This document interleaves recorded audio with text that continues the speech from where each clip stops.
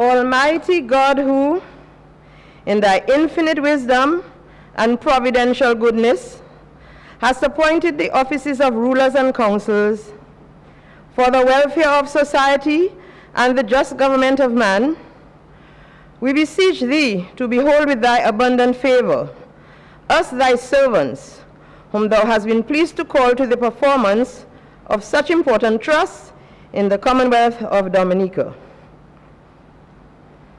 Let thy blessing descend upon us here in this Parliament assembled, and grant that we may, as in thy presence, treat and consider all matters that shall come under our deliberation in so just and faithful a manner as to promote thy honor and glory, and to advance the good of all those whose interests thou hast committed to our charge. All which we ask in the name and for the sake of our Lord and Savior Jesus Christ. Amen.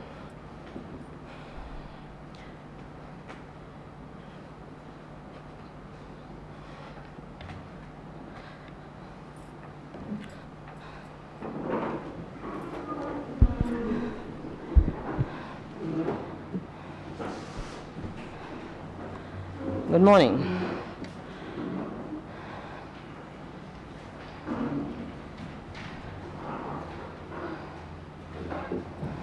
Obituary and congratulatory remarks. We have obituary and congratulatory remarks now. We will start with the obituaries, and members are reminded that it's just a few words at this time. I would offer 2 members on either side to make some remarks.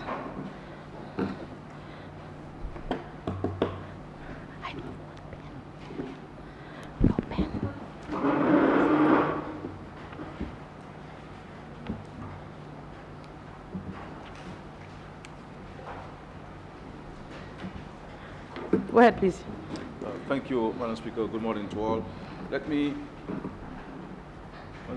I take this opportunity, rather, Madam Speaker, to express on behalf of the government side our deepest condolences to the family of the late P.K. Williams of Lapland, who passed away this year.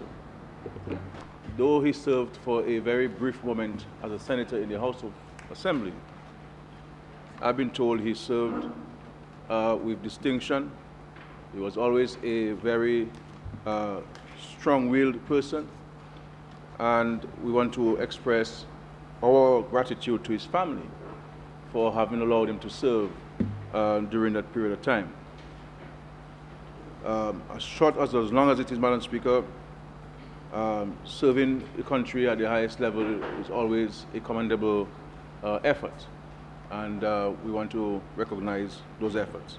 I wish his family God's blessings. I pray that he will continue to shower them with strength and courage as they continue to mourn the loss of the loved one. Obviously, Madam Speaker, whenever you have a death in the family, it will take a very long time for one to get over that person's passing. But we have no control over death. And he who has control over death is the good Lord. And as the Bible says, he giveth and he taketh away. So may his soul and the souls of all the faithfully departed rest in peace, Madam Speaker.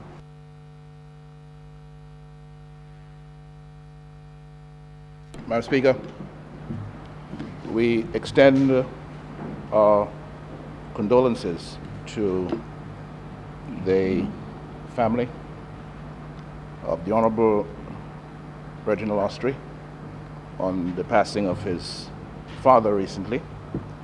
The Lord giveth, the Lord taketh. He lived a good life as we understand it. Mr. Ostry, our condolences to you, sir, and on behalf of the parliamentary opposition, our best wishes to your family as they mourn this passing.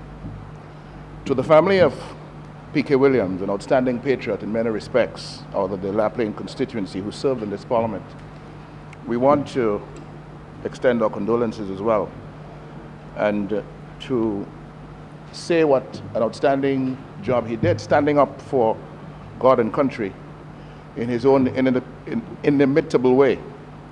And briefly, we say today that he served well, he served with distinction, he was a man of integrity and honor, and we mourn his passing in a very special way. May it please you, Madam Speaker.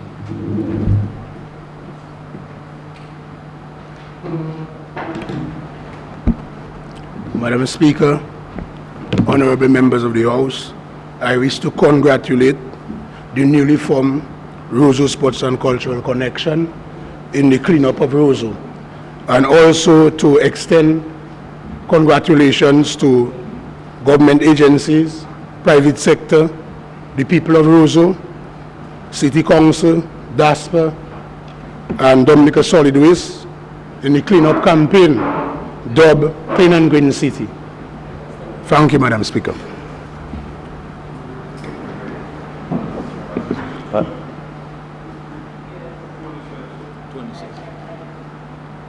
Say to this time we have a full agenda. I seek your permission, Madam Speaker, to, I think it's important.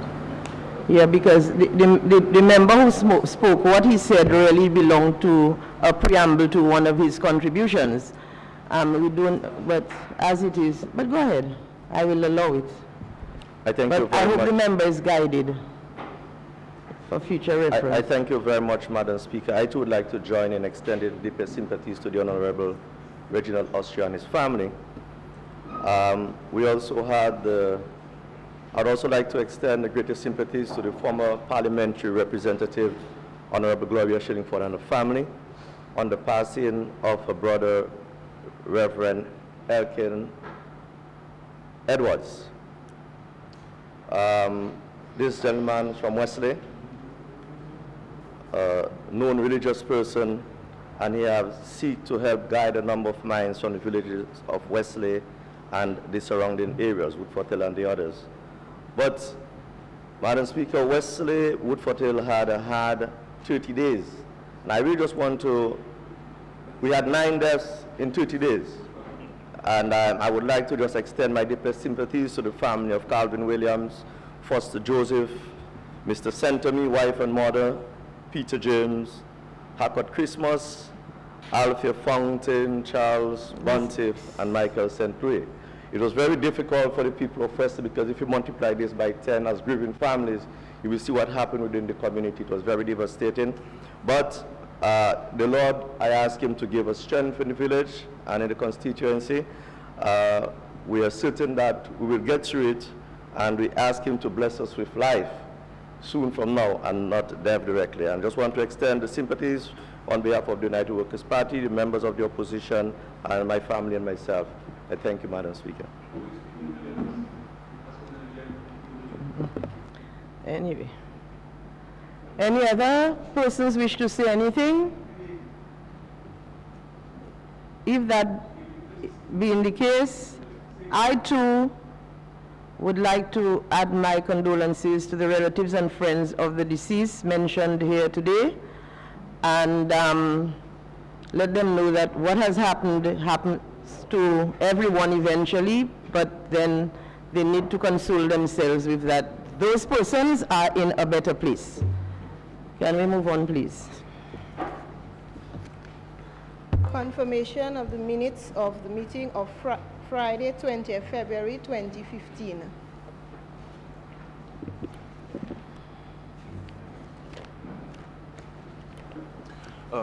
Madam Speaker, I move that the minutes of the meeting of Friday, 20th February 2015 be confirmed as circulated.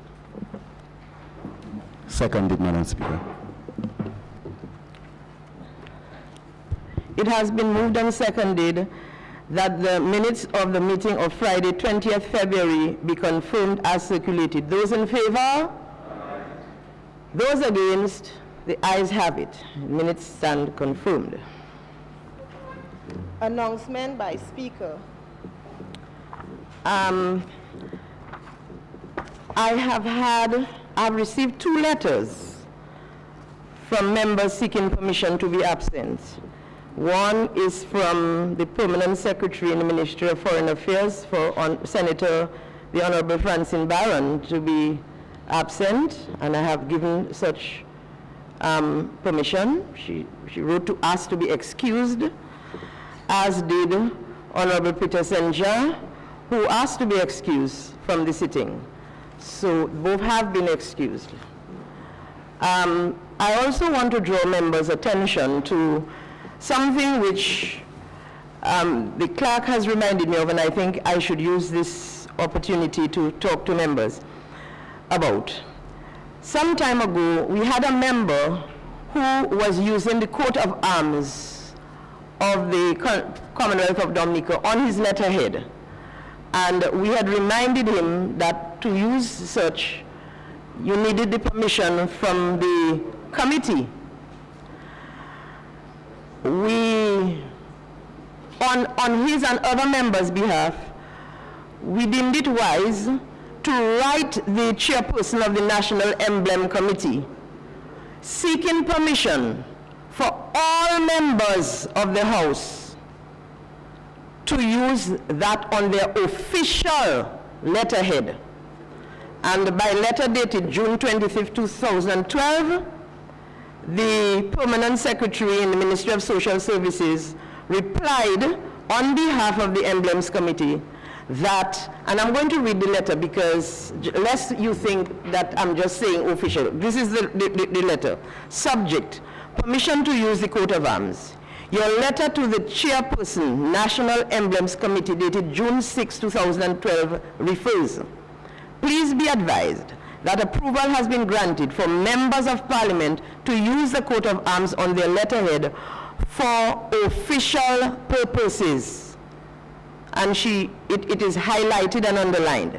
Please note that the coat of arms should be centered at the top of the page and that nothing be placed to its left or its right. Members seeking clarification as to how the coat of arms ought to be used should consult with the clerk and she can clarify further. And then now I have something else which I want to report to the House. I was sent a photocopy of something taken off the Facebook page of a member of the House where somebody named Roseau Valley wrote, "Now, Manites, free up our Parliament, please. Please allow our parliamentarians to debate. Let the opposition's questions be asked as submitted, barring violation of the standing orders. And if there is any violation, please point out where, what, how the rules and orders are violated in your fair, impartial, objective, and professional opinion. Free up the Parliament, please. Let freedom reign. Failure to do so, ... this would necessitate protest action too." I need to point out to members that the date that this comment was written under somebody's page, not his own, was on the 11th of May, and that was done at 12:41 p.m. So the 2 is significant. Further, this person is saying to me that I must do certain things, and if I don't do it, they will protest. One of the things that they tell me that I have to do is if there is any violation, please point out where, what, how the rules orders are violated. But if one looks to Standing Order 23, and one will see that at Standing Order 23-2, the provision is that if the Speaker is of the opinion that any question of which a member has given notice to the clerk infringes the provisions of any standing order or is in any way an abuse of the right to questioning, he may direct A, that the member concerned be informed that the question is out of order. That is all, that I tell the member that the question is out of order. So here it is, you have somebody called Roseau Valley telling me that if there is any violation, that is to say the question is out of order, please point out where, what, how the rules and orders are violated, otherwise he will protest.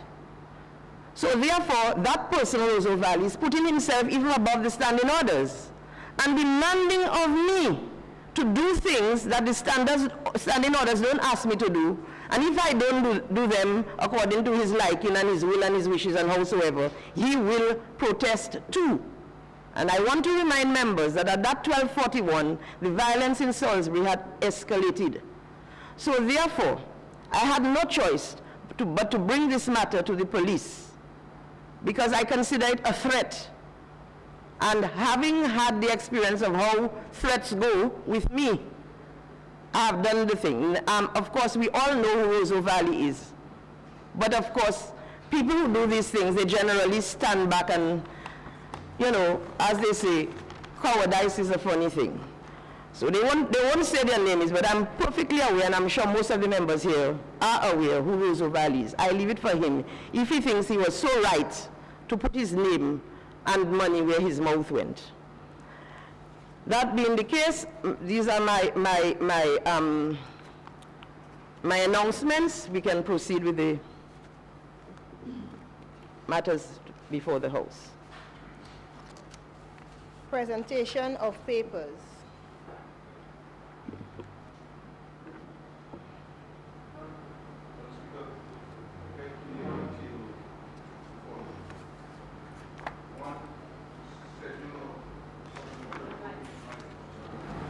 Thank you. Madam Speaker, I beg to lay on the table the following papers. 1. Schedule of supplementary appropriation, first and second quarter, 2014-2015, July to December 2014. 2. Report of the Director of Audit on the audit of the public accounts for the fiscal year ended June 30, 2012.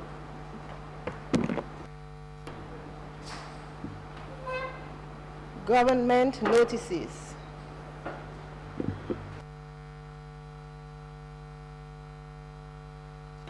Madam Speaker, I beg to give notice that at the later stage of the proceedings, I will be moving the motion and taking all 3 stages of the bill standing in my name on the other paper.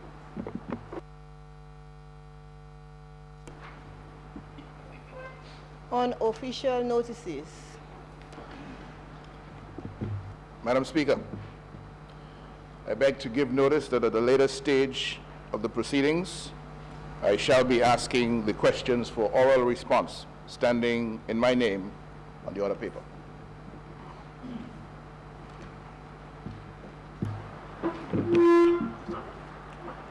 Madam Speaker, I beg to give notice that at the later stage of the proceedings, I shall be asking the questions for oral response, standing in my name on the other paper.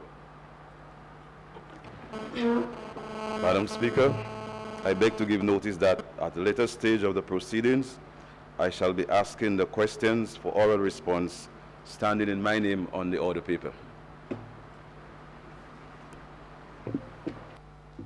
Questions.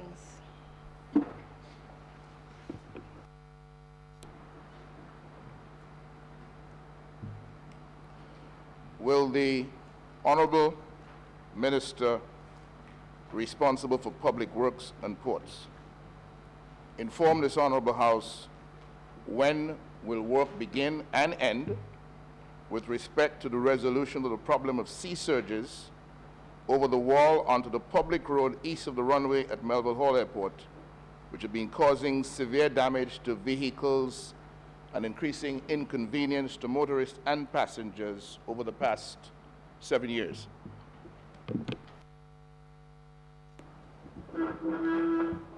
Madam Speaker, first of all, there is no Melville Hall Airport. It's Douglas Charles Airport. Just to correct the leader of the opposition and the member for Margaret, but I wish to inform the member for Margaret and the leader of the opposition, Honorable Lennox Linton, on the matter of Melville Hall sea surges as follows. But before I continue, I had a meeting with the leader of the opposition. And in fact, he raised that same thing, and I gave him answers in that same meeting. And the following week again, we met again, and I informed him that you have a question in Parliament. He said I should ignore it, so I don't know if he still wants me to ignore the question in Parliament. I want you to answer the question. Thank you. But further to the observation of increased wave overtopping into the public road east of the Douglas Charles Airport, designs are being finalized and estimated submitted by the Technical Service Division of my ministry. We are also getting input from a marine professional for the proposed works. The estimated cost for the rehabilitation of the 400 meters of affected area is $26 million. In fact, I have a copy of the estimate right there. I can even show it to you. $26 million. That's a significant sum of money, Madam Speaker. In fact, the total construction sum of that wall that we placed there is $30 million. So it's a very expensive venture. The work will comprise a combination of concrete, tetrapods, and natural rock to increase the level of revetment and wave energy dissipation. However, a 100 meters section of the affected area has been identified for works at a cost of $5 million. Further section of the road with pond and water have been identified for necessary road rehabilitation.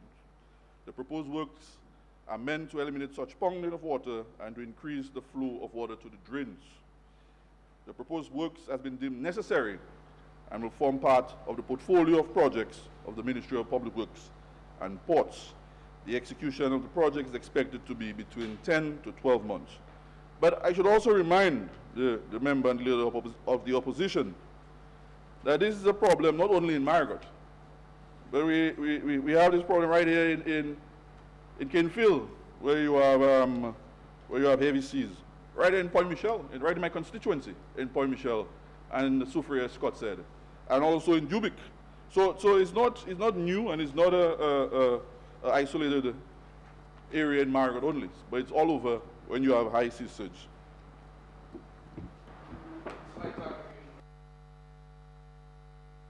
Commencement date when? Commencement date as soon as all the estimates and the has been put together, we'll have a commencement date. But as I said, it will be in the portfolio of projects in the Ministry of Public Works and Port. Supplementary, Madam Speaker. Can the Minister inform this Honourable House as to whether or not environmental impact assessments were undertaken for the construction of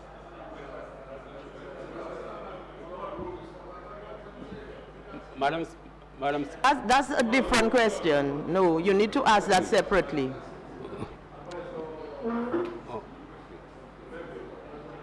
No, it has to be some clarification you're asking something about. That's a new question, absolutely. Next question, please.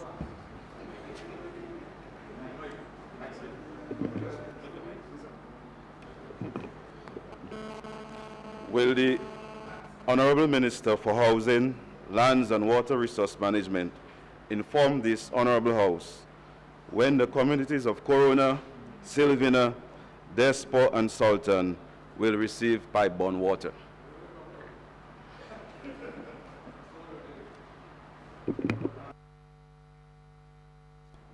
The communities of Corona, Sylvina, Despo and Sultan will receive pipe-borne water on completion of the Bells, Penrise, Layo, Park, Sylvina Water project, which is now ongoing. The main supply works on this project are at an advanced stage and are expected to be completed by the end of June 2015. Works on the extension onto Sylvina have begun, Madam Speaker, and at this time is about 80% complete. The 2-inch distribution pipes within the community of Sylvina have already been laid, while preparations are being finalized to begin laying of the 4-inch supply main from Pokase to Sylvina. This phase of the project is expected to be completed by the end of September 2015, by which time Sylvina, Despo, and Corona will receive pipe-borne water from the WASCO. Madam Speaker, to note that with the exception of Despo, these communities will be receiving water for the very first time in their lives, Madam Speaker. Madam Speaker, the commencement work on the Layo extension, and as to Layo Park, has been delayed by about 1 month due to the result of the breakdown in the fusion machine. Madam Speaker, the part is now being sourced, and we also have plans to purchase a new machine for that purpose, Madam Speaker. As a result, it is anticipated that the completion of the extension to Layo Park and Sultan will be sometime around mid-November 2015, by which time the residents of these communities, Madam Speaker, will be receiving water for the very first time under the Dominica Labour Party. This project, Madam Speaker, is costing the government some 6.34 million EC dollars. And on completion of that project, Madam Speaker, almost 100% of the residents of this country will have access to pipe-borne water.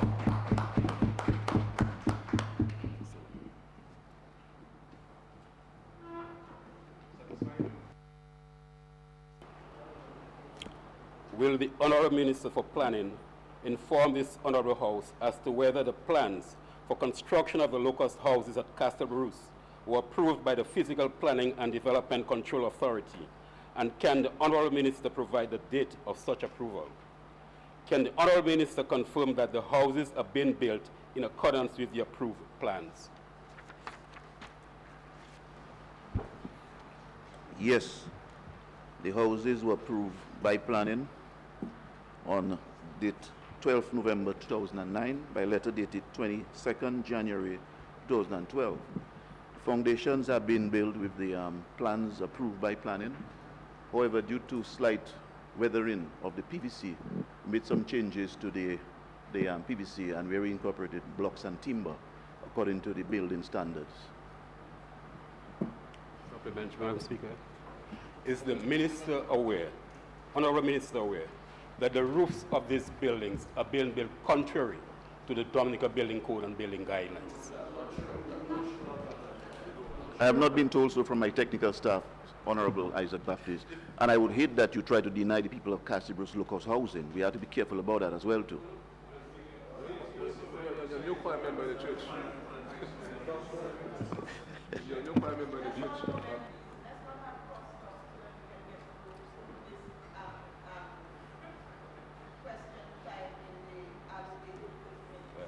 Madam Speaker, quite contrary to the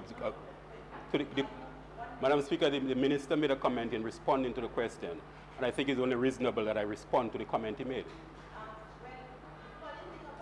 All of this question thing is I decide on the reasonableness, etc. But what I want to inform you, or rather advise you, when you reply to, when you ask a supplemental, it's something that you're seeking further clarification about. Thank you, Madam Speaker. So it would be helpful if you said this, what so we know exactly what you're seeking clarification, and he knows quickly to respond to. Yeah. Thank you, Madam Speaker. Madam Speaker, on contrary to the comments made by the Minister, I am not against the construction of these houses, and I'm happy and I'm aware that these houses were being built contrary to approval. But because of the situation, Madam Speaker, where the roof of this house... Wait a minute. You're going off on a tangent. Yeah. So, Madam supplementary, Speaker, let me explain again. The supplementary is simply to say, you said so. Can you elaborate? That is what a supplementary is all about. No more, no less. Madam Speaker, in view of the fact that the Minister has indicated that he's not aware of the fact that the roofs of these houses are built contrary to the approved plans, and the well, listen, if he tells you he's not aware, that's the end of the matter. Madam Speaker, my question is, will the Minister investigate? No, you cannot do that. You cannot do that. You know, members, I'm not making these rules as I go along. Can I ask members of this House, do all of you have these standing orders? But members, you have these standing orders. It's good to read them, you know. I get letters from members asking me the whys and the wherefore for a question that I don't put on the other paper. I'm not obliged to say so, because we all supposed to be reading from the same hymn book. You see, this is it. This is what a supplemental is all about. Okay? Can we have the next question, please?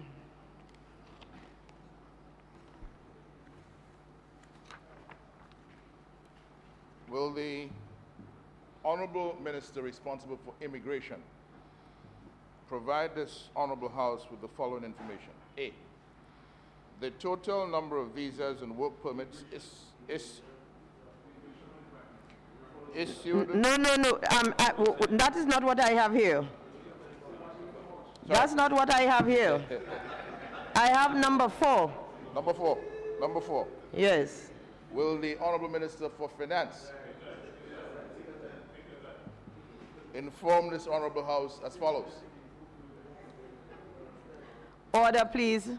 A, the total amount of money requested by the Electoral Commission for issuing ID cards for voting to date. B, the total amount of money budgeted to be spent on issuing ID cards for voting for the year ending June 30th, 2015. And C, the total amount of money actually spent on issuing ID cards for voting as at March 31st, 2015. The mic, please. Madam Speaker, the Electoral Commission requested an amount of $3,645,068 for the purchase of additional equipment, maintenance fees to suppliers, consultancy fees, and administration of the multipurpose identification system, with the issuing of a multipurpose identification card to be used for, among other things, identification and voting. In the financial year 2013-2014, $2,697,570. 2014-2015, $937,498. An amount of $937,490 was requested for the administration of the multipurpose identification system, to include emoluments, operations costs, purchase of equipment, and maintenance fees to the suppliers for the financial year 2014-2015. A total of $163,014 has been approved for the financial year 2014-2015. A total amount of $3,085,078.30, of which $3,037,256.30 has been spent on the implementation and administration of the multipurpose identification system, to include purchase of equipment, emoluments of enrollment officers, consumable supplies, legal fees for consultancy on legislation, public relations, and maintenance fees. The balance of $47,822 was spent for the voter management system for the period April 1, 2013 to March 31, 2015. The details of the amount spent are as follows. 1. Purchase of equipment, $2,142,766.50 paid under the EGRIP project. 2. Emoluments of enrollment officers, $108,000. 3. Consumable supplies, $302,218. 4. Consultancy fees, $228,922. 5. Maintenance fees, $163,014. 6. Public relations, $5,511.90. 7. Refurbishment of office space, $30,793.20. 8. Lease circuit, $63,030.70. Subtotal, $3,037,256.30. And 9. Voter management system, $47,822. A total of $3,085,078.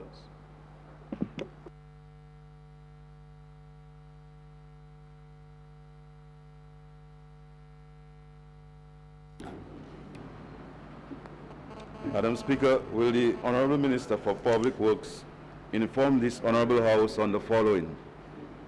When will the concrete road rehabilitation from Sylvina to Despo be completed? And 2, when will the Alequette Road, Link Road, from Despot and Campbell be completed?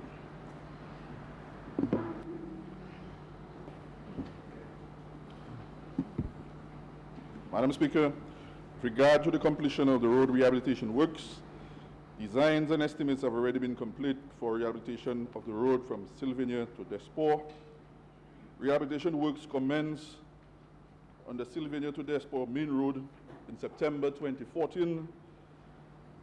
The government provided funds in the amount of $325,000 to the Campbell-Despot Village Council for the rehabilitation of section of road and drain measuring 455 meters long. Those works have been satisfactorily completed by local contractors. Less than 275 meters or 1.9 kilometers of road remain to be completed. The completion of this road remains a priority and works will start shortly. Similarly, question 2, designs and estimates have been completed for the rehabilitation of Lac Creek Link Road from Despot to Campbell. Excavation works for the 3.2 kilometers or 2 miles of road has already been completed. The estimated amount for road and drains are estimated at $1.7 million. It will form part of the portfolio of works by the Ministry of Public Works. In closing, I think this is the first time in the communities of Despot and Campbell and Sylvania that the government has invested so much in those communities, and it's primarily to the parliamentary representative, Honorable Raymond Blackmore.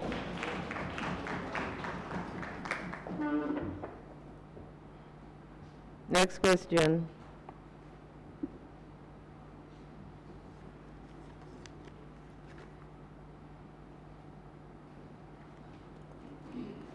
Madam Speaker, will the Honourable Minister for Housing, Lands and Water Resource Management inform this Honourable House what are the government's short-term and long-term plans for development of the water resources for commercial export and for local use?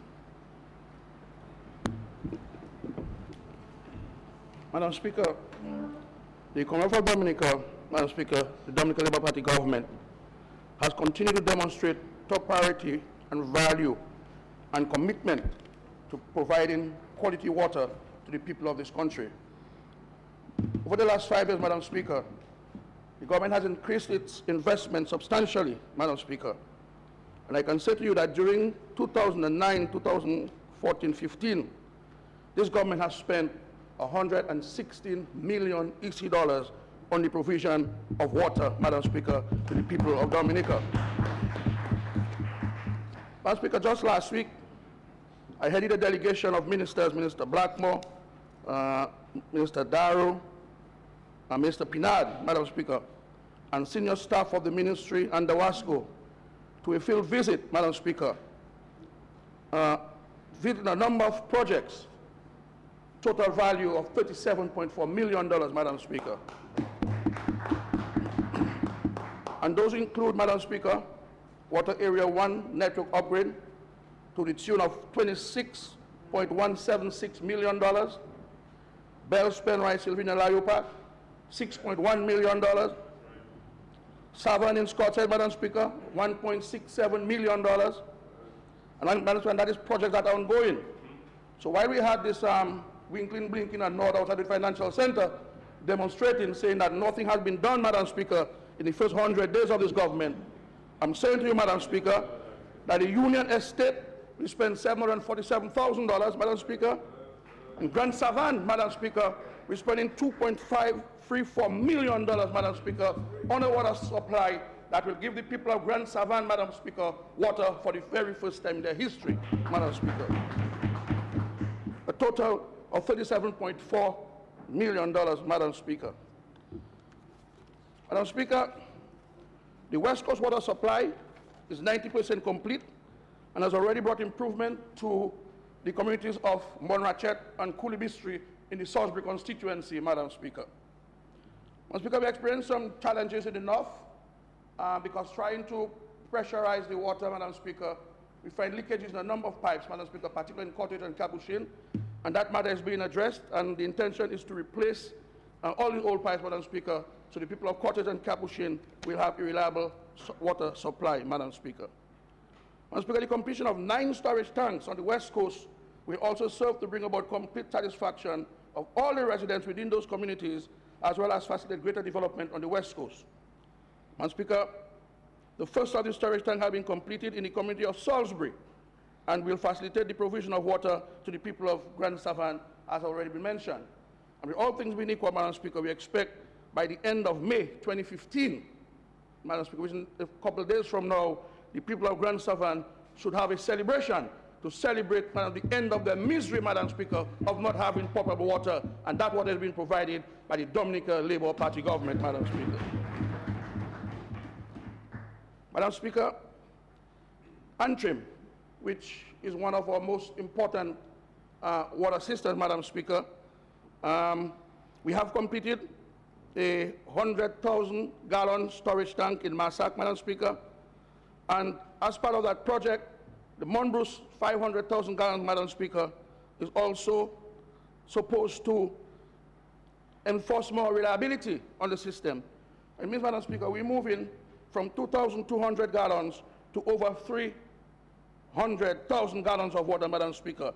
And as you know, WA1 water system, it comprises of, from Castle Comfort way back to Mero, Madam Speaker. It's one of our largest systems, Madam Speaker, supplying over 25,000 persons with water, Madam Speaker, including the capital city of Roseau.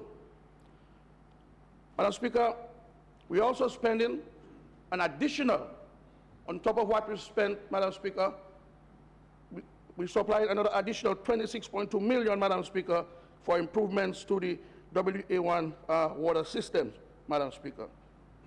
Madam Speaker, components of that project would include a new intake on the Checkall River, upgrading of the existing Springfield intake, upgrading of the Antrim filtration plant, additional distribution and storage capacity with the 100,000 gallon tank in Massac, and an additional 250,000 gallon tank in Antrim.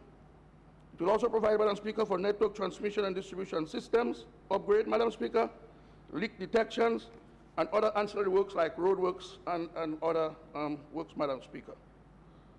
Madam Speaker, through this significant investment, WA1, the Dominican public and visitors alike will enjoy better access to water by the Wasco, Madam Speaker.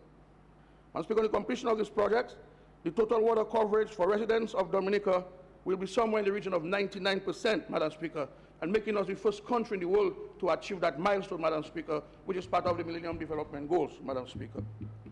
Madam Speaker, if the member may want to ask me a supplementary, I want to preempt this supplementary, Madam Speaker. I want to preempt this, Madam Speaker, by outlining where those $115 million were spent, Madam Speaker. So Wharton Wave and Trafalgar, Madam Speaker, we spent $3.6 million. In Girodale, we spent $5.8 million. And Madam Speaker, that is in 5 years. 5 years. In Monbruce, Madam Speaker, the storage tank, the Melvin Hall pipeline relocation, Madam Speaker, $448,000. Livehead Deuce rehabilitation, $193,000. Campbell, Madam Speaker, $1.6 million.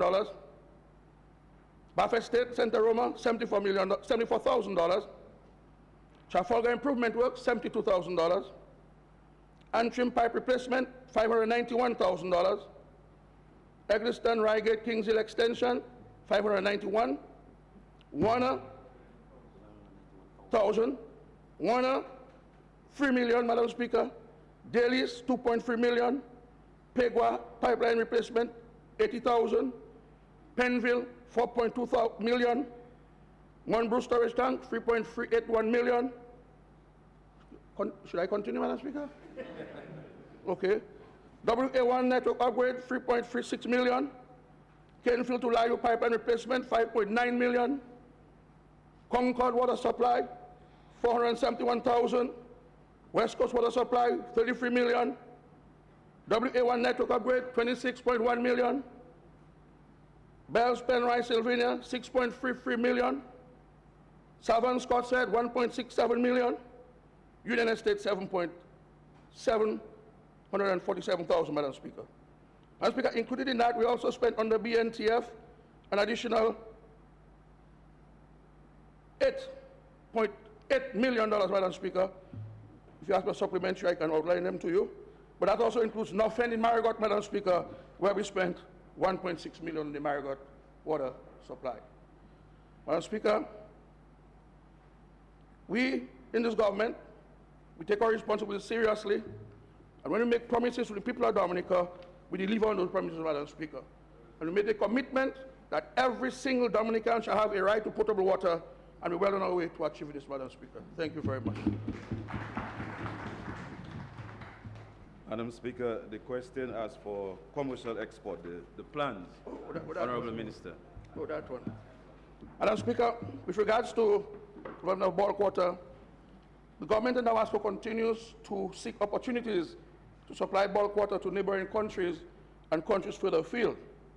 In this regard, we have invited several businesses and are currently in discussions with at least 3 firms on the business of bulk water supply.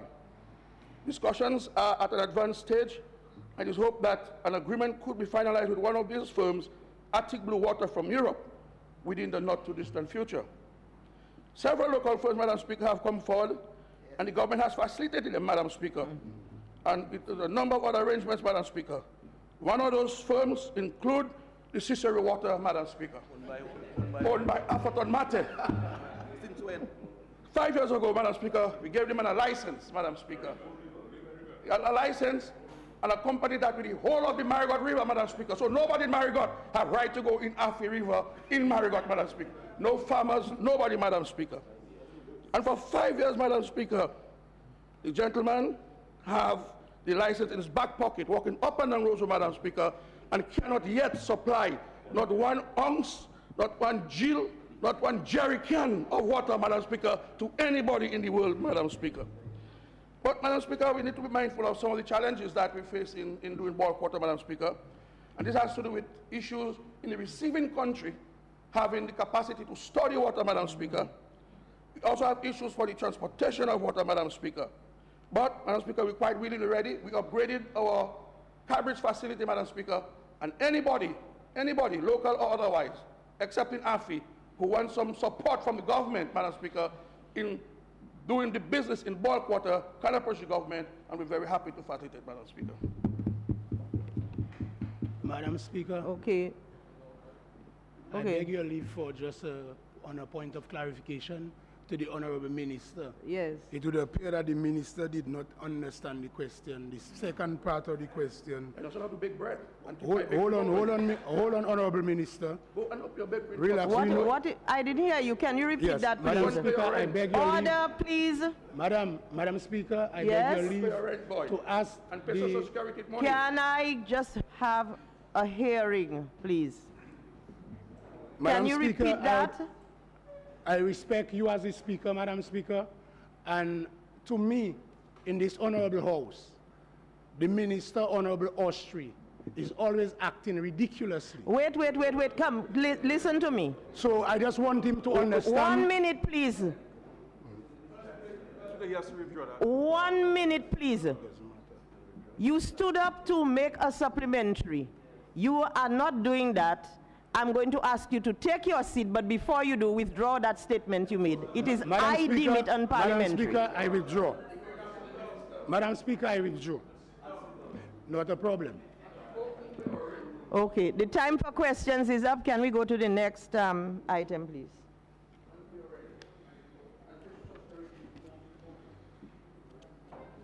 Statement by ministers.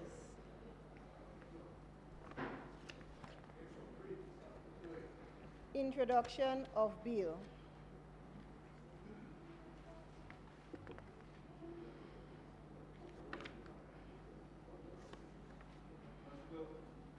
Speaker, I move for the first reading of the bill shortly entitled. Is that correct? Banking Act of 2015, right? The Banking Act of 2015. Seconded, Madam Speaker.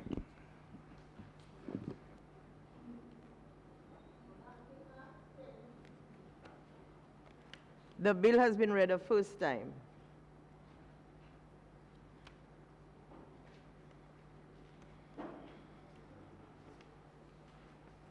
Public business, government business, motion.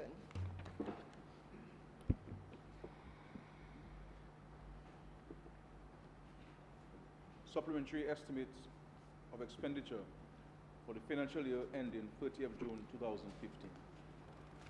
Be it resolved that this Honorable House approves the supplementary estimates of expenditure for the first half of 2014-2015, amounting to $14,379,814.16, the details of which are contained in the attached schedule.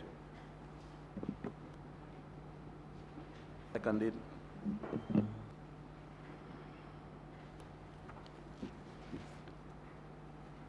Madam Speaker,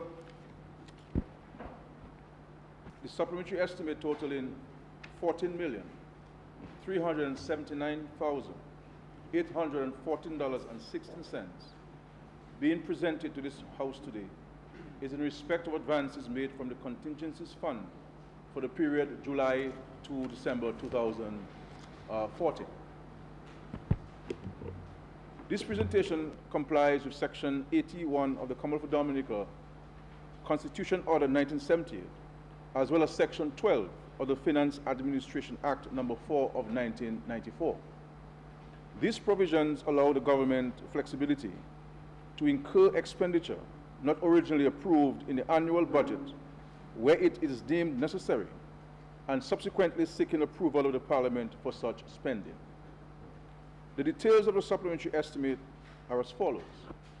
88% or $12,702,923 was from local resources. 3% or $468,936 was met from loan funds. And 8% or $1,207,955 was from grant resources.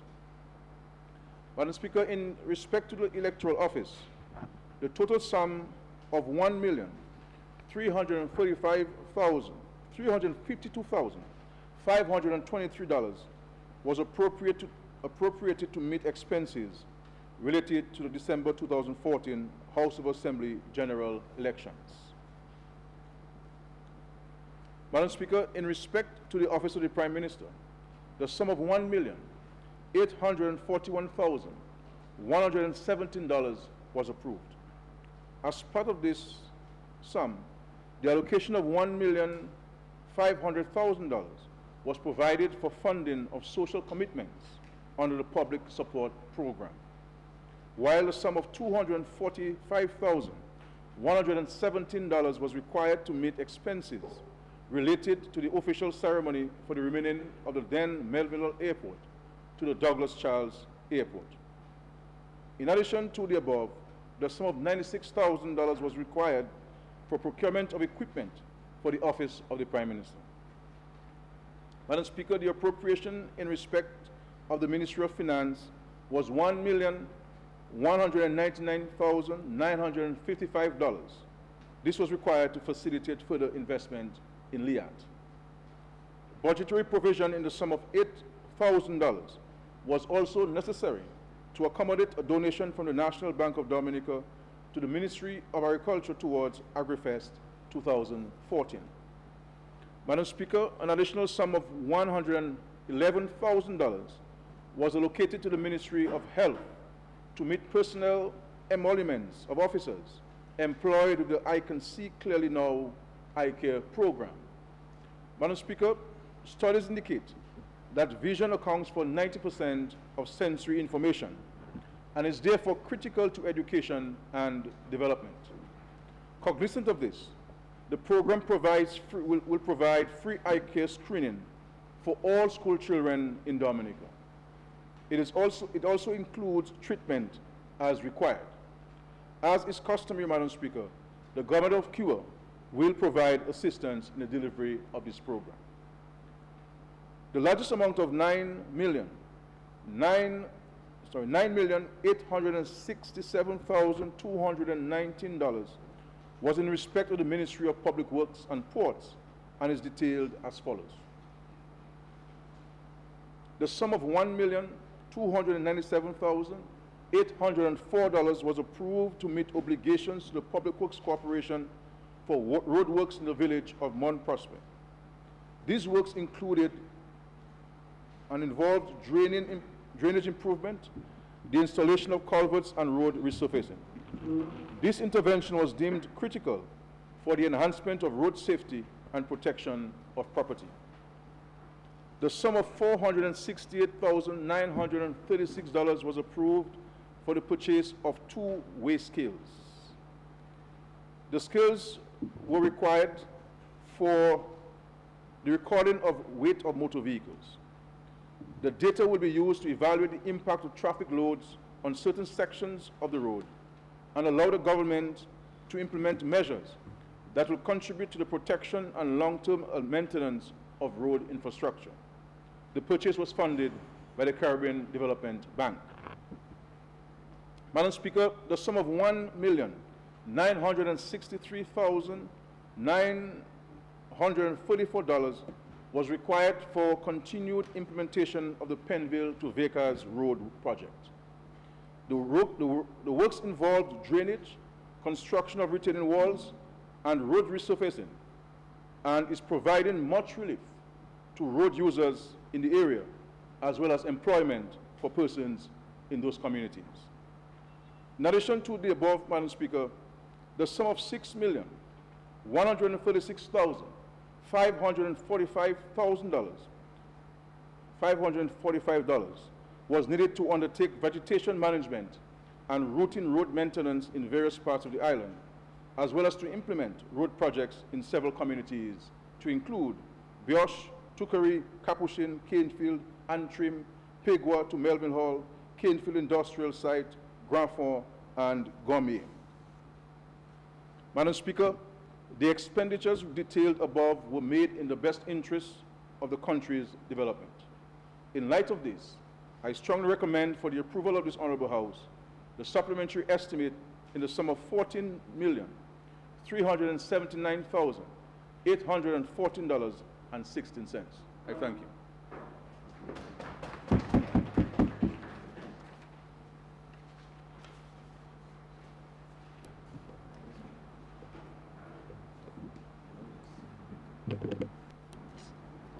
The motion is now before the House for debate.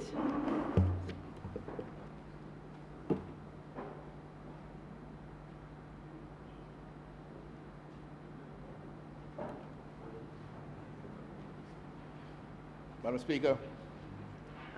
You must watch me and wait for my signal, please. You may proceed. Madam Speaker, I wish to place the brief comments I have on this supplementary estimate in the context of a recent invitation that I received as chair of the Public Accounts Committee from the World Bank Group, inviting participation in an international conference on strengthening legislative oversight to foster accountability, transparency, and sustainable development that's taking place in Jamaica from the 2nd to the 4th of June in Kingston, Jamaica. Mr. Prime Minister, I saw your approval this morning. You address the Speaker through me. Okay, Madam Speaker. And just to make the observation, Madam Speaker,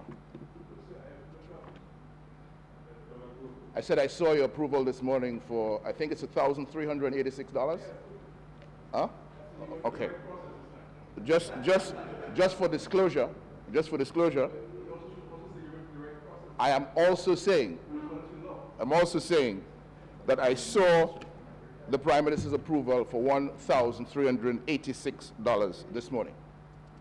Now, in the conference brochure, there's a note here I want to start with. Legislative oversight of expenditure, performance, and the executive is one of the pillars of democratic governance. Before you go further, you've lost me completely, because here we are dealing with a supplementary. You said it's a backdrop that you were using. I accepted that, but then how much backdrop is there, please? No, but Madam Speaker, I've asked for a little latitude. Oh, you're asking for latitude? I missed that part. I missed that part, but go ahead. To set the context Yes. for the comments that I wish to make. Yes. And I'm saying that those comments are within the ambit of parliamentary oversight. Yes. For spending and for the executive. Yes. So I got that, and Okay. then I said, well, okay, you'd get to the meat of the matter after this. So we get into the meat of the matter after, with your permission, Madam Speaker, if I'd be allowed to quote just this one sentence from the conference brochure. It says, legislative oversight of expenditure, which is what we're dealing with today, performance and the executive is one of the pillars of democratic governance, playing a critical role in ensuring that limited resources are utilized for maximum development impact and in improving efficiency, accountability, and transparency, end of quote. I come now to the supplementary estimates. And to start at the very beginning, where we see a line item, sundry expenses, with respect to the electoral office, and an amount of $1.3 million. The explanation says it is to defray expenses for the House of Assembly general elections, end of story. From the standpoint of oversight of expenditure, this honorable House, on a matter of this nature, deserves a little more detail, Mr. Finance Minister. What were these broad areas of expenditure? Ballot boxes, ballot paper, staff, transportation? Give us some broad headings and let us know what was spent on what in terms of these broad areas. That's the first observation.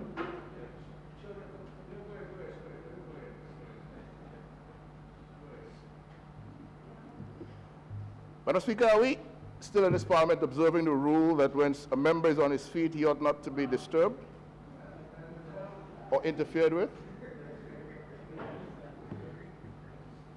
There is, in the supplementary estimates from the Prime Minister's office, an amount of $1.8 million. The Prime Minister tells us that the public support program in 3 separate warrants for $500,000 each will pick up or has accounted for $1.5 billion of that money. But this is money spent between July and December of last year, against the fact and the background that for the entire fiscal year 2014-2015, an amount was budgeted here and approved for $1 million. What this suggests is that that $1 million has been spent, and in addition, the government side of Parliament now requires the blessing of the Parliament for having overspent that $1 million by another $1.5 million to make it $2.5 million on the public support program. But again, the explanation here says to meet outstanding payments to suppliers, and to provide financial assistance to persons seeking urgent medical attention. Mr. Prime Minister, be a little more respectful of Parliament in its oversight responsibility and provide us with some more detail on this. The member, let us do it as it's supposed to be done. You address the Speaker and you talk through the Speaker to the member. It has to be done that way. It is the Speaker you're speaking to, and the member will hear you when you speak to me through the mic. Thank you, Madam Speaker.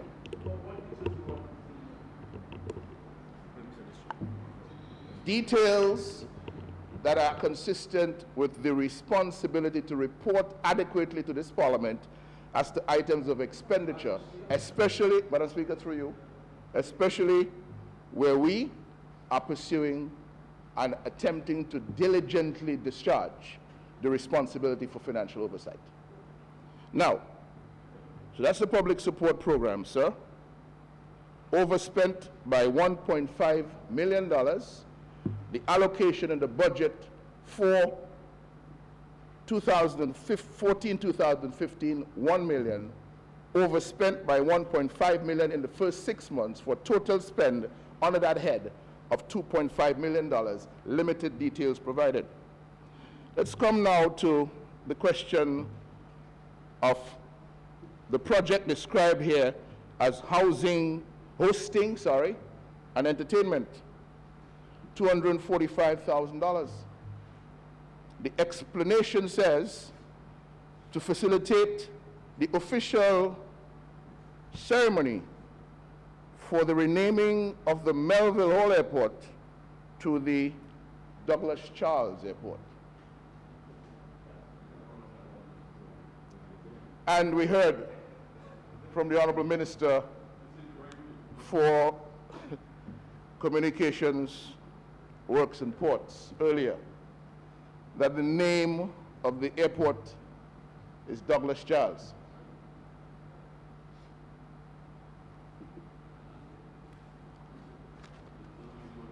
Melville Hall Airport Act, Chapter 4701 of the Revised Laws of Dominica. It's a 1961 Act amended by 10 of 1972, 10 of 1978. It's included in the Revised Laws of Dominica of 1990. It's an act to provide for the management, control, and supervision of the Melville Hall Airport. And the act may be cited, paragraph 1, as the Melville Hall Airport Act. And in this act, the Melville Hall Airport means that parcel of land described in the schedule accompanying the act. The schedule tells us all that parcel and portion of land comprising 125.922 acres situated at Melville Hall in the parish of St. Andrew and bounded as follows. I'm making these observations, Madam Speaker, through you, to indicate that the law is the law. And the law at Cap 4701 of the Revised Laws of Dominica state that the name of that area up there where we have the airport is Melville Hall Airport. I'm aware that there is a cabinet decision dated the 7th of October 2014 to change the name of Melville Hall Airport. But having decided in cabinet to change the name of Melville Hall Airport, the responsibility fell on the members of cabinet to come to this honorable house and to amend the legislation appropriately. And that has not been done. In my mind, Madam Speaker, it is regrettable that for such a large cabinet, so many members of the cabinet sitting in this honorable house, no one since October, November, December of 2004, January, February, March, April, May, 8 months, no one member could have pointed out to the Prime Minister, we need now to take this cabinet decision and make it law. So that the gentlemen we want to honor, Rosie Douglas, Pierre Charles, would be honored indeed. Right now, we are illegally referring to their names on an airport where the law says the name is the Melville Hall Airport. I remind the members of cabinet,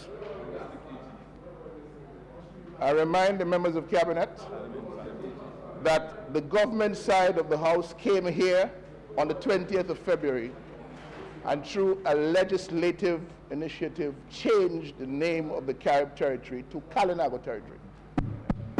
And we're saying a similar legislative initiative is needed to change the name from Melville Hall Airport to what you desire it to be, the Douglas Charles International Airport. Madam Speaker, we come next to the question of investment financing.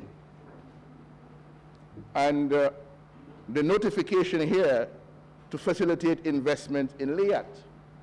I noted that the Prime Minister indicated further investment in LIAT in his presentation earlier. What is this further investment in LIAT about? The government in the 2012-2013 budget approved an amount of $3 million and spent that amount of $3 million to invest in LIAT. Subsequently, an amount of $4 million was put into LIAT. Then in 2000, for the year 2013-2014, then in 2014-2015, right here in this Honorable House, an amount of $1 million was approved. 3 plus 4 plus 1, Madam Speaker, $8 million. $8 million. The 4 is the 2013-2014 budget. The 2000. Did you spend it? Did you spend it?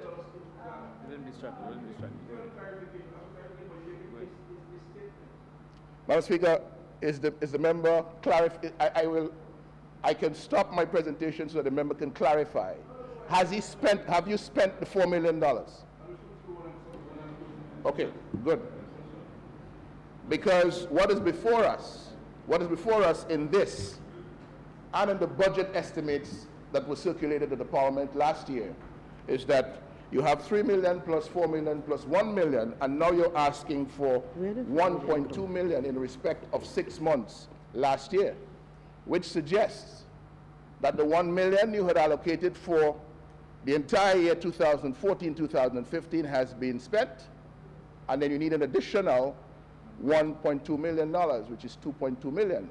If that is part of the money, the overall $8 million, we will hear your explanation. But for now, it is not properly explained. This is the reason why we have to ask the question. Because what is before us now is that the investment in LIAT is $9.2 million as opposed to $8 million, and we need some answers why. Clarification as necessary. Madam Speaker, the question of public works and the ongoing challenge, responsibility to pay attention to the road network of Dominica. We see here the Penville to Vacaz road rehabilitation and the explanation for undertaking additional rigid pavement and drainage road works from Penville to Vacaz, and an amount of $1,964,000 that was spent over and above the budgetary allocation for the fiscal year. And that money has come from the Economic Citizenship Program. We also see road maintenance, $6,136,000, and the explanation granted here is amount required to carry out road rehabilitation and maintenance works in various communities.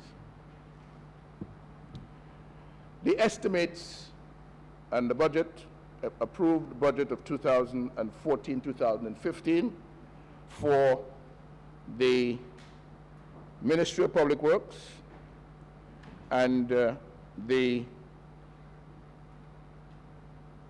expenditure account that has been quoted here, the D52, K300, K35 road engineering surveys and so on, professional and consultancy services, which means that professionals outside of the government system, private sector it seems, was building or doing these improvements and rehabilitation work. I see budgeted for 2014-2015 an amount of $7 million, which means that in the first 6 months of last year, that amount budgeted under that head was used up, and another $6 million used as well, and we're now seeking, the government side is now seeking approval for it. In 2013, 2012, 2013, under that same head, almost $10 million. Under that same head in 2013, 2014, $6.5 million. And then you had a budget of $7 million, which we have overspent by $6 million now. So we're looking at significant sums, pushing on $30 million for that head over the last 3 budget cycles.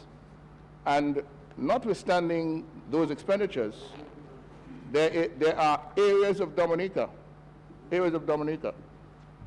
crying out for assistance with road maintenance, rehabilitation, that cannot receive, have not received assistance at all.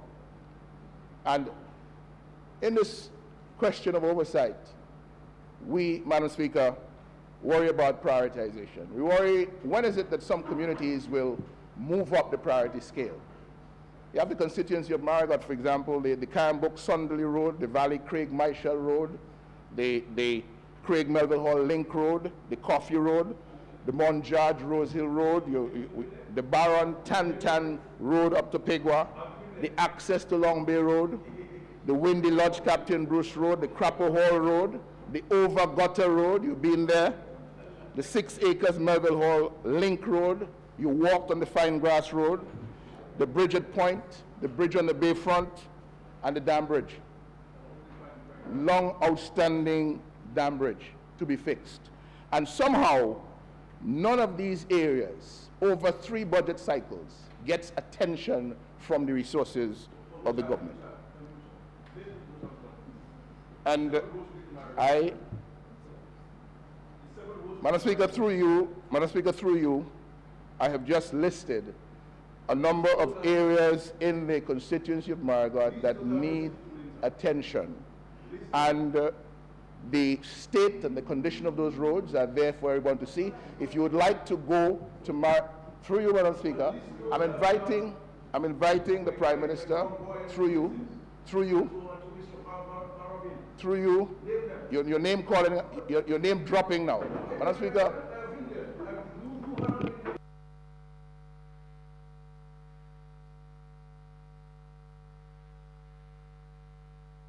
I'm concentrating on areas of Marigot that need attention, and I want to repeat for your benefit. Madam Speaker, haven't we had enough of this disturbance from the Prime Minister?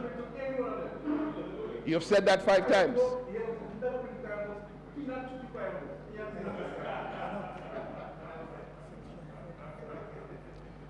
Madam Speaker,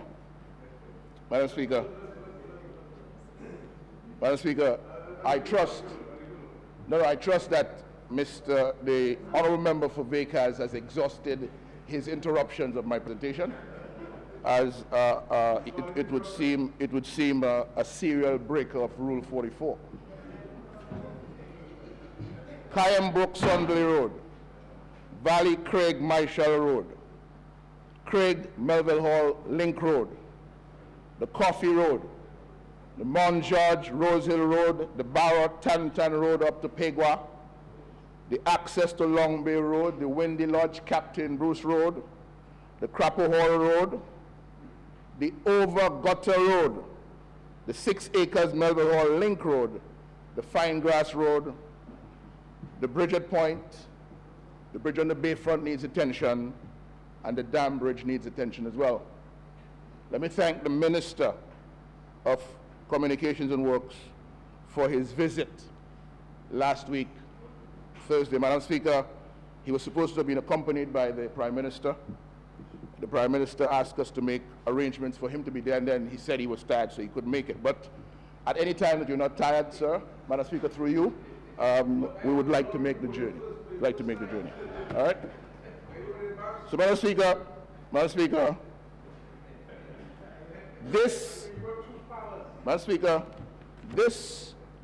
these supplementary estimates tell a story about the way this government operates. Because when the supplementary estimates come, it suggests that there were things that they did not see that they had to cater for. Unforeseen. Exactly, you did not see it. It was unforeseen. Didn't see it. Okay? Madam Speaker, could you restrain this gentleman, please, so I can complete my presentation? What is so attractive about what I'm saying to the Honorable Prime Minister? I don't get it. I don't get it. Huh? Huh? Or is it that you find the enlightenment overpowering? What is it? What is it? Madam Speaker, would the members like me to leave so they can have the discussion? No, I'd like to hear him, Madam Speaker. Let me hear what he has to say. Well, you will hear him when he gets up to speak. Madam Speaker has ruled. The Honorable Prime Minister and the Leader of the Opposition, can you all take the rest of the conversation at another place in chambers, because the member has 4 minutes left and I'm sure he has important things to say. So I'm asking the Prime Minister and the members of the government side, please let the Leader of the Opposition have his 4 minutes in perfect, I'm even giving him 1 minute more for what I'm saying. 5 minutes in perfect peace. Right. And I'm sure he will reciprocate that perfect peace when you all are speaking. Can we continue, please? Madam Speaker, in the interest of continuing this discussion, Madam Speaker, I'm sure the member for Vacaz will restrain himself and listen and listen. The Prime Minister, the Honourable Member for Vacaz will restrain himself as the Honourable Prime Minister, and just wait and be patient, and he will have ample time, I'm sure, to rebut these points that have been raised. But what the concern is, as we underlined in this presentation, is that the government side of this House needs to pay a little closer attention to the oversight responsibility of this Parliament. We recognize that you have the majority. We recognize that you have a majority that allows you to control the affairs of this House. We're asking you to pay attention to the necessity and the importance of oversight. And when we come here on these critical matters, to present information that will allow us to better critique and to be proactive in making proper recommendations based on good information. Just to make an observation through you, Madam Speaker, we got a lot of information from Minister Ostry, the minister responsible for housing and so on, water and so on, and in some cases, the member.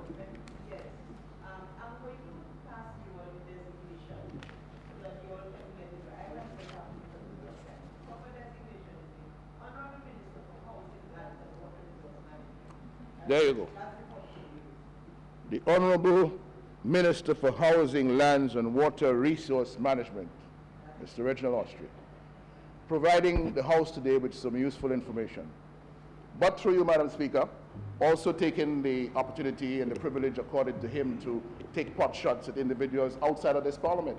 We need, through you again, Madam Speaker, we need to stop that.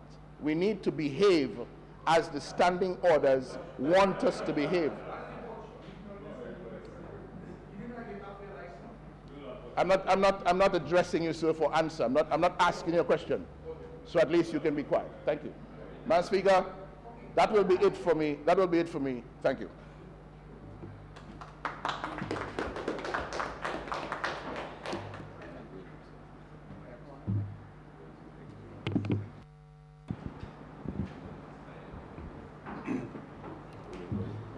Madam Speaker, I rise to lend my support to the supplementary appropriation, Madam Speaker.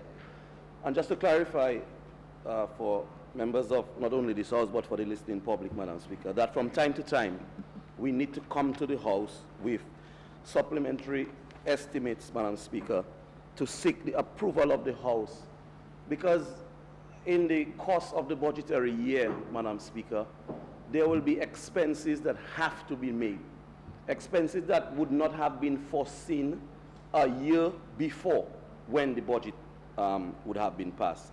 So, for example, every June or July, we will come here, as is customary, for the budget estimates to be passed and approved by the Honorable House.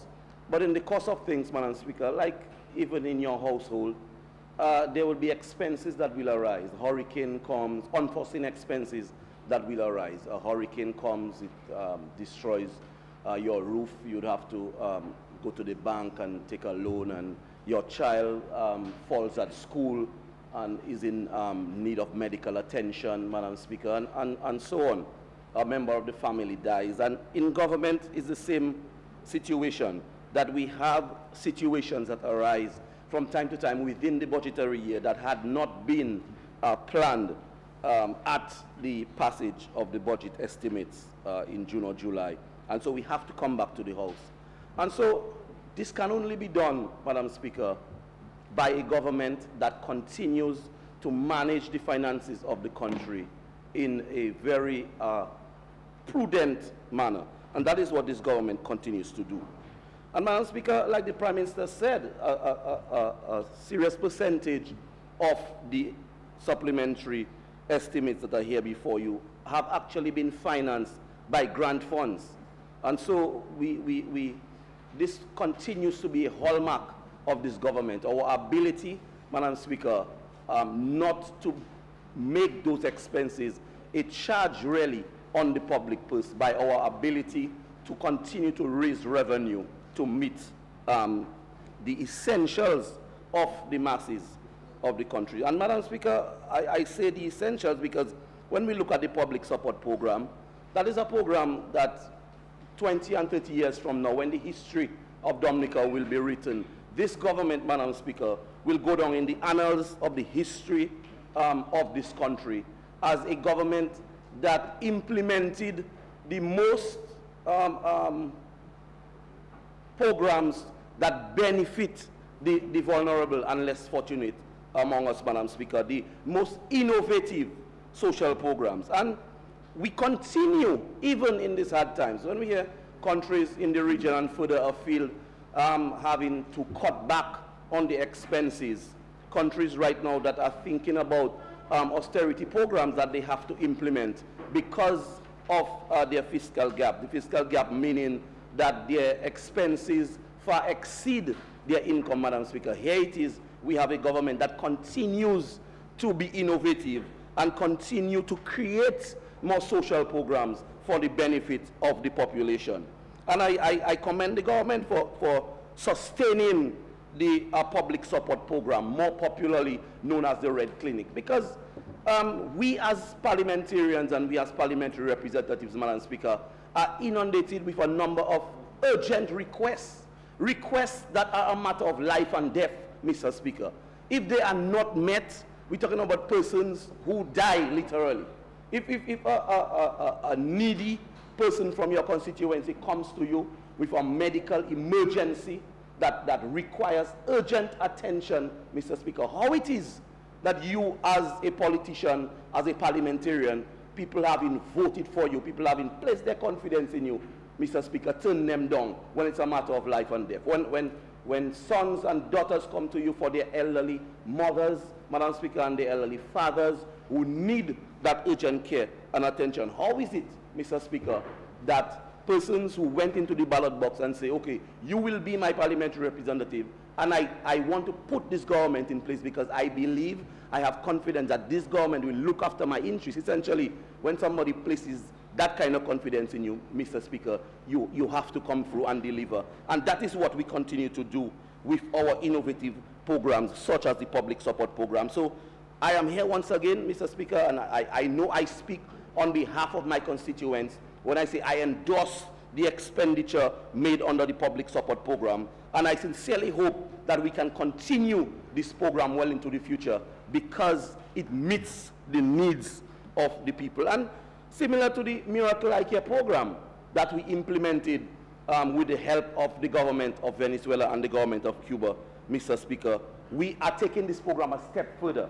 And that is why we have found the monies to invest in the I Can See Clearly Now program, because the investigations have shown us that there is a need for that program, especially among our school students. And sometimes, Mr. Speaker, the reason for children not excelling at school has more to do with those kinds of issues of eyesight and proper nutrition, rather than their ability to excel. And if those situations are not corrected, Mr. Speaker, you will find that there are several persons who would not excel at school, and we will just narrow it down to a matter of ability, where in fact, Mr. Speaker, those issues have to be corrected. So when I see free eye care for all school children, Mr. Speaker, as forming part, an item in the supplementary estimates, I have to support it. And that is why I think, as parliamentarians, sometimes we have to come to this house with a bipartisan approach. Sometimes we have to leave the politics for the streets and for the platform. But when we are elected here, and we are elected parliamentarians, sometimes I think it would lend more to our credibility to stand and support something that is good. And when you see government spending monies on people who cannot afford to provide eye care, a pair of glasses right now, Mr. Speaker, at any one of our eye care institutions in Dominica or business places, Mr. Speaker, is $600–700. I know. I see the bills. My constituents come to me, and we just, it's more than that. Thank you. But just for the visit to the doctor, you may have to pay that fee. To buy the glasses itself, Mr. Speaker, I'm being corrected by my honorable colleagues, that it costs more than that, thousands of dollars. And some parents simply do not have it. Single mothers, Mr. Speaker, with 3 and 4 children at home, not being supported by fathers, children who have eye care problems. The parents have no choice but to come up with the money. And that is what a government is there to do, to provide for its citizens. And so that is why I expect every single member in this house to stand up and itemize those issues and not look at the supplementary estimates globally or generally. Itemize those issues and tell us which ones you do not support, why, and which ones you support. Because I believe your constituents are waiting to hear from you supporting those initiatives by the government, Mr. Speaker. And that is exactly what I'm doing here on behalf of the constituents of the Portsmouth constituency. Mr. Speaker, there are various subcommittees in this house. And when we came to the house, at the opening of the house, and at every year at budgetary time before we close sine die, the Prime Minister and the leader of the opposition come together and they nominate members of this house to sit on committees. One of those committees, perhaps one of the most important, is the Public Accounts Committee, Mr. Speaker. And if the members of the opposition have any issues with items that find themselves in the supplementary estimates, then you have the Public Accounts Committee to go to. I mean, Mr. Speaker, I think that we are seeing a lack of experience coming through here on the part of new members of this house. And I hope that as we go along, the new members will learn the fundamentals of the House of Assembly operations and will act accordingly, Mr. Speaker, because these are mundane issues that can be dealt with elsewhere rather than in the cut and thrust of the debate, Mr. Speaker. I think when we address those issues, we really want to get to the fundamentals of the debate. What are the positives? What are the negatives? Do you support the initiatives? Do you not support the initiatives, Mr. Speaker? And that is what I think is important here. And when I make that point, I'm also speaking about the investment in LIAT. Is black or white? Do you support the investment in LIAT or do you not support the investment? And it is necessary, Mr. Speaker. LIAT is responsible for at least 70% of arrivals into Dominica today, Mr. Speaker. If not LIAT, then what? I mean, we have our qualms about LIAT. We all do. LIAT is unreliable. LIAT is sometimes late. LIAT service could be better, Mr. Speaker. We have our qualms. But everything in life, Mr. Speaker, has its issues. But the fundamental issue here is, if not LIAT, then what? And I want to go on record as supporting this government's initiative to invest in Liat, Mr. Speaker. It's needed, and I believe that's money well spent. And if it was not foreseen, it's a credit to this government that we can find the money that was not budgeted to invest in Liat because it is needed. Mr. Speaker, another fundamental issue that is related is our upgrade of Melvin Hall Airport. And this debate is a perennial one. Yes, we understand and we know we need an international airport.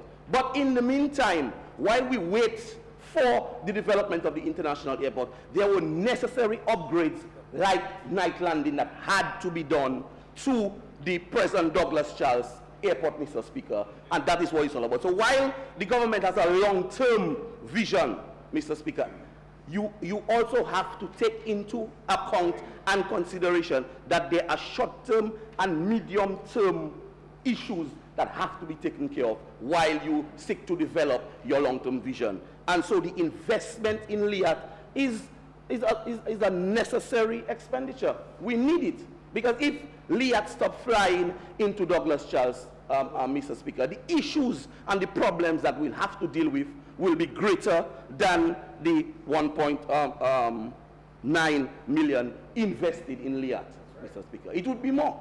And it is in that light that we have to look at those expenditures. And before I end, Mr. Speaker, I always like to end my debate on my constituency. We have a number of roads being developed right now, and I know part of that expenditure, Mr. Speaker, for the upgrade of road maintenance and community roads.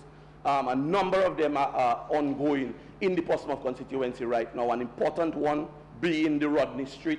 This is in central Portsmouth, in the heart of the town, Mr. Speaker. We've just finished spending $1 million plus on Harbour Lane, and right now we spend about $1.6 million to upgrade Rodney Street. And even while we do that, we continue to find monies to invest in the rehabilitation of the smaller roads in Chance and in Glanvilla, in the rest of the constituency. So I cannot stand here, Mr. Speaker, in all good conscience and not support the supplementary appropriation, because I see the benefits it's having not only around the country generally, but in my constituency more particularly, and I support this motion. Thank you very much.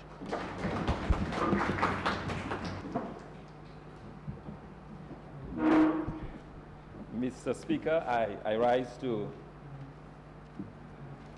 lend my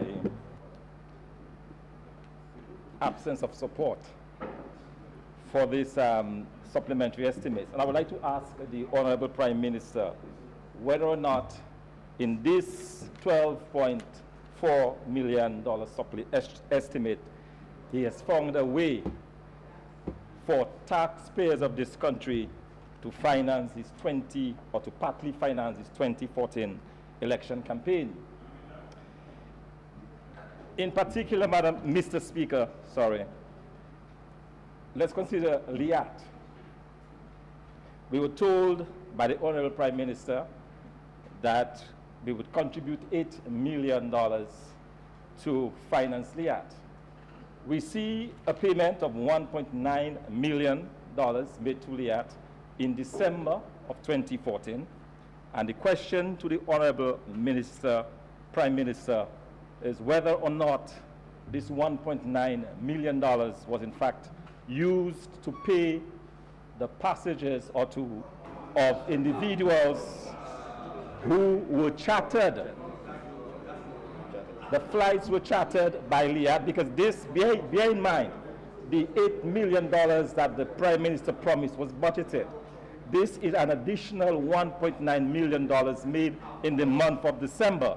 And the question the Prime Minister is free to answer, or to help us clarify whether or not this $1.9 million was in fact used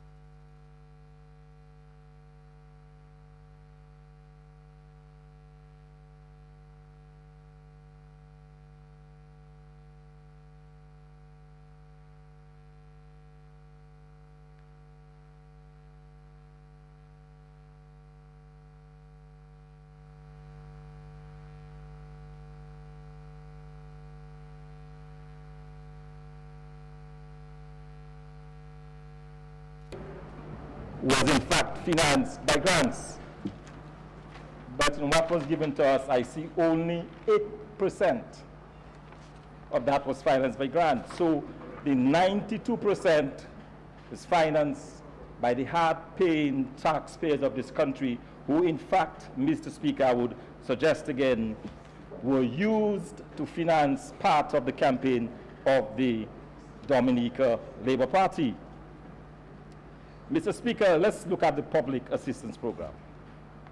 $1.5 million. The Honourable Minister of Trade, Mr. Yendowers, again, would like us to say whether or not we support this. Madam Speaker, we, at least most of us are, Mr. Speaker, children of poor people in this country. We would like to see assistance being rendered to people in need. But we continue to object to the way in which this assistance is given out. This $1.5 million was given out in a manner that the Prime Minister himself is not held accountable for. We continue to urge that this public assistance be placed within the purview of the Social Services Division, where this can be given out without regard for whom you support. A poor person is a poor person, whether the poor person supports the government or not. They're a poor person and they need of assistance. So while we support assistance to the poor people of Dominica, what we are against is where the Prime Minister takes on his own to decide who gets and who does not get. That, Mr. Speaker, I think is wrong. That is something that is wrong. Our supporters, people who do not support the government, they deserve equally a right to the taxpayers' money that the government supporters deserve. Because bear in mind, this money is $12.7 million. That's taxpayers' dollars. And it is unfair and unjust that the Honorable Prime Minister continues to dole support simply to his supporters at the expense of those who do not support him. So again, it is very important for us, Mr. Speaker, to look at this carefully. On the issue of the roads, again, we see spending on roads. And we have to ask the question, why is it, Mr. Prime Minister, that these monies are not channeled exclusively through the Public Works Department? Why it is that monies that the taxpayers are putting are being used to subsidize or to pay for projects that are done by individuals who sometimes, I say sometimes, overcharge government, because we just heard this morning, for example, of a 100-meter wall costing $5 million. And I'm wondering, what kind of wall is that? Is that wall made of moon rock? You have to go to the moon to, or gold or something? $5 million for 100 meters of wall? So we have some of that in there. We have some of that in there, Mr. Speaker. We have some of that in there because rather than channel the funds through the Public Works Department, we see only $1.3 million was given to the Public Works for the Mount Prosper Road. But the big spending, the $6.1 million and the $1.9 million for a total of $8.2 million went not to the Public Works, but rather to individuals who have a tendency, I will say, sometimes to overcharge government. So that is something that we need to look at. And again, in closing, with your indulgence, I will again pose the question, and I would like an answer from the Honorable Minister, Prime Minister, whether or not this supplementary estimates of $12.6 or $7 million was a clever way for the taxpayers of this country to help finance his 2014 election campaign. Thank you.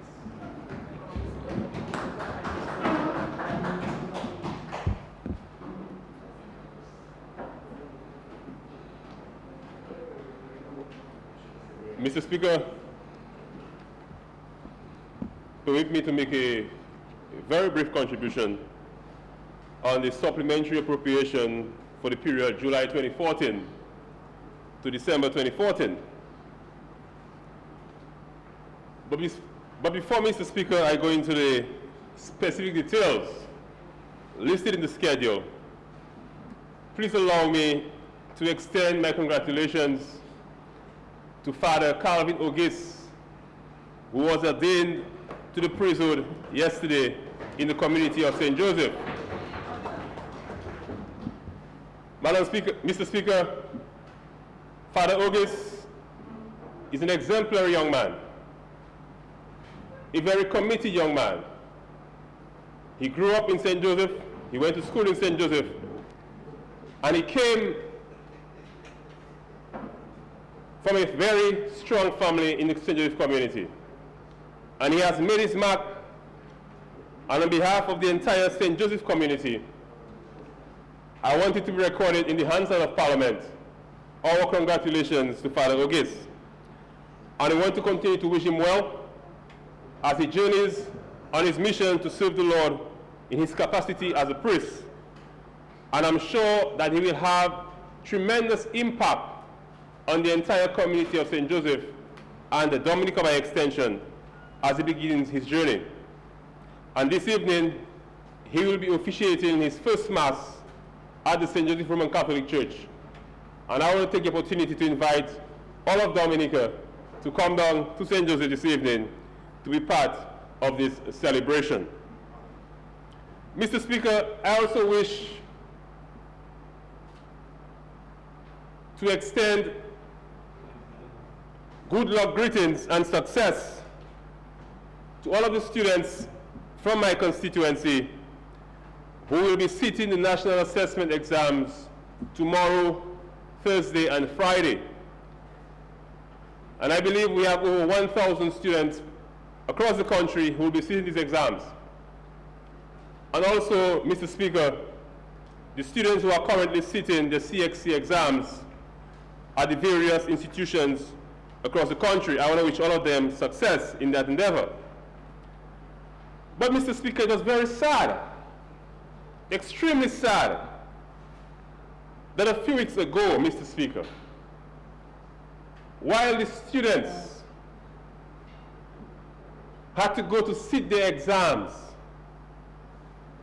to be denied an opportunity, Mr. Speaker, after working so hard, after the parents worked so hard to send their children to school, to be denied an opportunity, Mr. Speaker, to go and sit their exams. And what made it even worse, Mr. Speaker, the senator from St. Joseph took to her Facebook page, Mr. Speaker, and she said, Mr. Speaker, that CXCs are not important. Students should not be allowed to go to CXCs after working so hard. And this is an indictment, Mr. Speaker, on the senator from St. Joseph. And she herself is a parent. She has children. And to make a statement that parents should not have sent their children to school. CXC is not important. Examinations are not important. After parents work so hard, after these students have worked so hard over 5 years to be a sitting member of parliament, and to make such a statement is an indictment on her. And the Workers' Party should hold her responsible for that statement on her Facebook page, Mr. Speaker. How can you say such a thing? How can you say such a thing, Mr. Speaker? And I wanted it to be recorded in the hands of the Parliament that the senator from St. Joseph made such a statement denying the students the opportunity. How can you do that? These students have worked hard for 5 years. And you come and you say that CXCs are unimportant, exits are unimportant. But Mr. Speaker, the St. Joseph constituency and the constituents, they knew what they were doing on December the 8th. That is why they kept her in opposition, Mr. Speaker. Because you cannot elect such people to Parliament to represent you. You cannot, at any point in time, Mr. Speaker. And surely, whenever the opportunity arises again, I am sure that the parents of the St. Joseph constituency will remember that and will teach them another lesson at the polls, Mr. Speaker.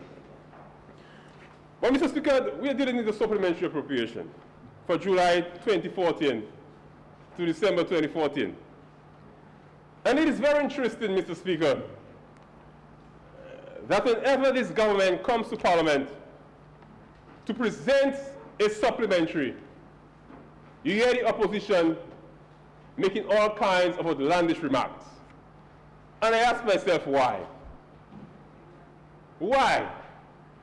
In the past, you heard from members of the opposition making all sorts of remarks. But what they fail to understand, Mr. Speaker,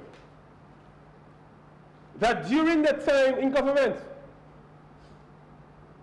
they brought several supplementaries to this House, several of them. And I asked them the question, was it because of bad management of the economy? That's a question that you will have to answer. But this supplementary, Mr. Speaker, speaks volumes of how this Labour Party administration is able to manage the economy of this country, Mr. Speaker. And that is important. Because over the years, we have had a track record that no other government can compare to as it relates to the management of the country's finances, Mr. Speaker. This Labour Party government.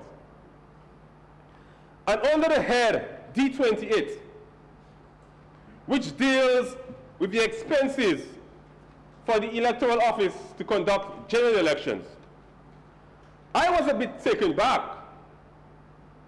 to hear the leader of the opposition asking what were these monies used for. I was a bit taken back, Mr. Speaker, because as far as I know, he participated in the elections. He won his seat. The elections are over. But the opposition leader has yet to concede that they were defeated, Mr. Speaker, at the polls. They have yet to concede defeat. We lost a few seats. We didn't cry about it. We accepted the results of the December 8th elections, Mr. Speaker. And now we have come to move this country forward. But the opposition is still there on the back foot, lambasting about an election that took place since in December, still crying foul, and coming to this Parliament and asking a ridiculous question. What were these funds used for by the Electoral Commission? Mr. Speaker, I mean, it's amazing. It really is amazing. And I'm sure the member for Roseau South. Point of order, Mr. Speaker.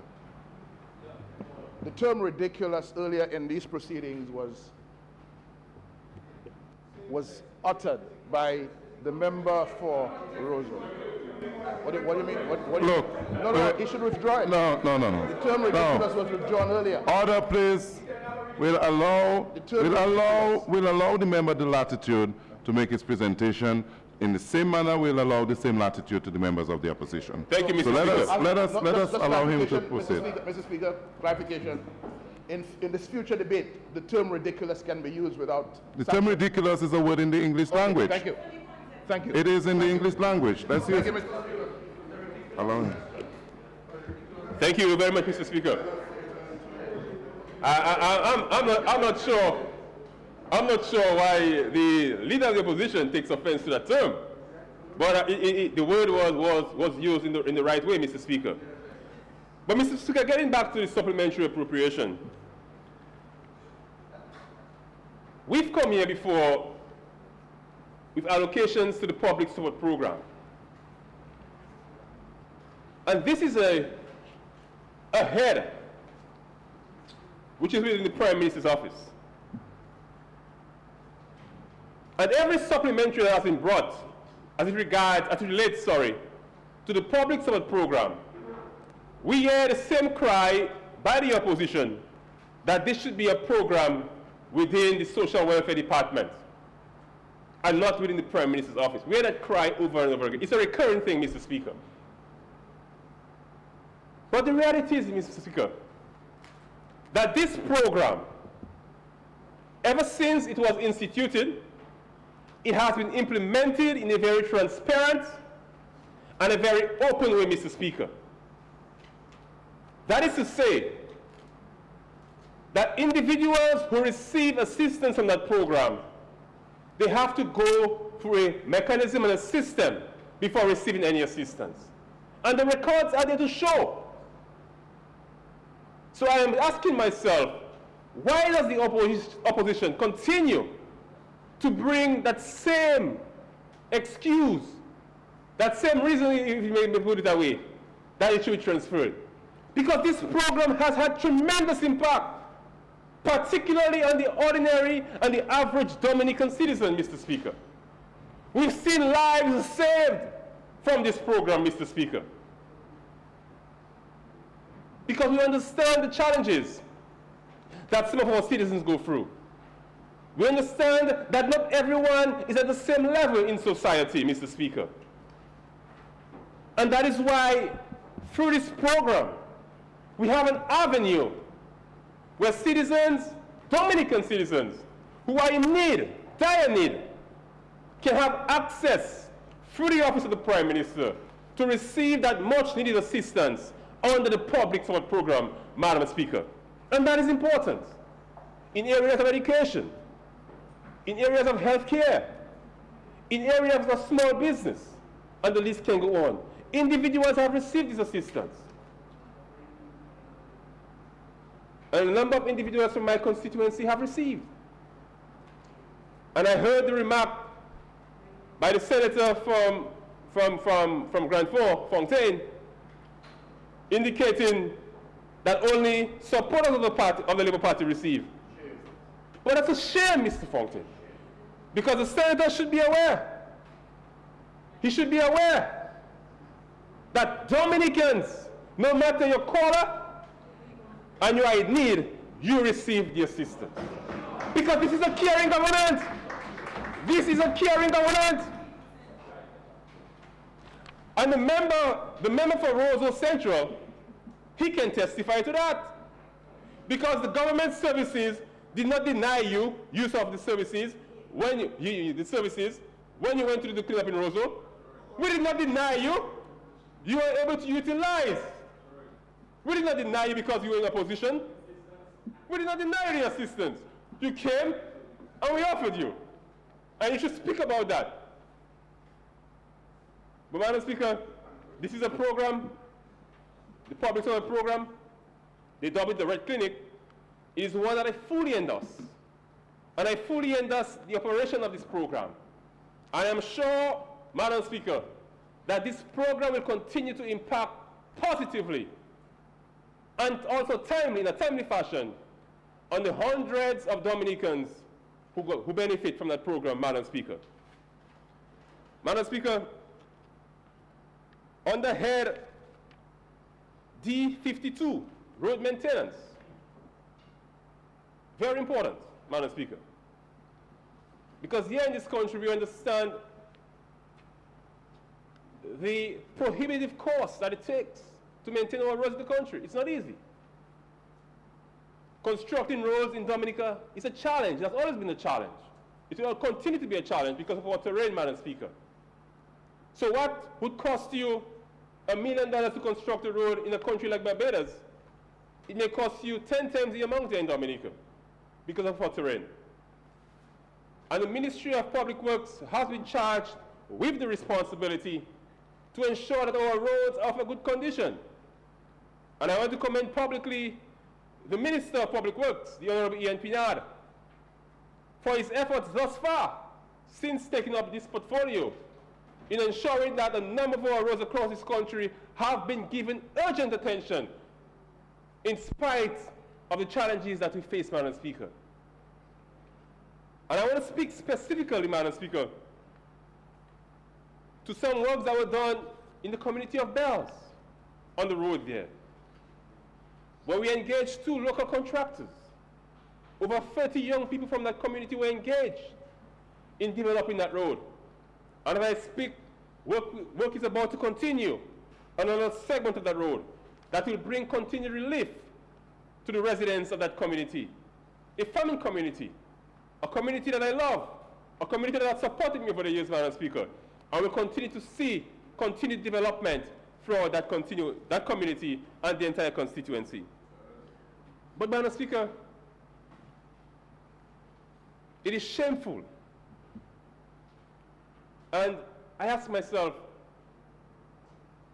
why do we have to resort to riot to try to solve problems? It is shameful. And I say that, Madam Speaker, because every one of us sitting here in this Parliament, this Honorable House, we know, or we are aware, we should be aware as to the global challenges that we face. Every country in this world is going through its own challenges. And when this Labour Party administration, Madam Speaker, has made the sacrifices to ensure that we can address some of the critical issues in this country, and we find certain fragments because of their political persuasions, Madam Speaker, wanting to cause a civil unrest. This is a dark day for Dominica. It is a dark day, Madam Speaker, because I believe that within a democracy, Madam Speaker, we have to find amicable ways to solve our problems. And I'm on the issue of Head D52 on the road maintenance. And we are aware of the challenges, Madam Speaker. And that is why, as a government, as the Labour Party government, we've made a commitment to ensuring that in a timely manner, we are able to address some of the most critical areas of the roads that have been affected, Madam Speaker. And that is important for moving forward.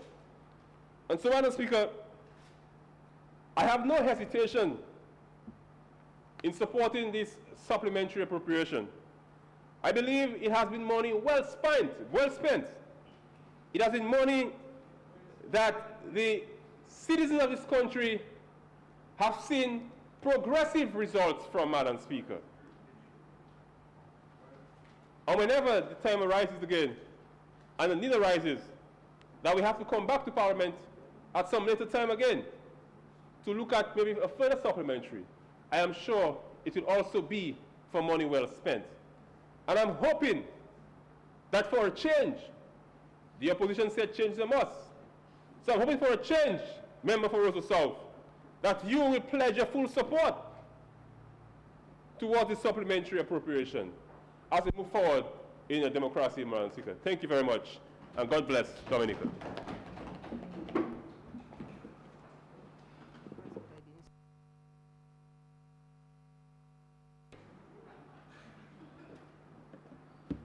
Madam, thank you. Repeat. Oh. Madam Speaker, I rise to offer my contribution on the matter before us, which is a supplementary estimate for July to December 2014. I know that during the session thus far, Madam Speaker, we have been hearing of a number of projects that the government ministers are boasting about, but the name Woodford Hill and Wesley have been totally omitted thus far. Whenever I rise to contribute on supplementary estimates, Madam Speaker, I take the opportunity to remind the general public that those estimates are supposed to be unforeseen expenses. expenses that was not anticipated during the preparation of the previous budget. It is generally accepted that the preferred way for financing supplementaries are supposed to be with grants if possible. As a matter of fact, in 2010, Madam Speaker, I think that was sort of understood because the April to June supplementary, 46% was grants, 36% local funds, and 23% loans. And in the July to September, we had 49% grant, 49% local funds, and 2% loans. So it appears that back then, this thing was kind of working. But as we come to 2014, Madam Speaker, we're wondering what's happening because we have now moved to 8% grant, 88% local funding, and 3% loan. The question, yeah, this seems to be telling a story. And the part of the story is, are we losing our traditional friends? That's a story, Madam Speaker. And are the financial institutions losing confidence in us? But of course, Madam Speaker, if you have a friend that every morning is at your doorstep requesting favors, offering nothing back, not even selling something to you, they may get fed up with you. Madam Speaker, this is a matter of concern, and it is a matter that we need to pay attention to because it has a potential, Madam Speaker, to run this country into serious debt. As I looked at the 2014-2015 annual budget, and I noted the amounts that was allocated for the electoral office, something came to mind, that elections would not be in 2014. Because in the normal scheme of things, you would want to believe that in preparation of a budget for 2014-2015, the government would be aware of the intentions to call an election, and as a result would have factored in the cost of the general election into the budget. Because the last election was in 2009. And in 2014-2015 budget, Madam Speaker, there seemed to have been an omission, obviously, of the cost of running the elections for 2014, which you should have known long before. And as a result, Madam Speaker, I beg to ask, what type of planning is that? We're over by about 130%, Madam Speaker, in that line item, and that should be a matter of concern to all. Now, Madam Speaker, if we are going to continue with that practice, we may ask ourselves whether it even worth the while to prepare a budget, because if after all of these years we had not factored in the cost of running an election into the budget, the question is it really, Madam Speaker, worth the while to go through the experience, through the cost of preparing a budget, Madam Speaker? The public support program, Madam Speaker, we're over by $1.5 million for the first 6 months. And it begs me to ask the question whether this is a sign of deepening poverty on the island. But we note, of course, that the payments was within June and July on the heels of the last election. But what is really happening, Madam Speaker? I note that one of the ministers indicated earlier, well, we must take care of the poor, and monies are allocated so that the parliamentary representatives could support the people who need medical attention. But, Madam Speaker, the other constituencies that the government did not win, there are people there as well who need medical attention. And if the minister is stating that there's an allocation for the ministers of government, there should also be an allowance and allocation for the areas where the government did not win the election, because people do get sick there as well, and people do need attention in these areas as well, Madam Speaker.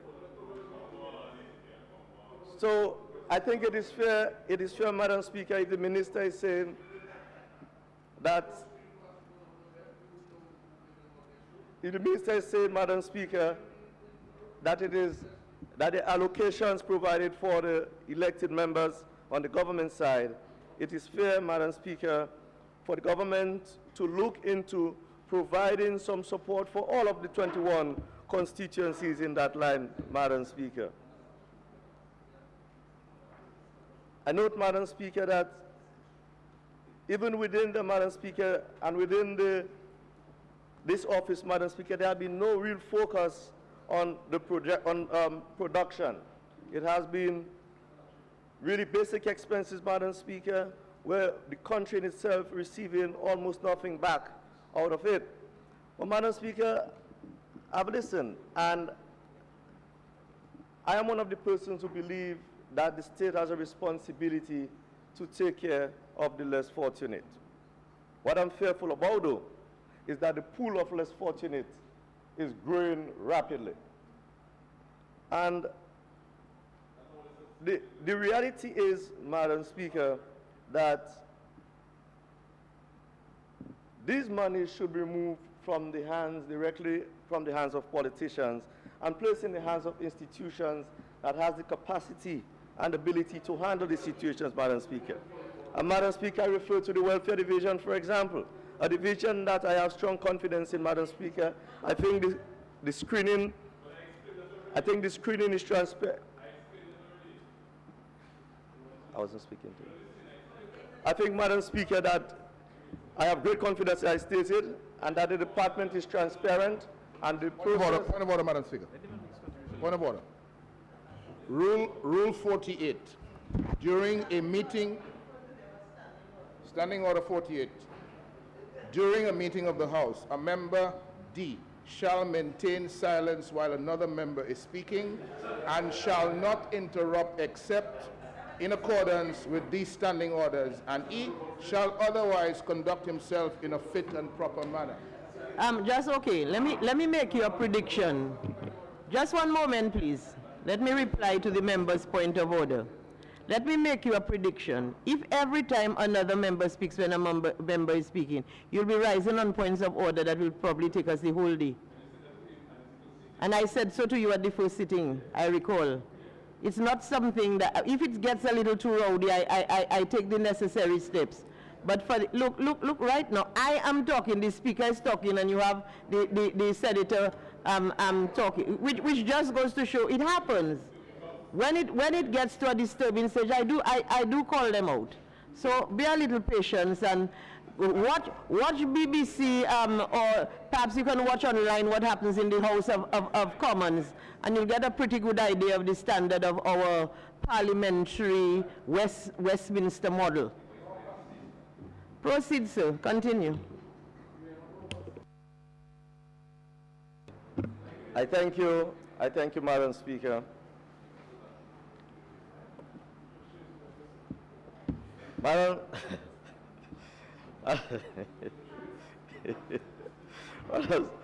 Speaker, as we looked at the approximate amount paid to Liat, a failing airline that we're investing into, normally individual and companies invest into striving companies. Right now, we're investing into a struggling company, Madam Speaker, where people are looking to sell out, we are looking to buy in.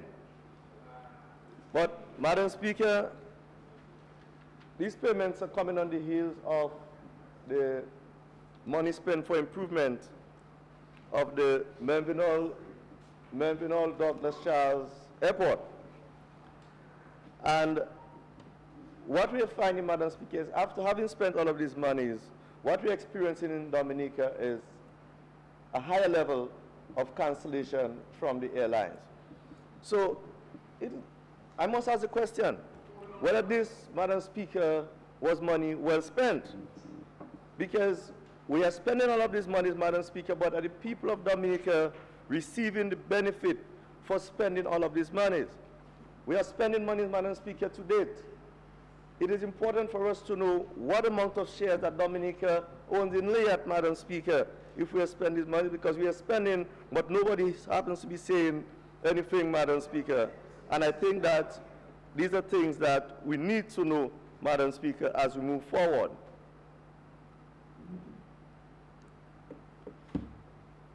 Madam Speaker, agriculture in the Wesley Woodford Hill area is struggling. Things are bad with the farmers out there. And if the entire $14 million of this supplementary estimate had gone to agriculture, I would have simply stood up here and said I support this supplementary estimate, and I would say it. Because I think that there's a need, Madam Speaker, for us to pay some serious attention to the agriculture industry. And I have reasons why I would support the $14 million going to agriculture, Madam Speaker, because every day I see the farmers of Western Foothill on the road struggling going to the farm. But they are being disciplined by the Black Sigatoka, Madam Speaker. They put their hours and time into the farm, Madam Speaker, but the Black Sigatoka happens to be on the heels of the farmers. Every move, Madam Speaker, the Black Sigatoka. And Madam Speaker, it's not a situation where the farmers are not trying. The farmers are trying, Madam Speaker. And the government needs to spend some time looking at the growth and the development of agriculture and to see how they can reduce the pressure on the farmers, because the farmers are like sacrificial lamb, Madam Speaker, whilst all the others, everybody seems to be speaking of agriculture, and all you're hearing is talk. We had an agriculture festival, Madam Speaker, but all you're hearing is talk. The figures, Madam Speaker, as we are listening to the talk, the figures in the budget show differently. Because in the 2014-2015 annual budget, Madam Speaker, only 1.6% of the entire budget was allocated to agriculture. Amidst, Madam Speaker, not new challenges, challenges that were there at the time that the budget was being prepared. And we look at the supplementary estimate, 0.05% of the entire estimate goes into agriculture. I would love to stand here, Madam Speaker, and support monies into agriculture, because this is needed, Madam Speaker. But $8,000, 0.05% of the estimate for festival, Madam Speaker, FET and MOFET. Sorry? Madam Speaker, it's apparent, Madam Speaker, that the farmers are totally forgotten in this calculation and in the scheme of things. The farmers in the Western Woodford Hill area, Madam Speaker, are now in the process of losing their land. This is a reality. This is a reality. Some of them are losing their homes, Madam Speaker. That's also a reality. But what you have, Madam Speaker, is that you have festivals, you have fetes, but at the end of the day, whilst I would want to be out there supporting the AgriFest, Madam Speaker, I'm asking, what is the outcome, Madam Speaker, of this activity? Because following the AgriFest, Madam Speaker, there was 2 consultations, one with the youth and one with the farmers. I understood that there are reports out. Where are the reports, Madam Speaker? And what are the outcomes of those consultations, Madam Speaker? It's extremely important, because if you're going to speak, and you're not going to come with the results of the discussion, if you're not going to come with the recommendations, if you're not going to make the farmers of Wesley and Woodford Hill lives better, if the farmers of Palm Tree still cannot go to their farms, then the consultation would be of no use. In fact, Madam Speaker, for the last 12 months, which included the period for this estimate, we had the spread cycle for Black Sigatoka were on a 3-month interval over the 12-month period. A 3-month interval, Madam Speaker, whilst for a yellow Sigatoka, less challenging than the Black Sigatoka, there's a required 21-day cycle. But, Madam Speaker, important to note that this period where they had the 3 months interval fell within the same supplementary estimate that we're discussing today. I am left to accept, Madam Speaker, that it is intentional and deliberate why we are not seeking to take care of the farmers, Madam Speaker, in a better way. There's a request for the farmers to relieve. Farmers are out there relieving. There's a request for them to clean their farms. Farmers are out there cleaning their farms. But there's a request for spraying. Government is not living up to that. There is a request for providing fertilizer and providing the proper mixed fertilizer. We are not getting the response. So the farmers are working with very little result, Madam Speaker. And as I listened to one of the members of the government stated this morning, let us come here and make decisions. Let us come here and make gentlemen decisions. Let us be honest to the people of the Commonwealth of Dominica. And I think with what the farmers they're going through right now, it is fair to request of the government to provide some sort of compensation to the farmers, Madam Speaker, for the neglect of the farms and for the laws that the farmers are sustaining, and to seek to see the poor farmers can save their properties, Madam Speaker, as they're losing them right now. I noticed that some money is being spent on the roads, and I noticed that they're in Penville. There's no mention to the Westwood Foothill constituency, but just after Penville, then they'll come into the Calibishi constituency, and then it's Wesley. So I'm hoping, Madam Speaker, that that will be done soon, because the Woodford Hill Montgomery Road, Madam Speaker, is in poor state. The village road, Madam Speaker, in Woodford Hill is in poor state. Madam Speaker, the Mangrove Gutter to Simple Road, Madam Speaker, is in poor state. The Palm Tree Draw Road, Madam Speaker, to the Button area, Madam Speaker, those are in poor state. And Madam Speaker, just outside of the famous small farm, there's a problem out there, and I'm asking the Minister of Works, please, to pay some attention to it. I'm open, willing, and ready to take the minister to the constituency so we can look at the roads. I would like to be with him. I'm offering to be with him so we can look at the roads, Madam Speaker, and we can seek to lessen the problems of the people of the Wesley Woodford Hill constituency. Madam Speaker, with these few words, I thank you for the opportunity.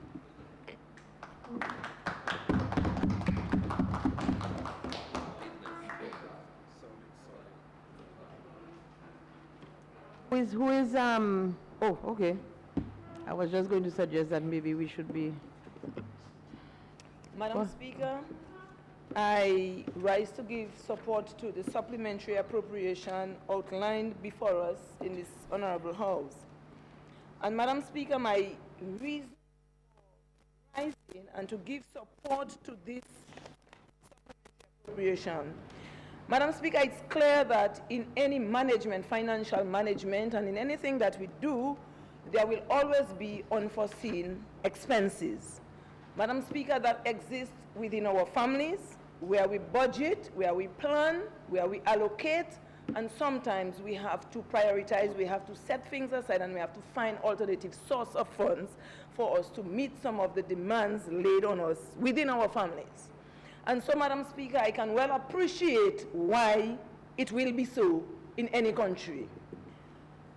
And Madam Speaker, I usually say that the most expensive service for us in any island is health and education.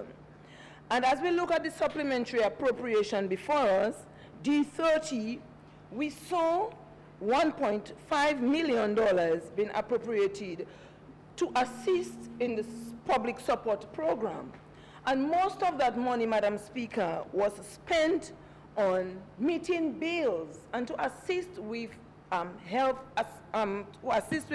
providing health services or support to health care to some of our citizens.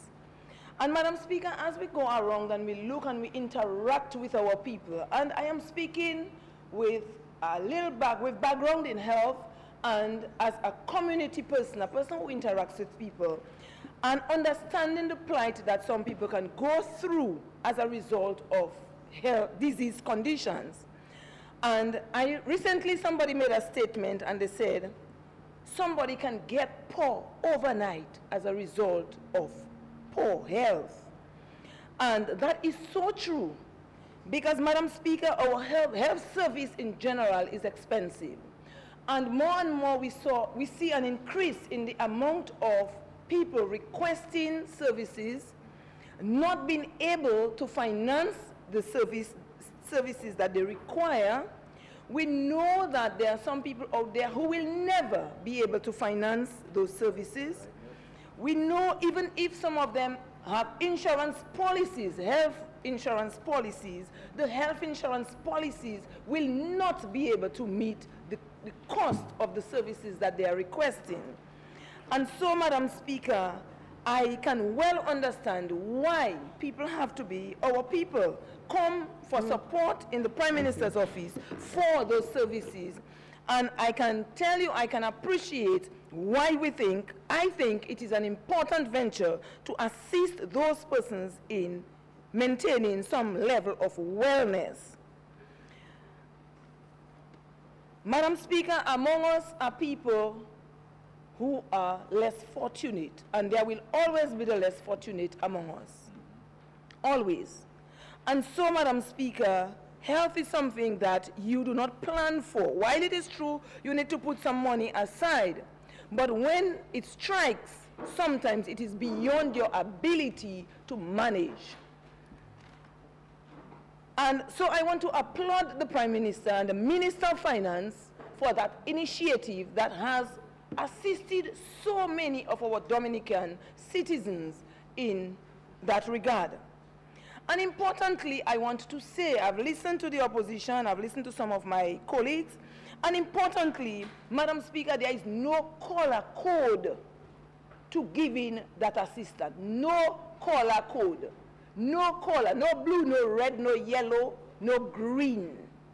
We look at the need as it is presented in terms of health and disease, and that is where we assist. And the opposition know very well that their supporters have gotten support from the Red Clinic to seek further medical assistance. It is not just Labour Party supporters. It is something across the board. Well, if you know they are Dominicans, then don't say that they don't get. Thank you for endorsing it. Madam Speaker, I also look at $111,000 set aside for the eye screening program. That is another area. And as the parliamentary representative for Grand Bay, and as a Dominican that people interact with, Madam Speaker, very often we see young students at school. The parents come to us because the children are either, the teachers notice that they are not performing the way that they should. And very often, if they are screened, one of the things that you will detect is either they have a little visual impairment or hearing impairment. And these are services that are required. And when they do check, Madam Speaker, very often they come with a bill that the parents cannot afford to buy the glasses. And Madam Speaker, to come in now with a program like that, I think is something that we should close our eyes and give support to. Because we know there are people out there, not just students, but we are now looking at the students at school. But we know there are people out there who cannot assist with those services or cannot meet those services. Madam Speaker, I also look at the amount that was appropriated for improvement of roads across the island. And Madam Speaker, while it is true that with the Labour Party administration continues to spend large sums on improving the road network in Dominica, there will always be roads that continue to deteriorate because of the whole topography. So our roads will continue to deteriorate, and some of them are old, we must admit. And definitely, we know we will do it, but we have to do them in phases. And The opposition knew they have not reached anywhere close to the amount of work that we have done. Nowhere close to that. And so they know that from time to time, we have to spend money on rehabilitating some of those roads. And so I think the money that is outlined there, Madam Speaker, I am not seeing any reason why somebody would want to question or dispute any of the spending that has taken place there. But Madam Speaker, before I end, I want to refer to, I listened very attentively to the esteemed World Bank economist. Thank you. Thank you. I listened to him. And Madam Speaker, I heard him trying to make an accusation of whether the money was spent for the election. You were asking, I want you to answer a question soon. Madam Speaker, through Madam Speaker, you'll answer. Madam Speaker, during the reign of the UWP, Madam Speaker, every year there was supplementary appropriations. I wonder why. If having supplementary appropriation is a problem, but it existed, and it existed before. Madam Speaker, in June of 1995, they presented supplementary appropriation to close to $10 million. Fine. In June of 1995. June of 1996, they had two figures totaling roughly about $8.5 million. Madam Speaker, in June of 1998, they had $8 million, Madam Speaker. But interestingly, Madam Speaker, we need to note carefully that in November 30th of 1999, on the eve of a general election, the appropriation was $23 million, Madam Speaker. $23 million, Madam Speaker. Madam Speaker, what was happening in Dominica in November of 1999 to January of 2000, Madam Speaker? Why this supplementary appropriation moved from about 10 million to $23.1 million, Madam Speaker. Madam Speaker, we need to know whether that was financed. We need to know. The question now is, Mr. Honorable Thompson Fountain, was that election campaign funds? That is the same question that you asked. So here is it. So was it campaign? You use that as an excuse. Please. Madam Speaker. Nothing in the head said about hurricane. Madam Speaker, we can make reference to things that have happened that cause us to want to increase or to ask.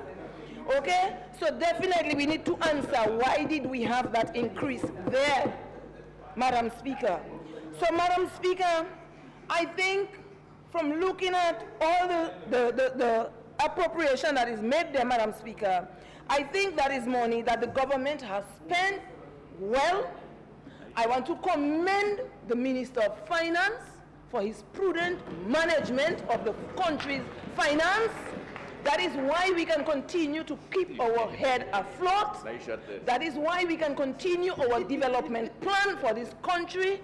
That is why we can live up and meet the needs of our people, the people of this country, Madam Speaker. Without that, Madam Speaker, I am not sure how we would, what costs we would take. So, Madam Speaker, it is because of the prudent management of our finances, and because, Madam Speaker, the people of Dominica were satisfied with how much we've met those needs that they had. That is why, Madam Speaker, they voted for us again, Madam Speaker, and they left the opposition out after 4 terms, for the 4th term.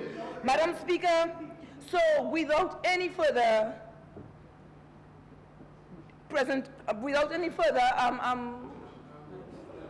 notes or anything, I want to say that I give full, unwavering support to the supplementary appropriation.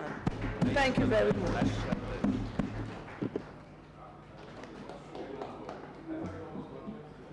Madam Speaker, I rise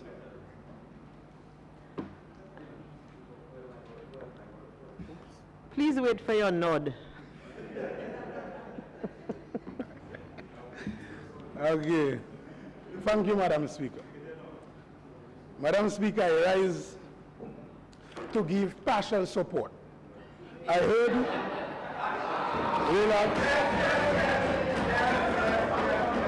partial support. Partial support. And Madam Speaker, through you, you'll understand what I mean by partial support.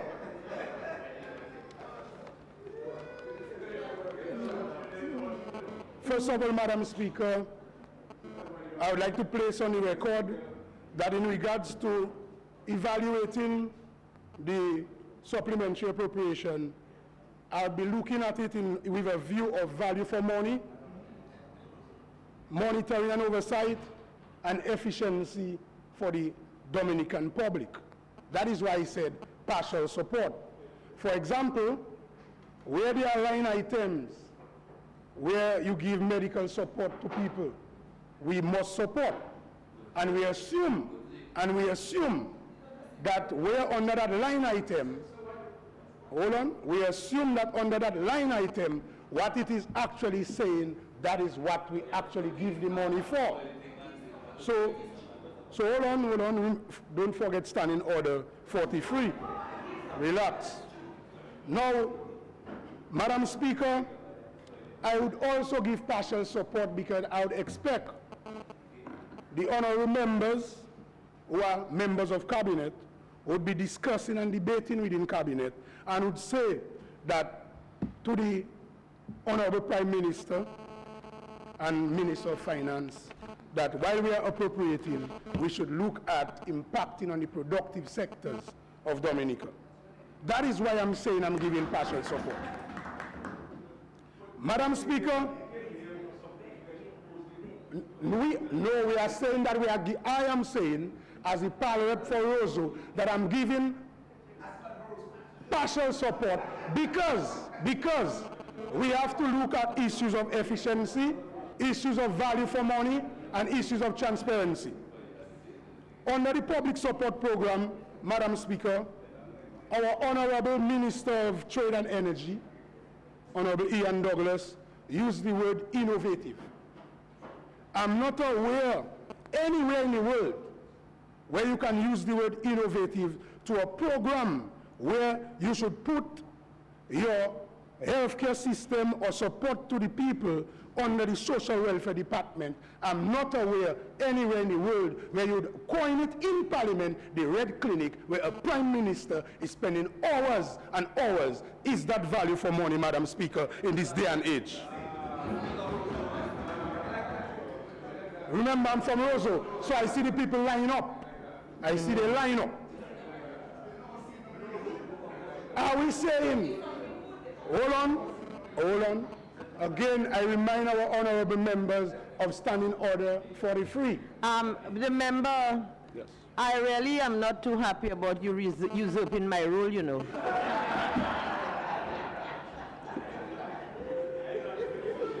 Okay, Madam Speaker. Yes. So if we are going to use the word innovative in respect to public support, I would expect our honorable members who are members of cabinet to be looking at a national insurance program where the people who can't help themselves would be helped in that way.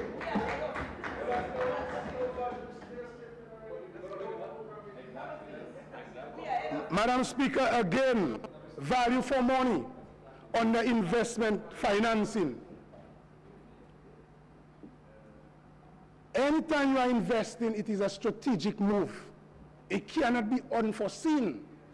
It's invest to invest in. So it's a deliberate action.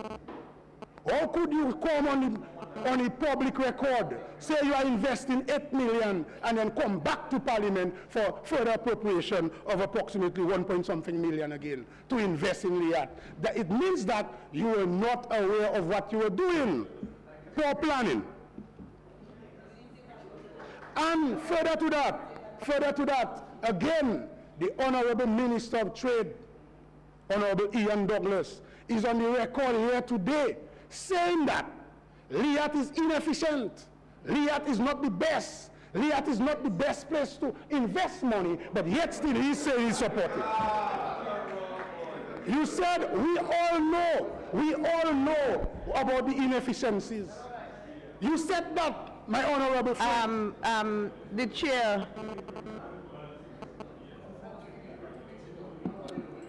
Yes, Madam Speaker. So I'm placing a record to the Honorable House that if you are doing proper strategic planning, then you'd be aware that when you are investing, it has to be deliberate and it cannot be unforeseen because it's an investment. Relax, relax, relax. Not to make people mislead you, especially when they are not up to date intellectually. On the Roseau improvement and maintenance, Roseau improvement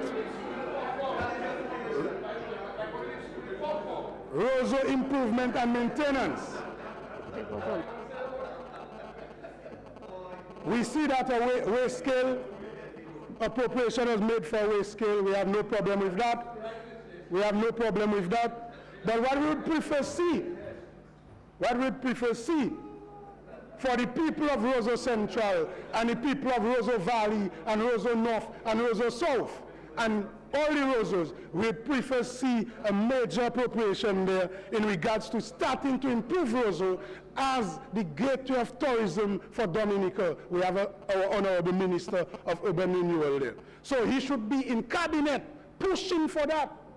So let's say we should have, let's say, about 7 million in appropriation in regards to some of the things that deal in medical services, and another, let's say, 7-point-something million mixed with, as our honorable member from Wesley said, appropriation for agriculture, starting some feeder roads, starting the improvement of Roseau City. That is what we should be seeing. So that is why I said, respectfully to the Honorable Prime Minister and Minister of Finance, we support you partially in regards to the appropriation. Partially. So we'd like to see in the upcoming budget a reflection of proper planning for Roseau City, the Roseau Road Reinstatement Project, a substantial amount of money for capital investment, because in the election campaign, I remember they came to Roseau and they put up a PowerPoint presentation pretending that they already have done everything already. Meanwhile, it was just a political gimmick to try to win the Roseaus. But God is blessed. God knows what he's doing. So he spared one man. He spared one man. But he knows why he won in the valley. So the result is there to show. In regards to public works, under the section for public works, again, I'm happy to see that the people of Penville to Vickers are receiving road rehabilitation financing. We have no problem with that. But again, we'd like to see the productive sector get substantial investment for the feeder roads. And reiterate again, for Roseau Central, I'm begging the Honorable Minister of Finance and Prime Minister, on behalf of the people.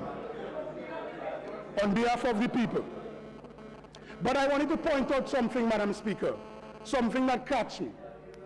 When I look at the schedule there, I realize that we have, under the section that actually dealing with the mode of financing, I see we have a section dealing on the public works for under economic citizenship.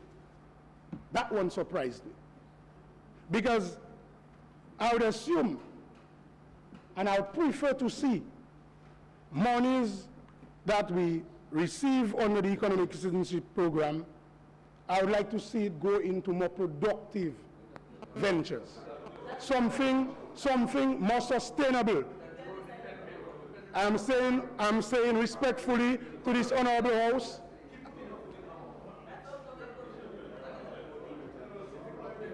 I am saying to this honorable House that I'm coming genuine, and I'm saying that I would like to see, and I am sure that some members on the government side, that is the executive branch side, would support me on that.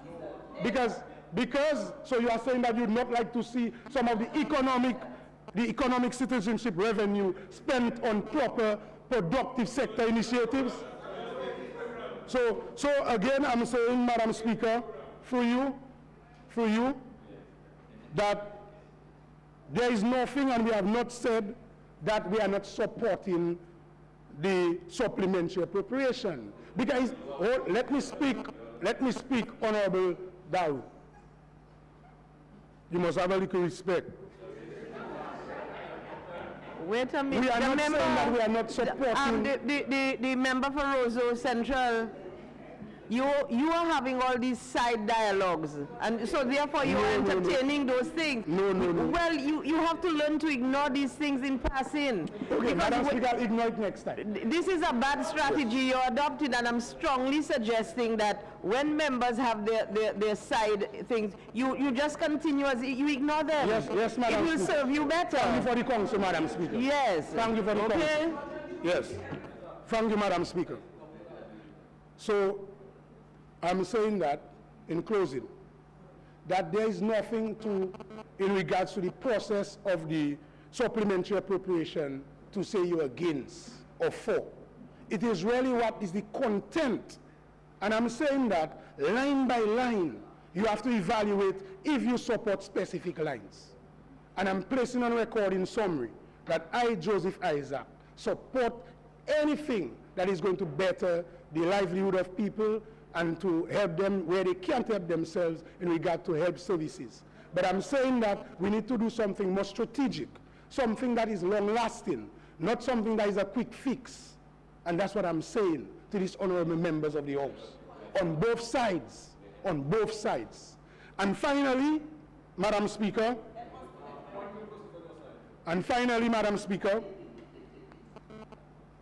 we have seen where, as we spoke about the section that dealing with Roseau improvement. In Roseau Central, we started something that we see was a major challenge for the people of Roseau, including the business people, including parliamentarians who sit in Roseau every day. We see that there was a problem in regards to the cleanliness of Roseau.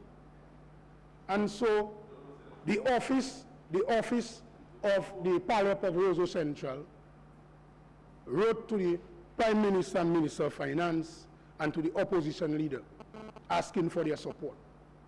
And I would say both gave their support. But we are showing leadership in the constituency. You know, it's on the Roseau improvement. Hold on, I'm getting to it. So in regards to the Roseau improvement, though the opposition doesn't have the big capital investment to do some of the things that I'm asking for Roseau, we took the lead, and we get significant support, as I said, from the leader of opposition, who mobilized some people for us also and give resources. And also the Minister of Finance and Prime Minister gave some resources, although we wish it could have been more, but he gave.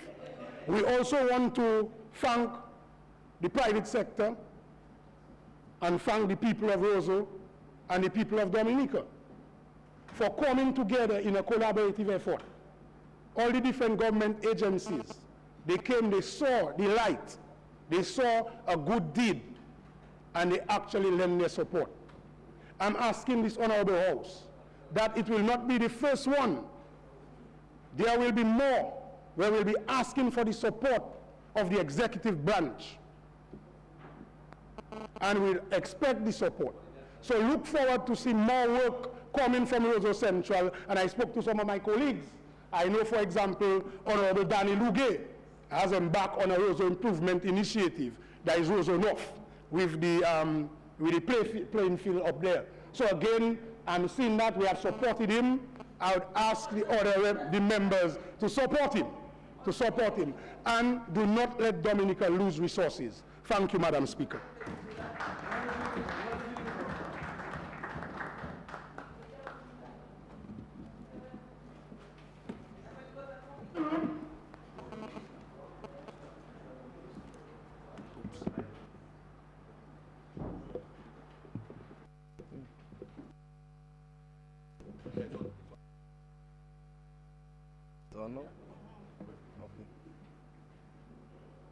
Thank you, Madam Speaker.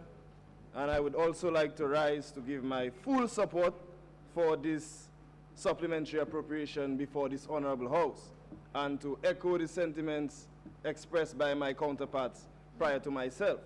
Madam Speaker, when I consider the significant sum allocated to the public support program, it is continued testimony to the efforts of the Dominica Labour Party to empower every Dominican with an objective eye, ensuring that everyone that is in need of assistance receives it when they are in need and is not burdened by the bureaucracies of our several respective departments. So I want to commend the visionary leadership of the Prime Minister for that program. I think it is without question that it should continue. Madam Speaker, I also support this Supplementary Appropriation Act because of the investment in LEAT. I think as a small island developing state, Dominica needs to ensure it takes every step to preserve its fragile and vulnerable economy. Tourism is indeed a significant component of our economy. And as the Honourable Member from Portsmouth pointed out, over 70%, the vast majority, 70% of our arrivals come through LEAT, our Caribbean carrier. And if we are to have a stake at the negotiating table to ensure that the jobs in the tourism sector can remain viable, that persons who have livelihoods in that sector can have the tourists come to Dominica to spend that foreign dollar, Madam Speaker, then we're going on a wrong road if we are saying we should not invest in LEAT. So once again, I want to fully support the investment in LEAT, our Caribbean carrier. Madam Speaker, this support is uncharacteristic of past governments, but it is possible and unprecedented only because of the financial prudence of the Dominica Labour Party government. Because whereas we have provided this support to LEAT, none of the public servants have had to go at their home. None of the social support programs have had to discontinue. And so it represents an expansion in this government's ability to facilitate areas of development in this country. Madam Speaker, I support this Supplementary Appropriation Act for the focus on our roads. As our Honourable Minister of Youth pointed out, we have a very unique topography in Dominica, also a very unique geology, and our hydrogeology is also an issue. We see that come to the fore in areas such as Antrim on an ongoing basis. So we must be well aware that we need to, on an ongoing basis, maintain our roads so that we don't lose our investment and we don't lose the productivity. And so I would like to compliment once again this honourable government and the Minister of Public Works for the continued efforts, in ensuring that the road network in Dominica is maintained and improved on a continued basis. We in the Roseau South have also benefited from improved drainage in several areas, including Fortune and Upper Castle Comfort. And so we are very happy to see that, and we want to see it continue in the months to come, which we are sure will continue under this Dominica Labour Party government. In closing, Madam Speaker, I would also like to support this Supplementary Appropriation Act because of the view because of the support for our eye screening program. Madam Speaker, this Dominica Labour Party government has ensured that every young person has access to quality education. And having achieved that milestone, we would like to now ensure that no student in the classroom is impaired from reaching their full potential. It is remiss that I cannot recall one of the speakers on the opposition side who spoke in support of this effort. It's very remiss, Madam Speaker. And I would say that it represents a broader vision by this government to embrace all young persons, persons with disabilities. As we can see in the Newtown community right now, we are building the first school that will be accessible to persons with disabilities, Madam Speaker. And so for these and countless other reasons, I fully support the Supplementary Appropriations Act and look forward to seeing its programs unfold in the respective communities. Thank you.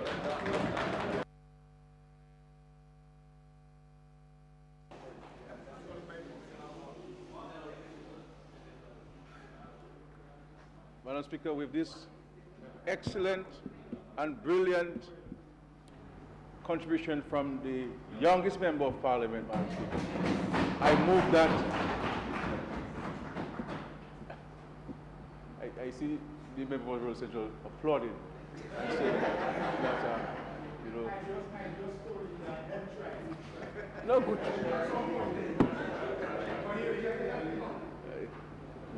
You can't help your side, you're helping him out.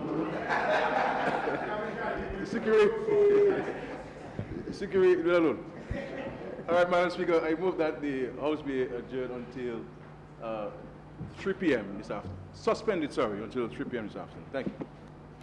Seconded, Madam Speaker. It has been moved and seconded that this Honorable House be suspended until 3 p.m. this afternoon. Those in favor? Aye. Those against? The ayes have it. This Honorable House stands suspended until 3 p.m. this afternoon.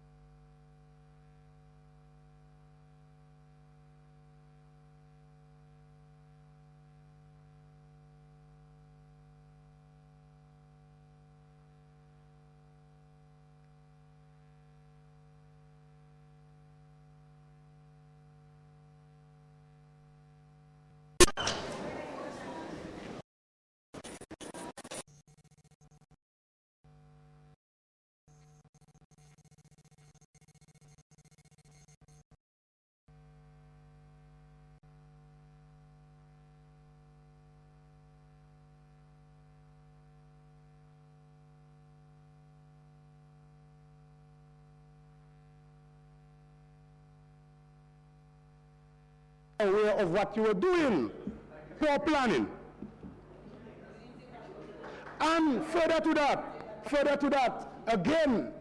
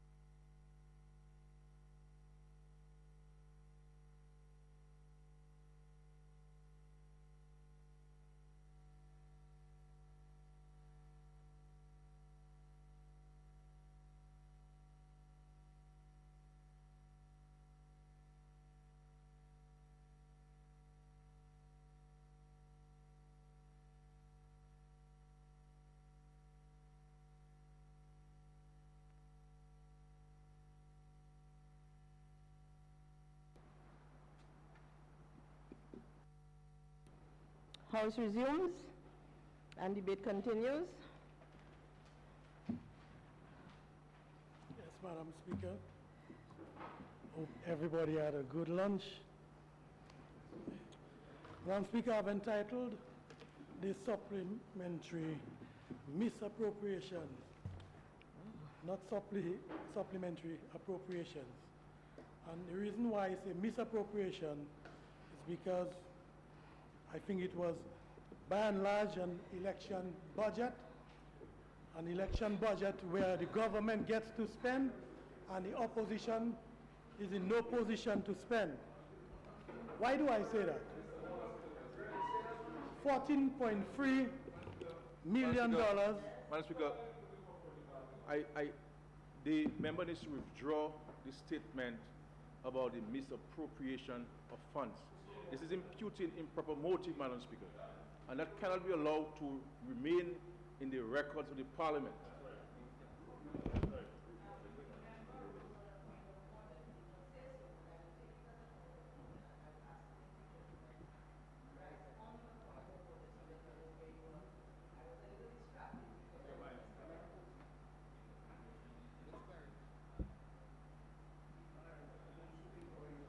Okay.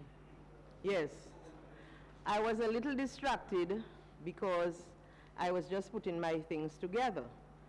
The Honorable Prime Minister Roseau did not mention it, but he rose what appears to have come out as a point of order. I wish to remind members, when you rise on a point of order, you must preface anything you say with the fact that you're rising on a point of order. I have accepted it, and I'm asking the member to withdraw that because I heard him say something about misappropriation, yes. And he also referred to a budget. I'm not sure which budget he's talking about. Be that as it may, the member, when you say that there was misappropriation, that is something you cannot say. That's something I like. You are imputing improper motive. You need to withdraw that. Okay? Okay. I withdraw the word misappropriation. No. I'm wanting you, I heard you say misappropriation of funds. Okay? It's not just misappropriation. It's misappropriation of funds and something about a budget that was something to do with election. Okay? So you have to be careful that you do not impute improper motive when you talk about members. Okay? It's good for everybody that you keep to the rules. I wasn't speaking about members. Perhaps you can tell me who besides members do budgets? Okay, so I withdraw, Madam Speaker. You withdraw, okay, so let's say you withdraw everything and start afresh. It will be easier for all of us. Okay, so why do I refer to this? Sorry, I will give you your time back. I just want to let members know, the new members know. On occasions like these, when I need to find out what was said because I was inadvertently distracted, I would ask the member to take their seat and then call on a transcript and then come back. I don't think it's necessary in that case. I'm glad that you have acquiesced. So can we start afresh and you'll get your time from now. Everything else that you said before will be expunged from the record. So start, please. So, Madam Speaker, this supplementary appropriations for the following reasons. One, the private road contractors was handpicked by the government. Two, the suppliers of materials were handpicked, right? The public support program, there were several abuses there. Right, so for these reasons, I say that I do not support this supplementary. Unlike my colleague from Roseau Central who supports partially, I do not support and that's the beauty of diversity in this camp. We don't just follow blindly. But as bad as this $14.3 million, which I think was directed towards or was for an election budget, we also know about a 32 million war chest that was spent just ahead of the general election. An average of about $1.2 million per month. Today, we see our leaders in faraway lands, in palaces, sipping from $15,000 champagne bottles, and we wonder wait a minute, if that is payback time.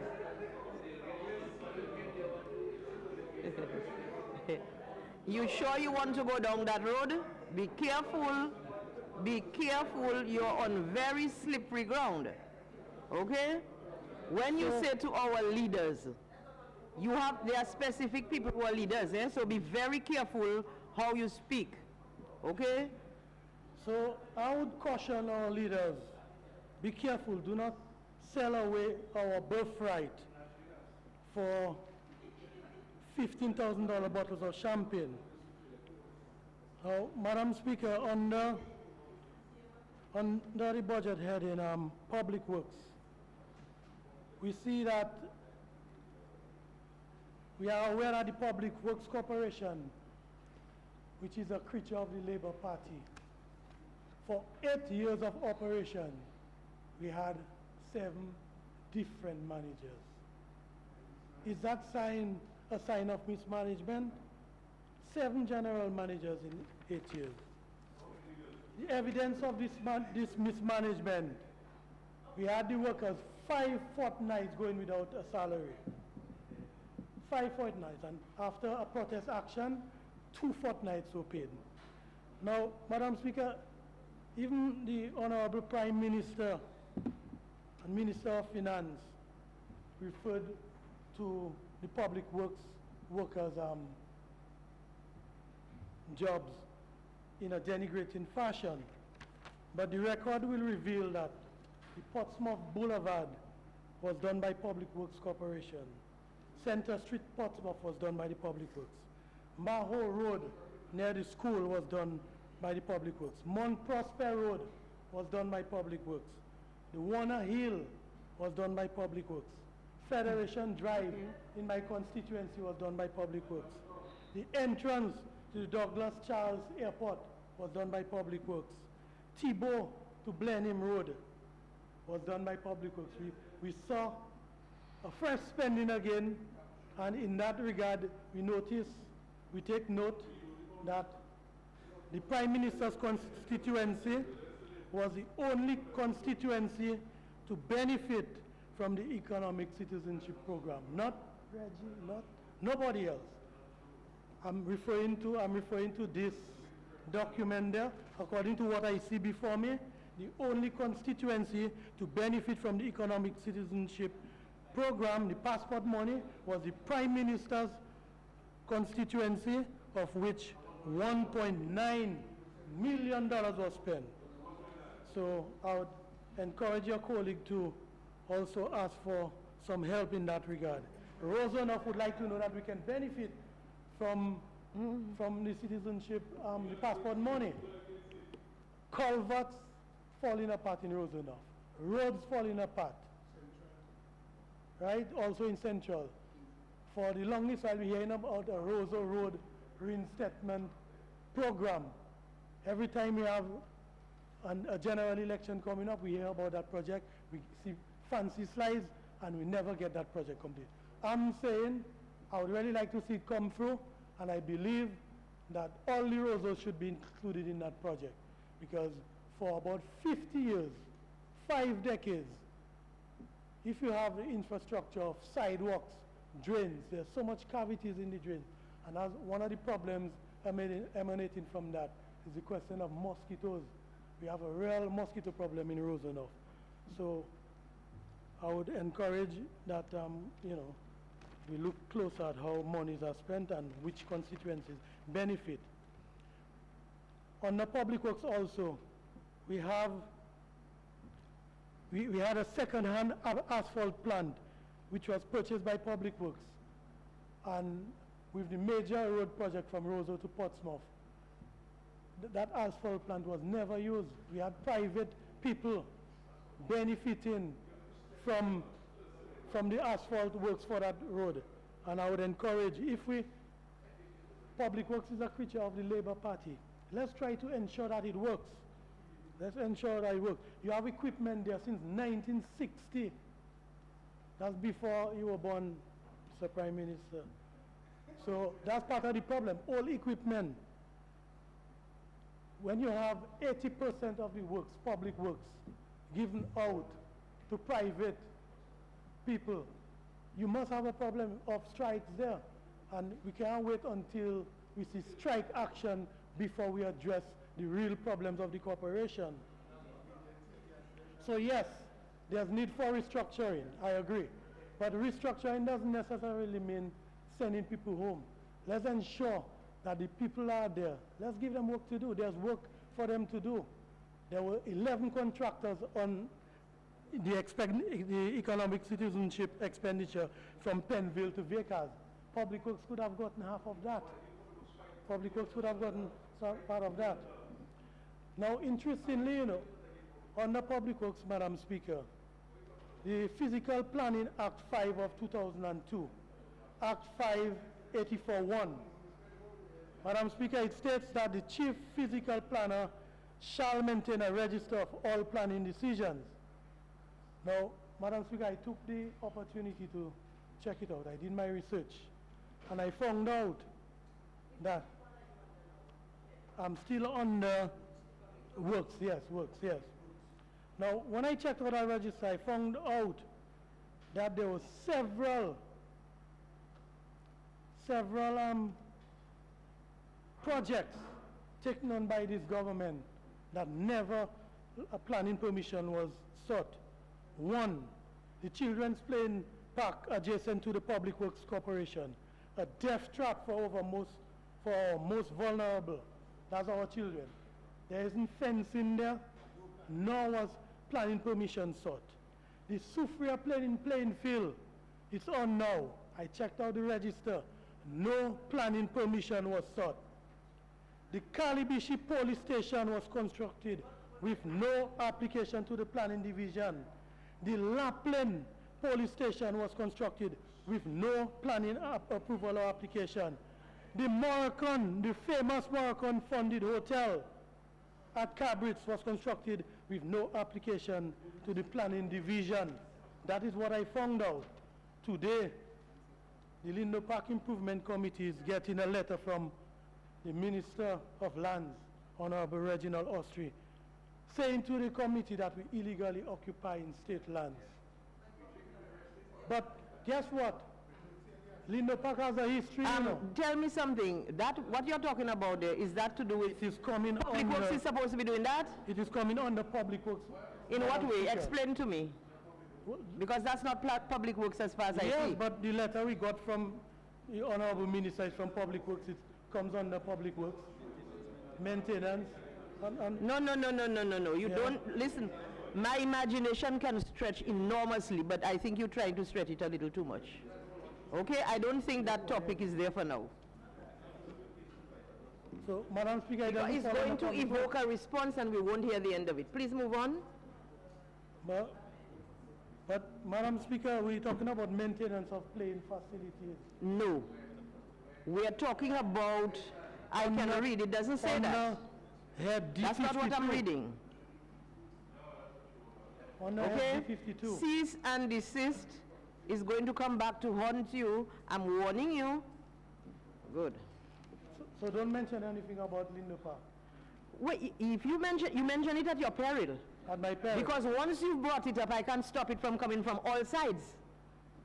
So okay, if you can't be prudent, then okay, you have been warned. Speaker. Well, the only other thing I would want to say is that we would like to thank the Australians and the New Zealand High Commission for funding the Lindo Park You brought project. it out. When it comes back to haunt you, you have to live with it. Okay, now on the matter of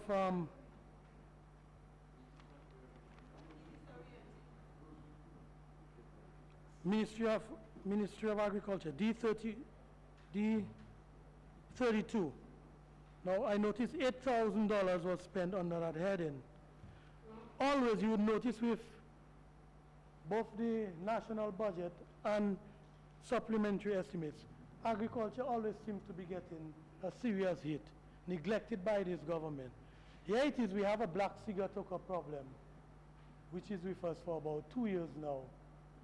And you have farmers today that 28 days have elapsed in terms of applying the spray and fungicide cycle, and they cannot get a cycle of oil. 28 days. With yellow cigar toker, you would need a 14-day cycle or 21-day cycle. Here you have black cigar toker, which is a much more aggressive disease, and you have farmers who 28 days haven't gotten a cycle of oil.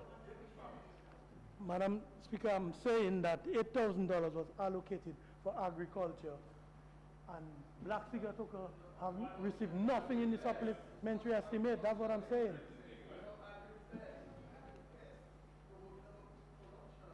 Right.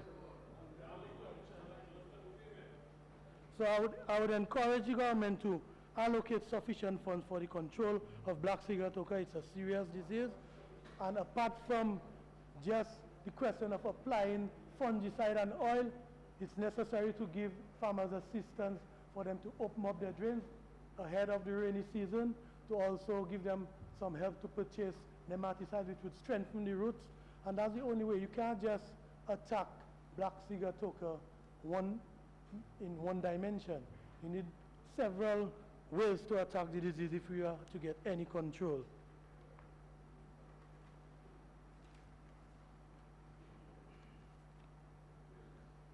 Now,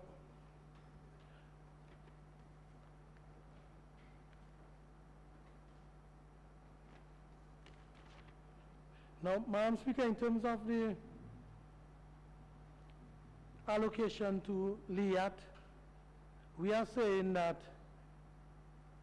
$9.2 million was allocated to LIAT. Now, that allocation was taken from the DNPC, which is the Dominica National Petroleum Company. And it is my view that this fund is being used as a slush fund to finance operations. That's what I consider to be a waste, in that LIAT is consistently going down. We need to bring new ideas on board. Look at a national airline because LIAT has a record of bad service to Dominica and the rest of the Caribbean islands, and that is what we need to start looking at. So, Madam Speaker, we have to start thinking out of the box, and if something is not working, it is madness to keep investing in something that's not working. I thank you very much, Madam Speaker.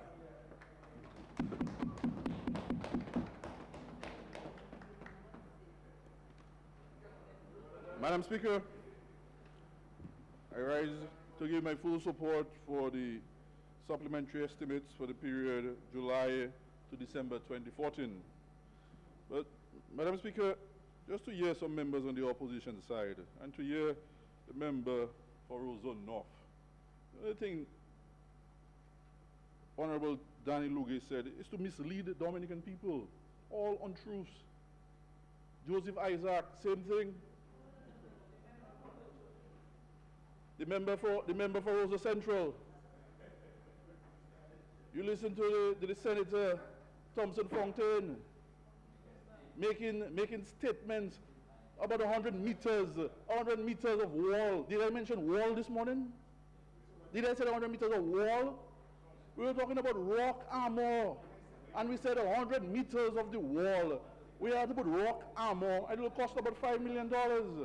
That's what I said. You're misleading the Dominican people. That's what you're doing. You listen to the member for Marigold and the opposition leader talking about overspent. That's when you cannot overspend something that you haven't done. You have projects that we are doing now that wasn't in the budget, so you're not overspending. You're not overspending. Madam Speaker, any government in power since we become independent in 1978 has brought in a supplementary appropriation for approval. And this Labour Party is no exception.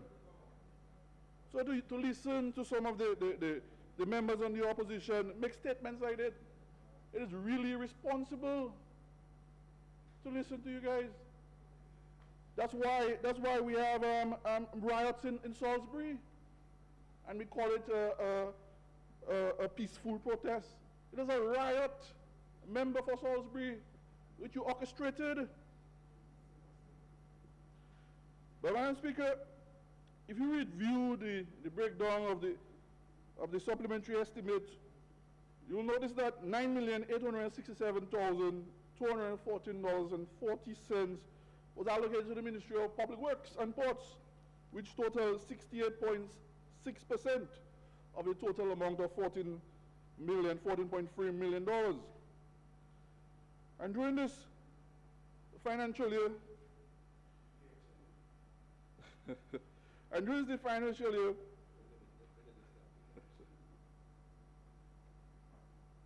we're looking at this amount under public works. About projects that was not under the budget, unforeseen expenses, as said by the leader of the opposition, and that's what a supplementary estimate is. And you look at these things based on the projects, upcoming projects. So, Madam Speaker, when you look at the Mount Prosper Road, for example, which is a critical area in Mount Prosper, the entrance of Mount Prosper, where the power rep has been working extremely hard in the Roseau Valley to ensure that the residents of Mount Prosper have the best roads and the most safe roads for motorists and residents. So when you see the member for the Valley going out and seeking assistance for $1.2 million, it will tell you that the amount of work that the member for the Valley is doing in that area. Madam Speaker, the Mount Prosper, you have two sections of the road. First, we spent $820,435 under phase 1, which was for a 1.5 kilometer section of the road, which was for road widening, construction of 150 meter of guardrails, relocation of utility poles, construction of retaining walls, asphalt surfacing, and sub-basin preparation. But phase 2, we realized after phase 1 we had to do phase 2. And the power up again, Honorable McIntyre, has been relentless in getting the assistance. And another 1.2, almost $1.3 million were approved for the Mount Prosper area, where we did substantial work in excavation works. We increased the length of the road by 1 meter and asphalt surfacing, increased the road base, the construction of culverts, or what more culverts, and 2 additional retaining walls. So you see quite a bit has been spent in the Mount Prosper area, done by the power rep in the area and this Labour Party government. And Madam Speaker, you also see the dredging associated works in the ravine in this particular area. So it's clear that the government continue to put roads and road network as a priority in this government, and we continue to look at the interests of Dominicans. And when we say we want to have 100% of all the roads rehabilitated, all the major roads rehabilitated in Dominica, we are well on our way. And right now we are at 64% of having all the major roads updated in Dominica. But Madam Speaker, again, it's really, really unfortunate that some of us on the opposition, some of the opposition leaders, some of the opposition leader and members on the opposition side continue to really, instead of talking about facts, they mislead persons in that area. But Madam Speaker, again, we look at the rehabilitation of the Penville to Vekas Road, where the government spent almost $2 million in a particular area. And again, the government gave Public Works Corporation an amount of $4.5 million to do the first phase of that project up in Vekas. And the corporation, they did that work, but what we realized between the Delaford Penville to Lower Penville, we realized that much more work was needed in that particular area. And that's where the government spent $1.9 million to make sure that the road in that area would be in a satisfactory condition. And you see the major rehabilitation was done first, almost $5 million, which was done by Public Works. So when you listen to the members for Roseau North talking about Public Works, the government don't give Public Works jobs, almost $5 million, $4.9 million was given to Public Works to do that project. And what we have done in the second phase of that project, we gave 11 contractors, local contractors, to Penville, for the Penville persons, almost $2 million to get that road done, and that entailed construction of 658 meters of concrete line drains from Delaford to the Dimitri River, and also the construction of 1,922 meters of fiber reinforced 6-inch thick concrete works in that particular area. So I want to commend again the Prime Minister and the Member of Parliament for vehicles for ensuring that this road is done. You know, so Madam Speaker, when you listen to the guys and listen to the members of the opposition, not one person supported the budget. All of them stood up and said all kind of remarks, all kind of untruths. Only the member for Roseau said he partially approved the supplementary estimates. Yeah? And the rest, they made their contribution and didn't say, in fact, the leader of the opposition didn't say if he supported or even didn't support. The only person who rejected the budget was the member for Roseau North. So, Madam Speaker, we continue to the works of the government in all different areas. When you look at the road maintenance, $6.1 million approved on the road maintenance, where you see the vegetation management and also the construction of road infrastructure island-wide. So during the past 6 months, a lot of activity was going on. So instead of supporting what the government has been doing and put it in terms of what you didn't like that we have done, you come and you criticize the entire thing. So, Madam Speaker, this is of concern to us in terms of what the opposition is bringing to the Parliament in Dominica. When you look at the project that was done, because most of these works were done by local contractors and village councils, which we subcontracted. And basically, what we're doing now, we're getting local contractors and local labor engaged. And this is helping the communities where these projects have been done. Over the past 6 months, we did construction, serious road construction in Campbell Despot. And I know the senator raised some question about that road. And just to let the senator know that the power up there has been doing a very good job in the Maro constituency to ensure Campbell Despot and Sylvania get their fair share in the pie. And that's why $325,000 was spent in the Campbell Despot area in that road, in the road construction there. The Castle Bruce rehabilitation, where almost $155,000 was spent. And the Honorable Drygo, the member of Castle Bruce, has been working hard in the Castle Bruce constituency to ensure that these people and the constituents get their fair share in terms of road rehabilitation. So we continue to do quite a bit of work. The member for Marigot and the opposition leader, you will see where we have done significant work in the Marigot area. And he's not saying anything about it. You know, significant work in Marigot Main Road. Over $400,000 was spent there. He's the leader of the opposition and member for Marigot. But you yet to mention anything about it. You talk about the other roads that are not done. What about the roads that we have done, this Labour Party government has done over the past 15 years in the Marigot constituency? I know your predecessor, Honorable former member of Parliament, you know, used to commend in this house, to commend the Prime Minister for helping him in his constituency, you know, in terms of getting the water system and the roads done. But I'm hoping that you'll be saying the same thing. But in fact, you haven't said anything. When you look at the different areas in Greens Lanes, in Goodwill, the member for Roseau North, are you aware all the construction is happening in Stock Farm? Are you aware of the beautiful roads in Stock Farm that we have done? Are you aware, instead of commending the government, you know, you are criticizing? In Tukari, the Tukari Hill, where we have done significant construction with roadworks, with beautiful concrete works in the Tukari Hill, where we have 6 inches of concrete. And I know the member for the Cottage constituency is very happy as to what is happening in Tukari. Right now he has a highway. I have to tell him that he has to be careful on the road because he might be driving too fast on the Tukari Hill. Member of Parliament for the Tukari constituency. in the Grand Forks constituency, where we spent $429,000 in roadworks in Grand Forks. And the power up there are very instrumental in getting this work done. The money has been sent to the Grand Forks Village Council again. We are sending this money so the local contractors can be used. So we decentralize the amount of money.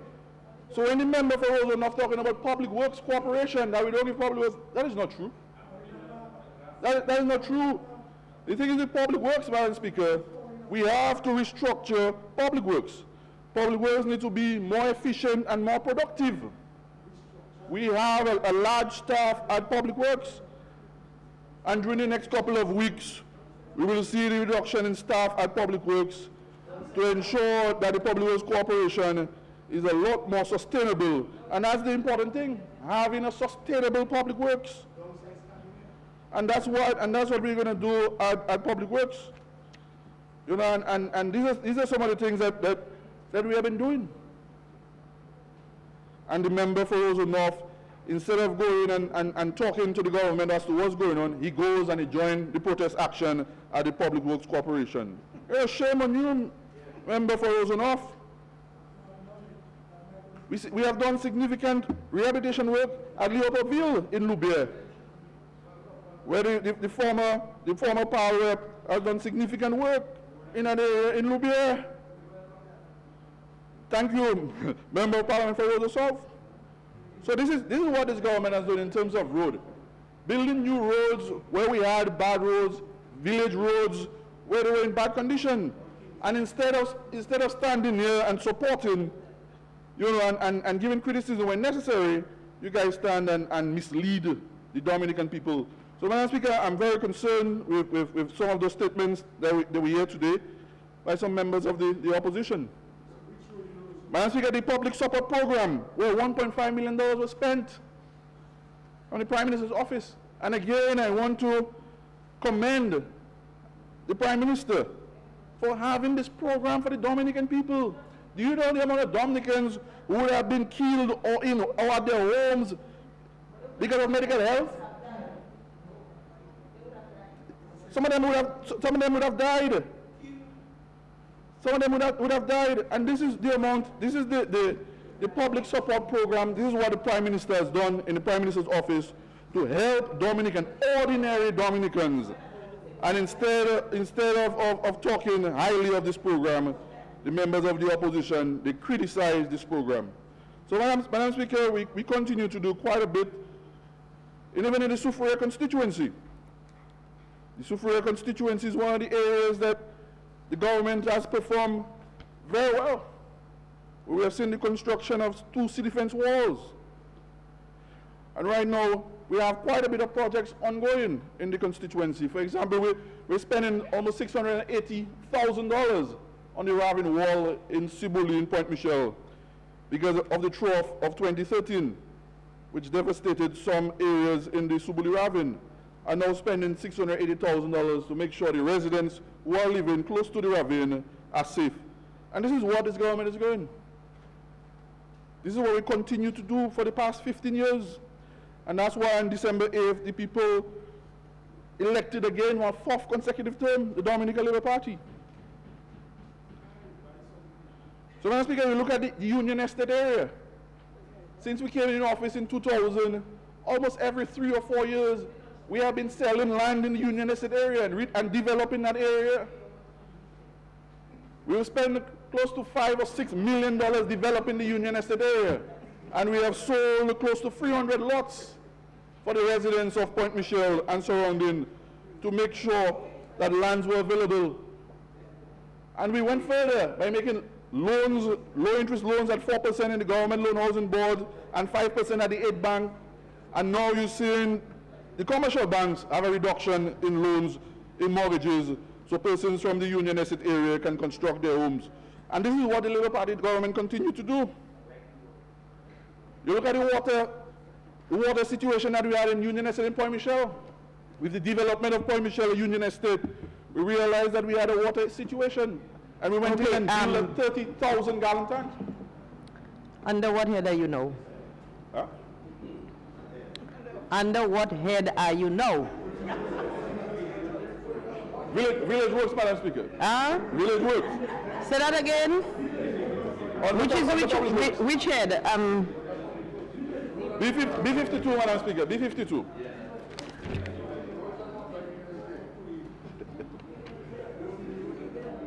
So we've spent a tremendous sum, $750,000, constructing a 30,000-gallon tank at Union Estate in Point Michel. And we went further and built another 30,000-gallon tanks in Savan in Scotshead, because we realized with the development of Savan in Scotshead, we needed additional water supply. And this project is now completed, and the people of Savan and Scotshead is very happy with a total cost of $1.6 million for that project. So the people in the Soufriere constituency are very happy with the government, and they continue to give their full support. Their full support to the PAL and also to the Honorable Prime Minister Rupert Skerrit and the government. And not only that, the people in the Soufriere constituency and all over Dominica has been praying for this government. And ladies and gentlemen of this honorable house, and we need prayer. And the work that we're involved in and to receive this prayer from the constituents and the rest of Dominica, that is what making us stronger. And I really want to thank the people in the Soufriere constituency and Dominicans by extension for your continued prayer, and to let you know that I myself and this government continue to pray for you too, as we continue to work to develop this country, Dominica. So, Madam Speaker, with these few words, I give full support to this supplementary appropriation from July to December. Thank you.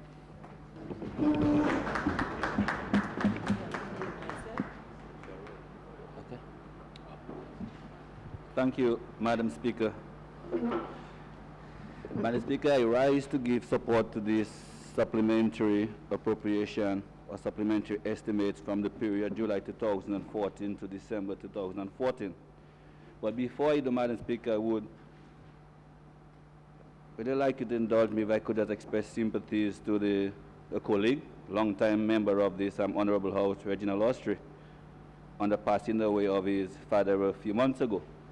And I know wherever he is looking down on us, I really want to thank you, Madam Speaker, for giving us a son, Honorable Reginald Austri, one of the most dynamic and potent politicians in the issue of Dominica. Now you're welcome, sir. Madam Speaker, I wanted to share a few words and a few thoughts on the appropriation before us. And I really would like to begin with the $1.5 million spent from the what you call a public support program from the Prime Minister's office during that period. And I would like to begin, Madam Speaker, because most of these monies were spent on financial assistance to persons seeking urgent medical attention, especially overseas. Madam Speaker, and I think we need to take a time out to really think of others who are not so fortunate as ourselves, who at one point, and even ourselves, Madam Speaker, who probably things might be a bit good with us today, we know not what tomorrow may bring. And most of us would have or will find ourselves one day, Madam Speaker, with our back against the wall and no one else to turn to. And this is what this program, this is why this program was set up in the Prime Minister's office as a quick response mechanism to respond to needs, Madam Speaker, needs, mostly medical needs, that the conventional social services, Madam Speaker, cannot attend to in a rapid time. So I really want to thank the Prime Minister for opening up his doors. So while others criticize it, we really want to thank you, Madam Speaker. And if you go around the country today, you would have thousands, Madam Speaker, thousands of people who can right now say thanks to this facility. And as a politician, first of all, as a parliamentary representative, first of all, Madam Speaker, and also as a medical doctor, I can be a witness and testimony, Madam Speaker, to the good that this has done to some of my constituents. Just last year, around roughly a year ago, the Prime Minister and myself, we visited Bagatelle during the annual Pork Fest, which, by the way, is this weekend, inviting all of you to Pork Fest this weekend. Yes, this weekend. And then we came across this charming, adorable little girl, Madam Speaker, who had some heart problems. And she had to be flown overseas for cardiac intervention, cardiac surgery. And to see this little girl, Madam Speaker, running around now with her mother, 8-year-old, Madam Speaker, it brings a warmth to my heart as a medical doctor and also as a person. Something, and I'm happy that the member for Roseau Central, Joseph Isaac, he said that he passes there every day, and he sees his supporters here, Madam Speaker, and he should be thankful that this facility exists, because this means that he no longer would have to go into his own pocket, scarce or non-existent resources to help them that the Prime Minister's office can take care of. Because as the parliamentary representative, Madam Speaker, we do get this request from time to time, and I'm sure that he knows that, which is why he passes there every day to make sure that his people, his supporters, his voters, that they're being taken care of by the Prime Minister's office. And I think instead, and this is why if you realize, Madam Speaker, contrary to his colleagues, he supported partially, because he feels a sense of relief that he doesn't have to take this $6,000, which is the average price of a surgery these days, to help his people who voted for him in the Roseau Central. Voila. So that is why much of the chagrin, and I could see the disappointment on his leaders and his others' face that he said he supported partially, Madam Speaker. You could see the disappointment on their face, but what is Isaac doing? What is Isaac doing? But Joseph Isaac knows, he feels the relief. He feels the relief that coming from the thing. So, Madam Speaker, I have no choice, Madam Speaker, but to support this facility, as I said before. And Mr. Prime Minister, Minister of Finance, I hope that you never shut down the doors to the people of Dominica, as long as, and knowing you, sir, that we know that you will make the resources available, that you will continue to make the resources available, Madam Speaker, to serve the people of Dominica, as I said, especially the less fortunate ones. Madam Speaker, the Ministry of Health also received an amount to the tune of $111,000, and I'd like to take a couple minutes to speak about this eye screening program, which we hope to embark in the new school year. It's a program, Madam Speaker, which we have been in the planning process for about a year now, where we, and I think the Honorable Minister of Trade spoke about it briefly, where all students, Madam Speaker, are going to be screened. Because we would have noticed in the past, Madam Speaker, that sometimes some of our students, they have difficulties learning. And then a lot of times, Madam Speaker, we feel that it's because, as we say in local parlance, they cannot learn. But Madam Speaker, later down we'll find out that it's because of some auditive problems, hearing problems, or visual impairment. So what this program is going to do, we're going to screen all the students, and not only screen them, Madam Speaker, but to provide the glasses and whatever intervention is necessary to ensure that the eyesight is restored, Madam Speaker. We're in an advanced stage. We've already purchased most of the equipment. We ordered from Florida. The arrived on state on January 21st, 2015, and is currently located at the Central Medical Stores. In addition, Madam Speaker, 76 service schools have been visited, and parents of 5,596 students have consented to have their children participate in this program. Because we couldn't just go ahead, Madam Speaker, and screen the kids without the consent of their parents. So all of this framework has been done. Right now, we're patiently awaiting the arrival of our Cuban counterparts, our Cuban experts, who are going to assist us with this program. And hopefully, if all goes well, no further delays, come the new school year, we should start this screening program. And this is, again, Madam Speaker, another wonderful example, which has been the hallmark of this Labour Party administration, looking out after our less fortunate, the vulnerable, the children, the adults, the less fortunate among us, Madam Speaker. Madam Speaker, let me turn the attention to the amounts put under the Public Works, Ministry of Public Works. And we heard the member, I think, from a couple of members on the other side speak to the amount of money spent in the Vickers constituency. Madam Speaker, it would be remiss of me, Madam Speaker, not to speak, Madam Speaker, defense of the Honorable Minister of Finance and member for Vickers constituency. Because over the years, Madam Speaker, we have seen how he has set his people, Madam Speaker, behind a lot of times to ease up the pressures on other parliamentary representatives. And I can be a testimony to that. Yes. The member for Roseau South, I hopefully that he will be the one, maybe, he will get an official invitation to the function of the new Newton Primary School, Madam Speaker. And it's because this was a school carried for the Thibault, if I remember correctly, Mr. Prime Minister. And then knowing the pressures that Honorable, well, the former member of Parliament for Roseau South, Madam Speaker, was under. Well, he's still an honorable man. He's still an honorable man. He's still an honorable man to me, Madam Speaker. So, but I can see he's very excited, Madam Speaker. He's going. That might be one of his ceremonies that he'll be invited to. And this primary school, Madam Speaker, was carried for Thibault. Yes. And the Prime Minister, Madam Speaker, Minister of Finance, is all selfless self.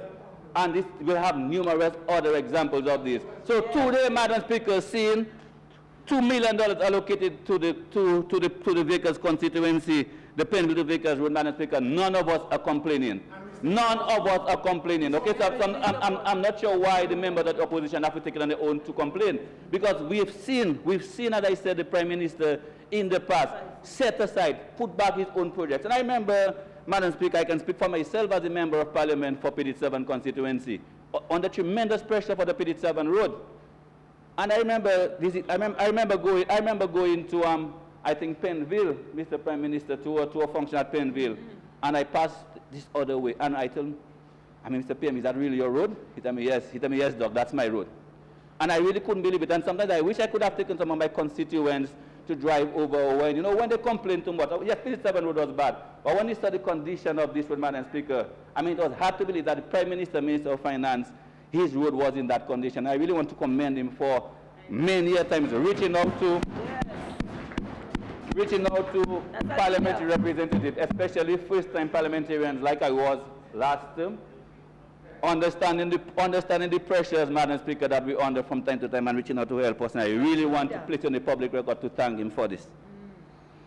Madam Speaker, out of the $6 million I'm allocated to public works for road maintenance, I'm also proud to announce that $350,000 of this was spent in the Fosager, the renewal, not rehabilitation, renewal of the Fosager road. A road that was built less than maybe 5 years ago. And Madam Speaker, it's ironic that the very same people you're talking about standards and construction standards, they were the very same ones who built that road. And were you to see no, it's true. I'm not going to call any name, but the engineering firms and those here talking about standard and transparency and accountability, they were the very same ones who built that Fosager road, Madam Speaker, less than 5 years ago. And you could have seen the deterioration. You should rather have seen the deterioration of this road. So much that the road was beyond repair. We had to redo the road all over again. A less than 5-year-old road. So, Madam Speaker, I'm very happy. And also to announce that this road was managed by the village council.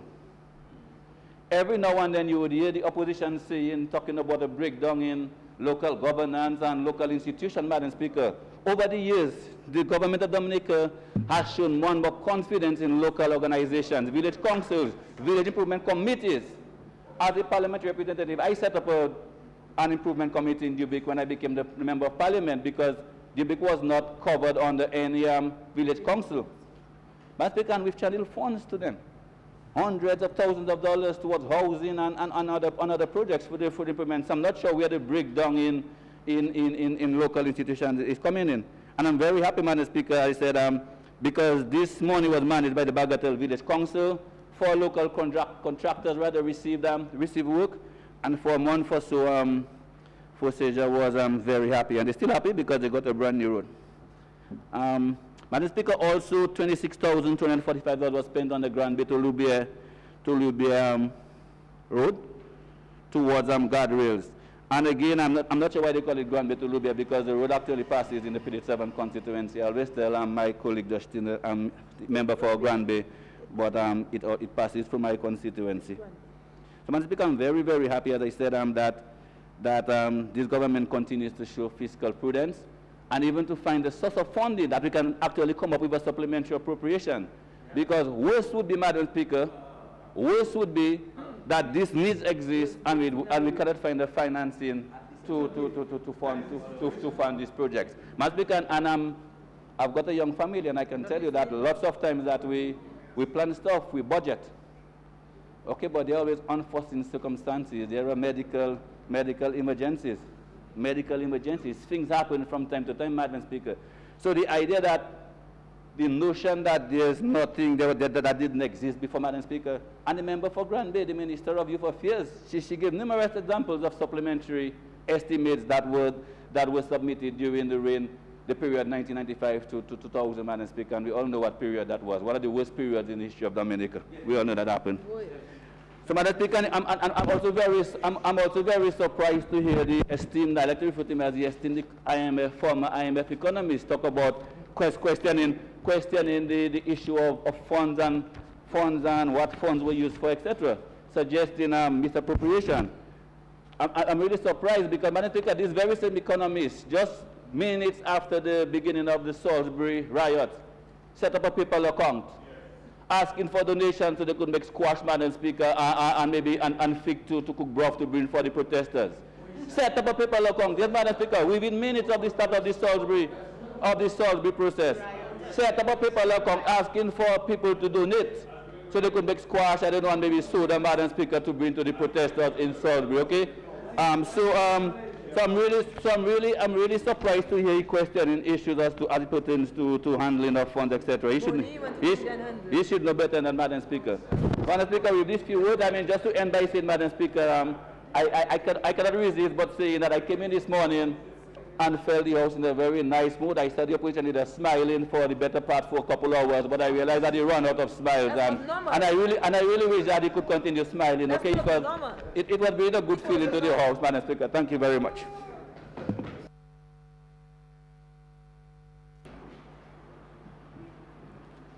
Madam Speaker, I stand to make my contribution to the discussion before the House. I say discussion because I don't see it as a debate. The government has spent the money, and all we are there politicking over issues. Madam Speaker, I recognize the Constitution. Madam Speaker, I recognize that the Constitution empowers the government to come up with supplementary estimates. But the Constitution provides two options. You can come up with proposals, propose spending, or you can spend, and then you can seek approval. But traditionally, we have seen it that this is how governments operate here in Dominica. But do we want to continue with it that way? Can't we seek changes? Madam Speaker, when you come with the proposal where you have already spent the money, you are essentially limiting the ability of Parliament to influence and prioritize spending. And this is what we have faced here today, Madam Speaker.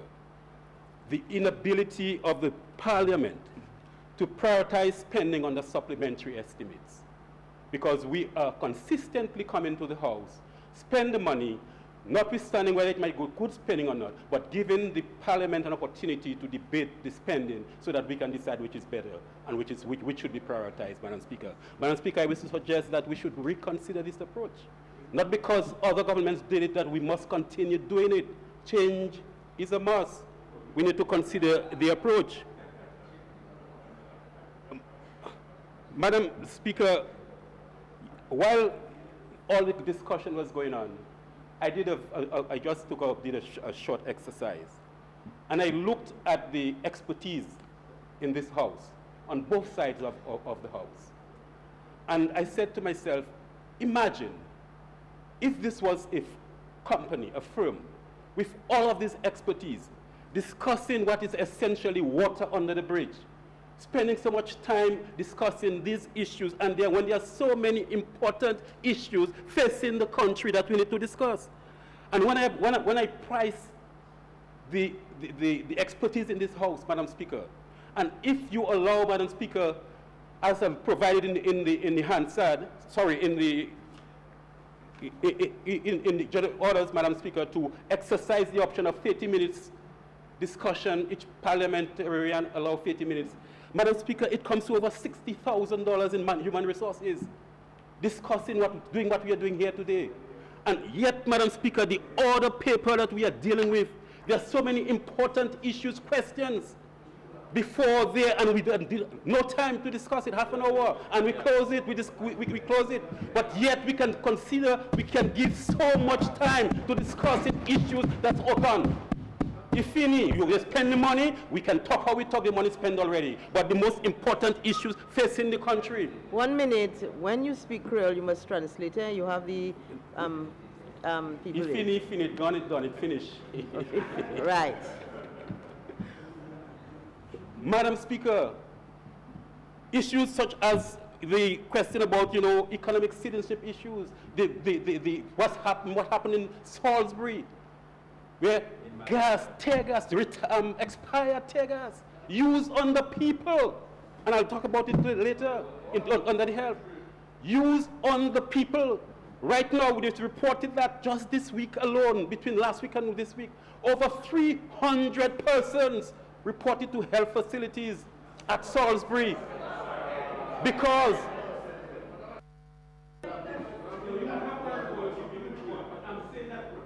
on the radio today. This morning I was listening to the member, which head are you under?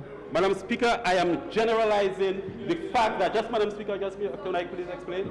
Madam Speaker, I am generalizing in approaching the estimates, the supplementary estimates before us, in terms of the times being spent discussing these estimates in terms of money already spent relative to. But you can do a motion for that. In the country. You can do a question or a motion for that. Madam Speaker, I do it because we are told that under the supplementary estimate discussion, we have the liberty to raise issues relative to things that are there.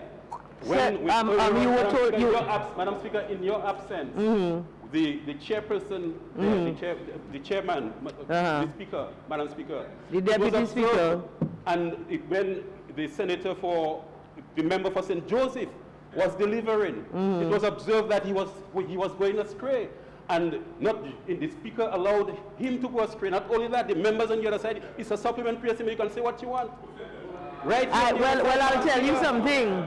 Let me tell. I don't intend to say what I want. No. One moment, please. I was not in the chair. I don't know what was said. You were telling me. But with 15 years behind me, I pretty much know what members can say and when they can say it. And I'm duty bound to ensure that they keep to that. Okay? Thank you, Madam Speaker.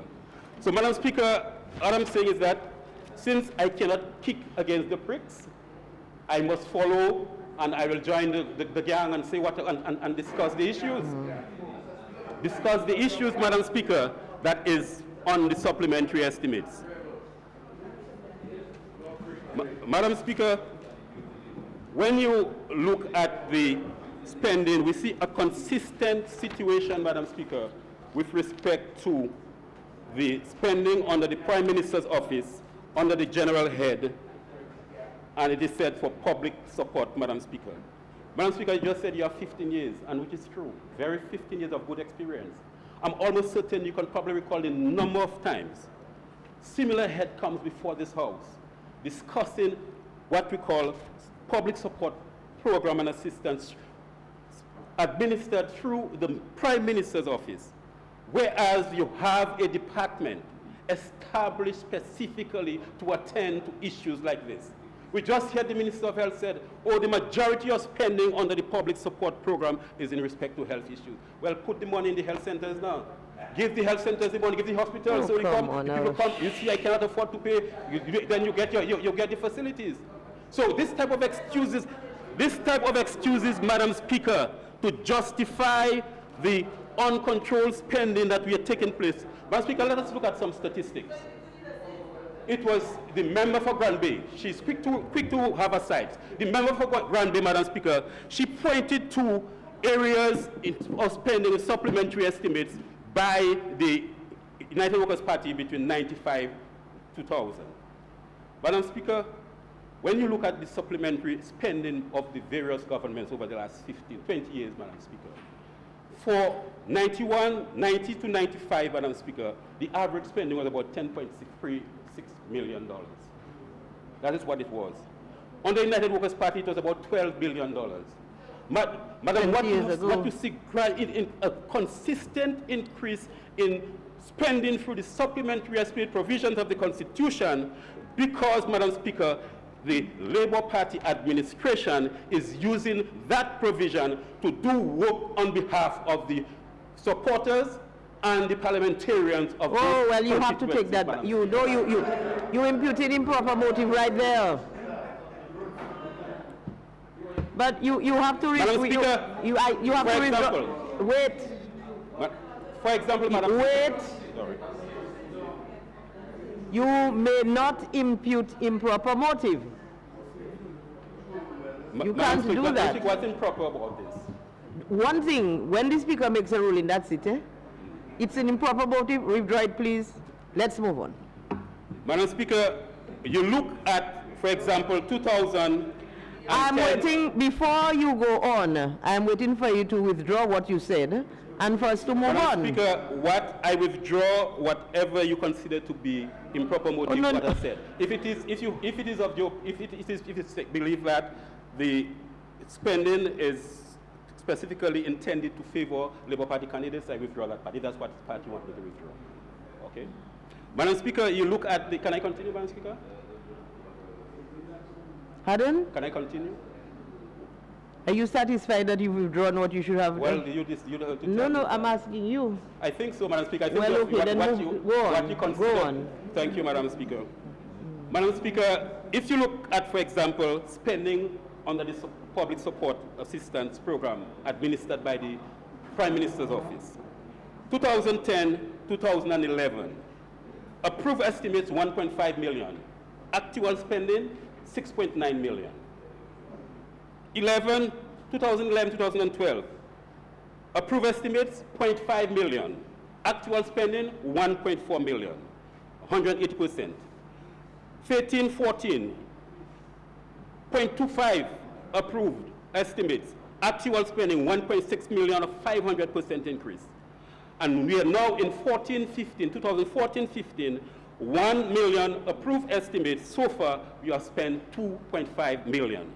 However, Madam Speaker, when you look at the spending of the Ministry, Social Services, that has the mandate to provide assistance to people in need, you look at the spending. Approved estimates, 6.4 million. Actual, 7.3. 14% increase, only 14% increase. 2011-2012, approved estimates, 6.6 million. Actual spending, 6.6 million. 2012-2013, approved estimates, 6.5 million. Actual spending, 7.5 million, 15%. But, Madam Speaker, let us look at the responsibilities of the two departments relative to each other. In the case of the Prime Minister's Office, responsibility to provide general leadership and direction, that is it. But of the Welfare Division, the responsibility of the Welfare Division as provided for in the estimates, safeguard people's interest in terms of human degradation, resulting from poverty, old age, physical disability, acts of God, and other forms of misfortune.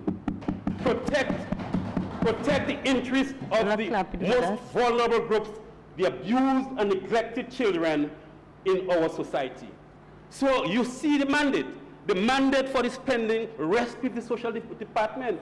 However, the actual spending is taking place in the Prime Minister's Office. A political decision, the spending, with respect that in such a way, it has to be a political decision on the part of the minister. Because the people who have been given, the authority and been paid, the expertise, the expertise rests in the Ministry of Social Welfare. So when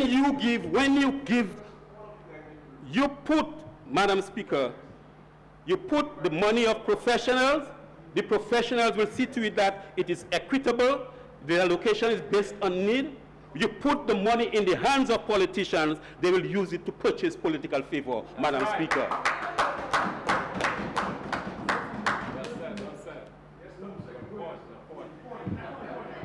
And Madam Speaker, we have been asked to approve this. We have been asked for approval. It's spent already. Approve or don't approve, agree or don't agree, we give it to it. However, Madam Speaker, what we see here is the situation where the amount we are being to ask to approve is in the area of health. But we have no information the quality of the information being provided to Parliament to approve these measures, it's lacking. We heard the Minister of Public Works sat here and reading statistics and information. Why all Parliament, all members of Parliament not provided with similar information so we could make meaningful and forceful presentations to the House?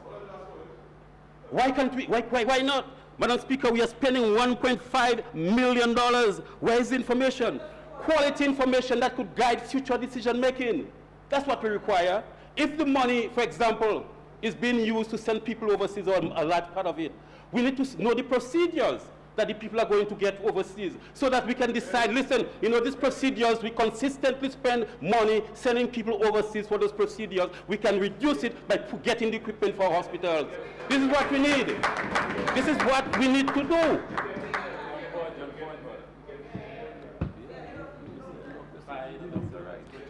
Madam Speaker, the age group of the people benefiting from the assistance.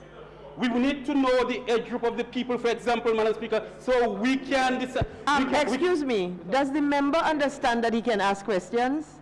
Madam That Speaker, is as questions? Madam Speaker, does that prevent me from raising the issues in debate?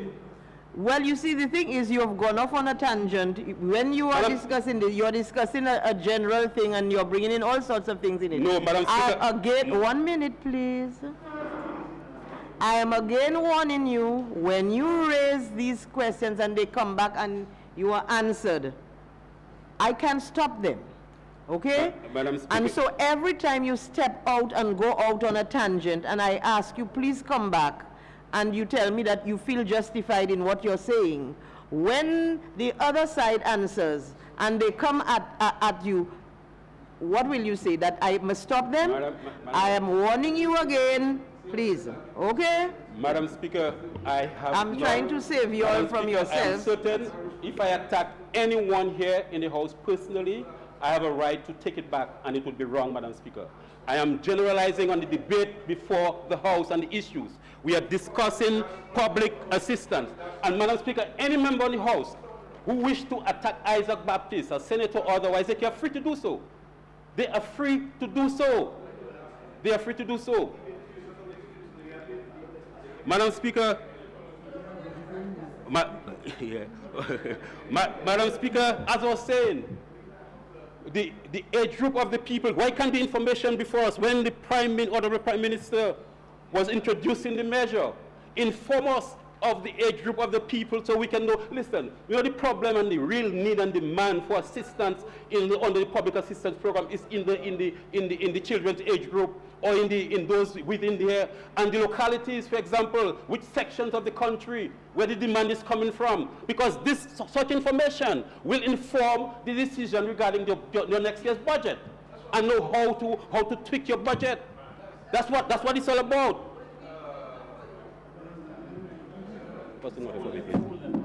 That is what it's all about. So just coming here and just, you know, reading this, over $15 million spent.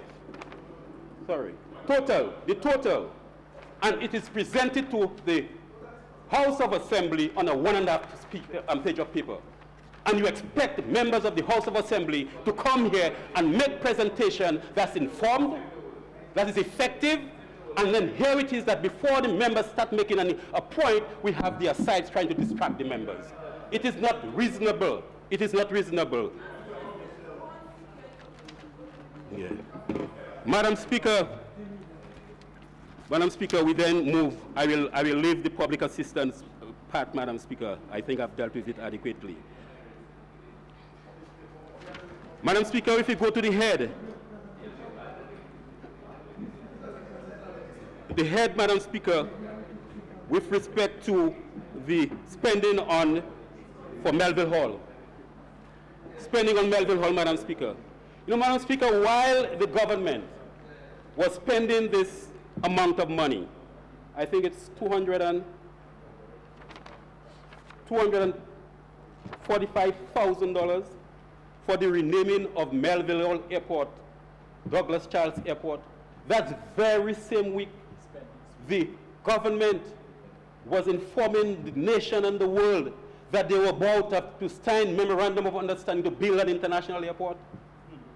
Here it is, you're spending so much money to rename an airport that you know is going to be obsolete, according to your proposal, within 2 years or 3 years, Madam Speaker. And here we are finding out, not only that, you know, Madam Speaker, they did not have the time. They were so much in a rush to do that because it was really a political thing that they even forget that they need to change and repeal the legislation.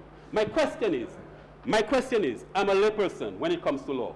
That's a basic question I would like to put. If there's an accident right now at the Melville Hall Airport, at the Melville Hall Airport, that is called the Douglas Charles Airport, can there be legal implications? Can there be legal implications? Since all the documents that you will be having before you to present before court will be talking about a Douglas Charles Airport, whereas under law there is no such airport exists. Just a question. I'm just a layperson asking a question, Madam Speaker. Good question. Reasonable question. Madam Speaker, the spend on the generator for the hookup generator for the president's for the establishment to include the president's property, etc. It's necessary. Of course, it is necessary. But, Madam Speaker, we know that had we, for example, ensured that there were renewable energy in that premises, outside lighting, etc., maybe the size of the generator would be much less. The size of the light bill of the light bill right now would be much less. We are talking about renewable energy in this time and this day and age, putting down an establishment almost $30 million and not one even external light that is solar in Dominica, Madam Speaker. And here we are putting before this House additional spending for that purpose, Madam Speaker. We have to ask a question, Madam Speaker. We are debating, yes, government side versus opposition side, but I'm not debating like this. I'm not bringing up issues like this. I'm bringing up issues of national importance. That is what I'm bringing them up for. So do not try to detract and try to make it like a political thing. I'm not here discussing politics. I am here discussing things that are important to the development of this country. That's what I'm here discussing.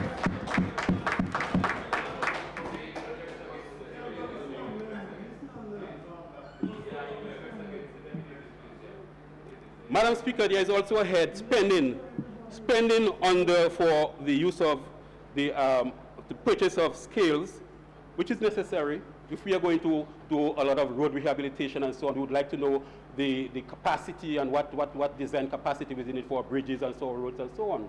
But we noticed that it is being promoted or put before the House under the Road Improvement and Maintenance Project. Madam Speaker, we have been hearing this for decades, 20 years. I'm aware of the studies because I was involved in the studies. Since 2000, detailed and proper studies prepared by international consultants for the Roseau Road, to rehabilitate roads in Roseau, Madam Speaker. And we are in 2015, 15 years after, we are talking about purchase of scales only. 15 years of where have they stated, where have they been placed, Madam Speaker?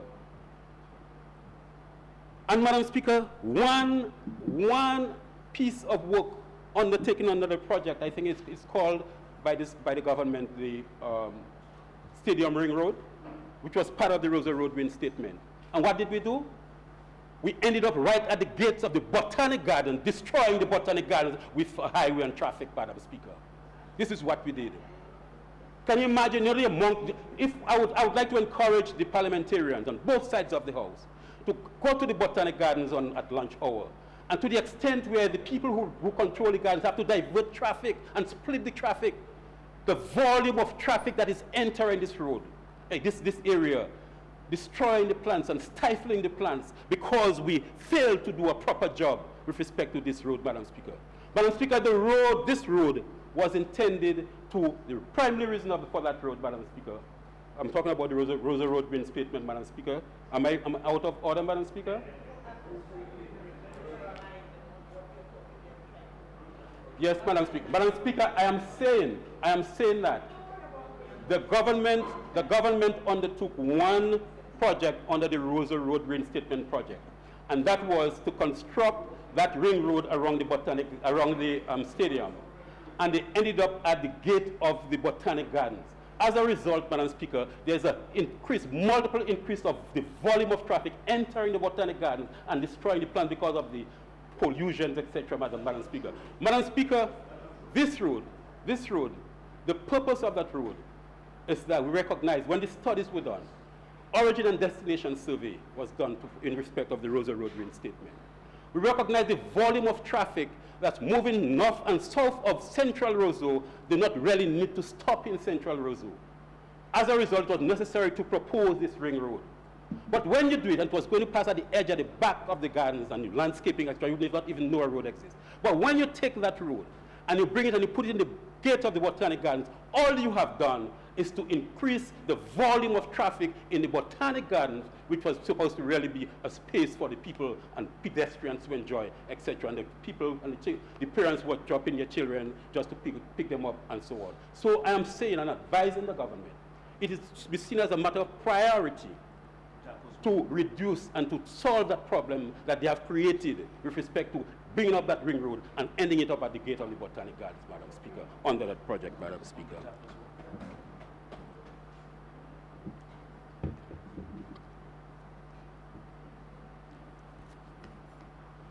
Madam Speaker, we saw and we see quite a bit of spending on road maintenance. I'm aware of what has been done in the Castlereagh constituency, and if the member for the Castlereagh constituency must have had a part to play with it, and that's good. However, Madam Speaker, there is one road, for example, in Jalousie that was started, and it's yet to be completed. And it would have been great when you see the amount of spending in this supplementary estimate for road maintenance, that this road was finished properly, Madam Speaker. Not only it's incomplete, but the fact that the quality of the construction.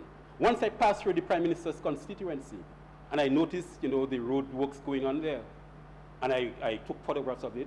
I noticed, for example, the concreting. You have BRC, reinforced concrete on the road. But in Castlereagh's constituency, concrete, 3.5 inches of concrete, because a 2x4 is really nominal size. It's about 3.5, 3.75 inches of concrete. And no reinforcement, Madam Speaker. So it was, again, it was elections coming. We rush it. We rush it just like we rushed the renaming of the airport. So therefore, the quality of... Member, I have really stuck with you throughout. But I'll tell you, if I am to assess, maybe 20% of what you've been speaking for the last 25 minutes is really what related to the business at hand. I know, I understand. Believe you me, I understand what you said. I understand what you tried to bring it to relate to. And I'm telling you, my assessment is that maybe 20, if I'm generous, 25% was what related to the business at hand. Okay? So I'm just telling you. Okay? Well, actually you won't, but I'm in a particular Thank you very much for your observation, benevolent mood this Madam afternoon. Speaker. Yes? Madam.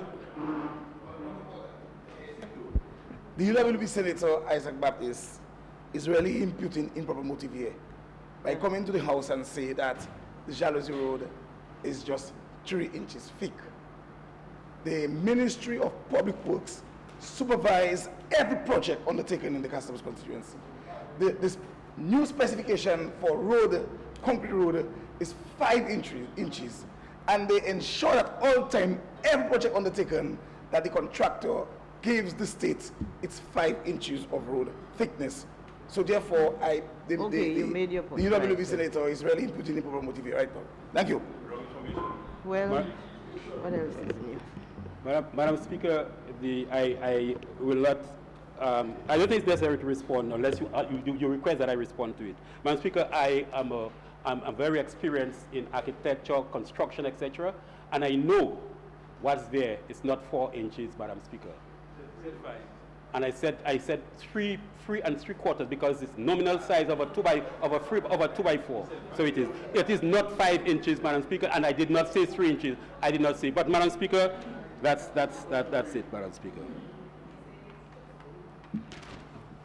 And then, Madam Speaker, we go to. Thank you, Madam Speaker. Try. Let me see what they say.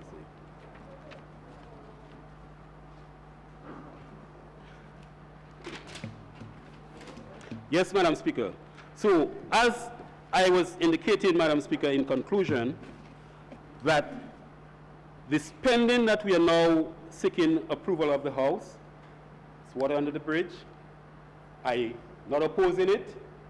All I'm saying, Madam Speaker, that we as parliamentarians, given the many issues facing this country, that we need to allow time, quality time, for the discussion of issues that are affecting the development of this country, and that the government, in considering and bringing matters under the supplementary provisions of the Constitution to this House, must look at a different approach. It is understandable that there will be the situation where the government will bring estimates where they have already done the spending. The Constitution envisaged this. But consistently, Madam Speaker, we have a situation where every time we bring in the spending, and what we are noticing, Madam Speaker, is that the amount keeps increasing all the time, Madam Speaker. The amount that's been put under the supplementary provisions of the House keep increasing all the time. For example, Madam Speaker, 0304, the amount was $45 million. In 2005, 2006, the amount was $43.5 million. In 2007, 2008, the amount was $54.5 million. We must try to resist using the supplementary provisions of the Constitution to compensate for poor planning, financial planning and projections, Madam Speaker, in preparation of our budgets. And this is what is happening. And when we take that approach, the tendency is that those who are able to get the ears of the Minister of Finance will most likely get the spending in their constituencies. And those who are not able might not get it, Madam Speaker. And I would like to urge the House, and I would like to urge the government to take a different approach to supplementary spending, Madam Speaker. I thank you.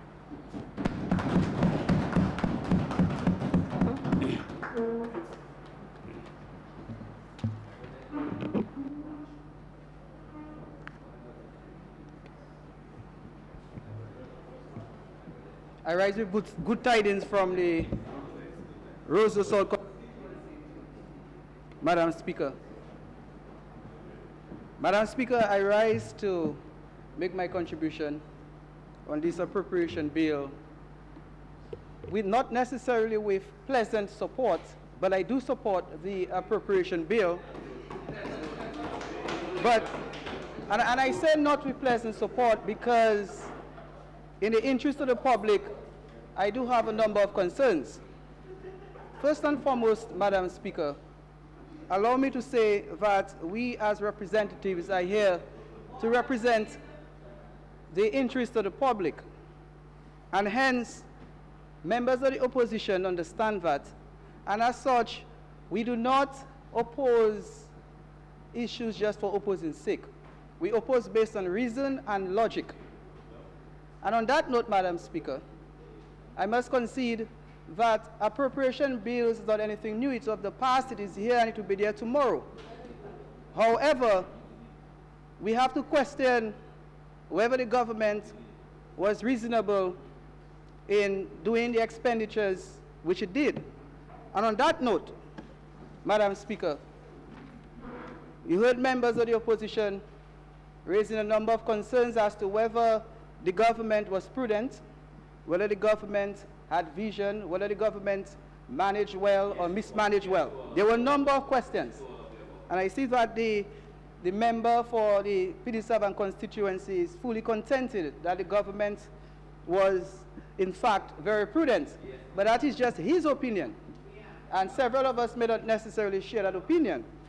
On that note, Madam Speaker, I heard a number of members of the government giving the notion or suggesting to the public that we do not support Yes We Care program, we do not support things which are good, we do not support things which are sound. And I must say, it's either it is an innocent misrepresentation, misconstruction, or misunderstanding of what we have been saying. Essentially, Madam Speaker, I want to make the point that Team Dominica United Workers' Party, in fact, supports the public support program. Every country has public support programs. So this is not new to Dominica. We have absolutely no difficulty with the concept. What we have had difficulty with is the implementation of the concept. And you heard some of the members of the opposition raising questions as to whether that program ought to be in the Prime Minister's office or whether it should be in the Ministry of Welfare. And that's a reasonable question. And the reason why we raise the question essentially is in the interest of the public, because we are concerned about public efficiency. We are concerned about public expenditure, because for every public cent which is spent, it must go to the ends of the earth to result in the best welfare for every Dominican. And it's on that note we have raised many questions. In terms of the Prime Minister's office and the public support program, Madam Speaker, as the MP for Roseau South, I must concede that there are a number of people who have needs, and you cannot always foresee who will come to your office to ask or request for assistance, particularly when it comes to medicine. Yes, I have had a number of my constituents coming to me, and I'm happy to know that I can refer them to the Prime Minister, and hopefully sometime next week, I'm hoping, well, we have absolutely no difficulty in accepting that people will have needs. People will have needs, particularly when someone gets sick. After all, it would be immoral for me to stay here or stand here this afternoon to say that we should not lend support to the sick. Anybody can get sick. But what we are saying is that we must have a program that is not only reaching out to people, but it must be efficient. It must be one which is scientific and structured in a manner to spend the public cents in the best interest. And Madam Speaker, on that note, since the Prime Minister and the Honorable Prime Minister is not here right now, but I'm sure he will take note of what I have to say, given that under his portfolio he's good at creating clinics, the famous Red Clinic, I'm suggesting to him to now create a job clinic, because that is the cry of the nation, Madam Speaker. And you can name it a Blue Clinic. Or once he creates jobs, because there's a cry in the public, particularly among the young people of Dominica. They want jobs. You go to my constituency, you walk through Kings Hill, you walk through Loubier, Newtown, you go up to Roseau Valley, you go to Cottage. The cry is the same. It's a collective cry. Young people are looking for jobs. And it's on that note I'm raising the question as to whether this supplementary appropriation bill dealt with our monies in our best interest. Because unfortunately, one of the significant deficiencies of the supplementary estimates is that not one area seemed to have been involved in job creation. Not one of the areas, directly that is, in direct job creation. We acknowledge the fact that everywhere these monies were spent were in good areas. We are not disputing that fact. But we are saying that the government has to make it a more meaningful priority to think about job creation. I hear the member for St. Joseph boasting how the Dominica Labour Party-led government likes to help. And that's good and nice. But the best way you can help our fellow brothers and sisters is to make them economically viable, economically empowered, and economically independent. And that is why jobs must be created. So we are saying, and we're basically sending a message to the government to play a more pivotal role in job creation. Because my constituents want jobs. And I'm looking at the member of Cottage, and I'm sure he agrees with me. I'm sure he agrees with me because I'm sure that he has a number of young persons in his constituency, graduates, and they are looking for jobs. Farmers, fishermen. The fact is that where in a Dominica right now where a government has not seemed to possess the vision to create jobs. And that is why we developed the concept of Team Dominica, because members of the opposition understand that ultimately our aim is to improve lives, to improve the welfare of our people. And we have absolutely no problem in working with the government to help them create jobs. We call for joint committees. And I listened to the member for Portsmouth, and he has demonstrated the political DNA that we have in Team Dominica. So I welcome him. I welcome him because he talks about bipartisanship. He talks about consensus movements. He talks about collective movements, and that is what we're about. This is not about us. This is about the people of Dominica.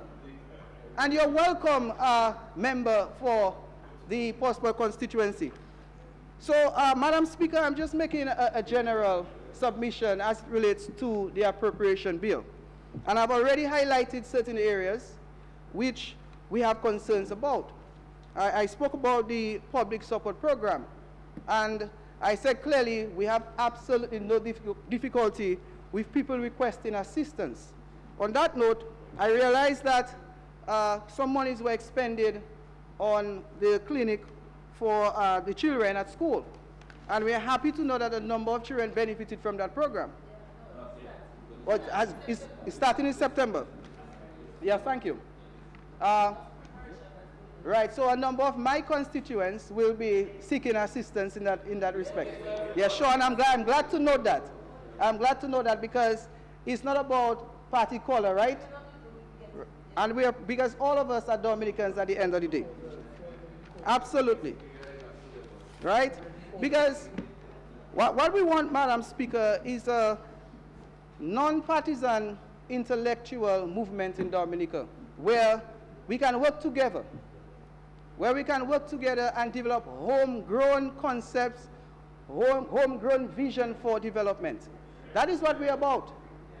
That is what we're about. So in that respect, Madam Speaker, I noted that there were some expenses on our roads.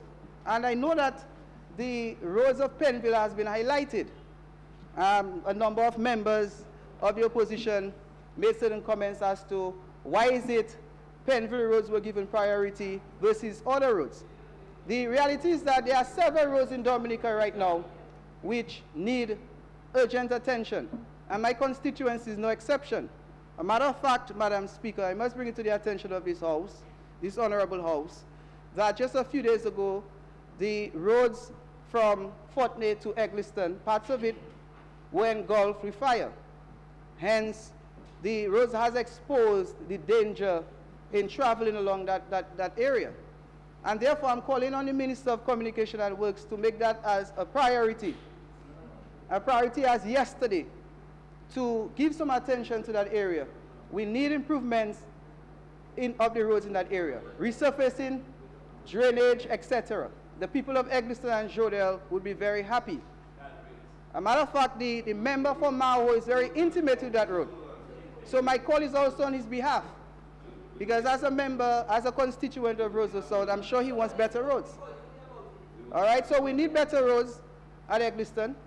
We need better roads at Kingshill, Walhouse, Castle Comfort, Emsall, just to name a few areas in our constituency. So I do not want to expend too much energy on what has happened already. I just want to bring it to the attention of this honorable House that there are certain areas that we need to work on. And as far as roads are concerned, I'm calling for attention to be directed to certain areas in my constituency. Madam Speaker, we would appreciate that. I'm also asking for attention to be directed to our ravines at Newtown. The ravines, Madam Speaker, need some attention. They need to be unblocked. The rainy season is coming up, and we want the ravines to be clear and clean so that the block ravines will not create a danger to the residents who are in the adjacent areas. So I'm asking that we get some attention, Madam Speaker, in that respect. And Madam Speaker, I note that certain members of the government want to help us in the cleaning campaign. Yes. Because we're going to expand our cleaning thrust from Roseau to the periphery of Roseau. So we're going to go to Newtown. And I suspect that the member for Granby will be joining us this Sunday. All right? You're welcome, member for Roseau South. Roseau, Granby, sorry. You're welcome to help us in our cleaning campaign. Madam Speaker, I also want to take it to the attention of this House that we have a road, and again, as I said, I'm just trying to raise certain concerns about my constituency, and I'm sure that is common to many constituencies in Dominica. Madam Speaker, we have a drain near the Anglican Cemetery along the Bath Road area. That drain has been blocked for a long time. Again, I'm calling on the government to give some attention to that drain. Madam Speaker, his cell phone is near your mic. Yeah. Somebody's cell phone is interfering, eh? So Madam Speaker, we are also asking for some attention to be given to the Bath Estate Emsall Bridge and also the roads of Emsall. The people of Roseau have been asking for attention, and on that note, I just want to express my gratitude to the government of Dominica for some of the improvements in our physical infrastructure. But there's still much more work to be done, and I'm hoping that some of these areas will be addressed at the budget address later in the year, because it is no longer a want, it's a need, and we must give these roads urgent attention. Madam Speaker, my constituents at Kingshill, as an example, they have been complaining. So I note that the Honorable Minister of Communication and Works has been taking note, and given the proximity of his constituency to my constituency, I'm hoping that he's prepared to work with me, walk along the roads in Roseau South, and to give us some urgent attention. I see he has a smirk on his face. I'll take that as a yes. Madam Speaker. So, Madam Speaker, moving forward, Team Dominica, and I just want to punctuate that point. The members of the opposition support everything which is good and everything which is sound. Anything which develops, anything which empowers, anything which inspires, anything which makes the life of Dominicans better, we support. So we're not here just for opposing sake. Our presence here is not a casual movement. It's a very serious one. We are servants of our people, and we are here to represent their interest. So as far as this appropriation bill is concerned, the members of the opposition have not simply raised objections. They have raised questions. And the questions basically demands answers. Because at the end of the day, Dominicans want to know. I'm happy that the member for Cottage is having a very good afternoon. I like to see him in good spirits. You know, I like to see that side of him. You know, he comes and he demonstrates his sense of humor. But finally, Madam Speaker, I can never say too much about the importance of improving our macroeconomic situation in Dominica. I can never say too much. So, Madam Speaker, once again, I just want to draw it to the attention of this government to urgently design and formulate policies to create jobs, to grow this economy, because there's a cry throughout Dominica, the length and breadth of Dominica, that our young people need work. We have an increase in working poor in Dominica. Monies from hands to mouth. Madam Speaker, people have difficulties paying their mortgages. And we have not seen the type of innovation, the type of vision which is required to grow our economy. So if there are shortcomings on the part of the government, this afternoon in this honorable House, Madam Speaker, I'm making myself available to help in policy formulation which will create jobs, which will cut public spending to make our public sector more efficient to empower fishermen, our farmers, to empower our teachers, to empower our people. Madam Speaker. So, Madam Speaker, finally, as I said, I do support the appropriation bill. After all, Madam Speaker, it's almost academic. It's almost academic. But at the end of the day, as I said, I did raise a number of concerns, and I'm only hoping that my cause did not fall on the ears of the members of the government in futility, Madam Speaker, because we do need improvements in several areas of our economy. Thank you, Madam Speaker.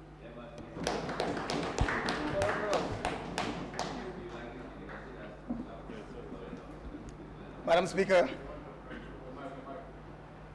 Thank you, Madam Speaker. I rise to make my contribution to the schedule of supplementary estimates for July-December 2014 before the Honorable House to the tune of some $14,379,814.16. But before I go into my small contribution, let me again greet the good people of the Castle's constituency, of whom I have tremendous confidence in, and thank them again for their confidence in me, Johnson Trigo. But, Madam Speaker, I note with intent the first contribution on the supplementary estimate, head D28, has to do with defraying expenses for the House of Assembly general elections. And, Madam Speaker, when one considers the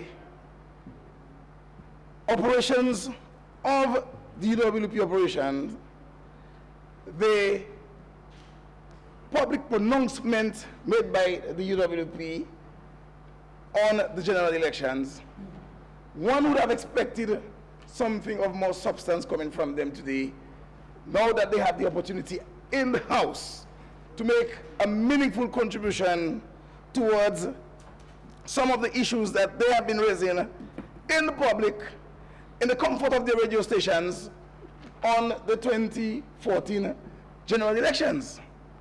But surprising to say, the most pointed contribution coming out of the opposition leader himself is the fine print of the contribution made. He needed to know how much was spent for water, and he wanted all of that to be in on the ballot box, and the payment of persons who worked in the electoral office and so on. This is where his contribution to the $1.3 million for the general elections went into. But I must say to the Dominican community, Madam Speaker, that we are satisfied that we are living in a democracy where the electoral process is free and fair. Government through the Finance Ministry has a responsibility to make funds available to the Independent Electoral Commission, and that's what the Finance Minister did, to make funds available to them.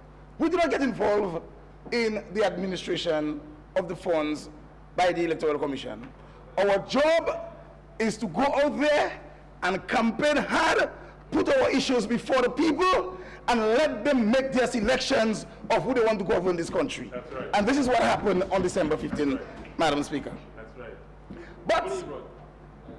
But I want to make another point, Madam Speaker, that the opposition themselves have given a vote of confidence to the general elections, because the first protest that they organized was to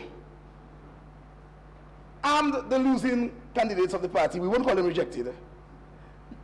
So you had persons like former Senator Ron Green, who lost the election in Laplin with a placard hung on a string in pink bold print, rejected, in the streets of Roseau.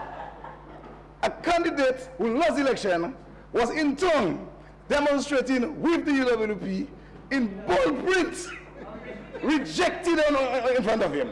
So they either had it printed in front, rejected, or they were holding something on a stick, rejected. 15 candidates of UWP in tongue talking about the rejected candidate of the Labour Party. Could you imagine that, Madam Speaker?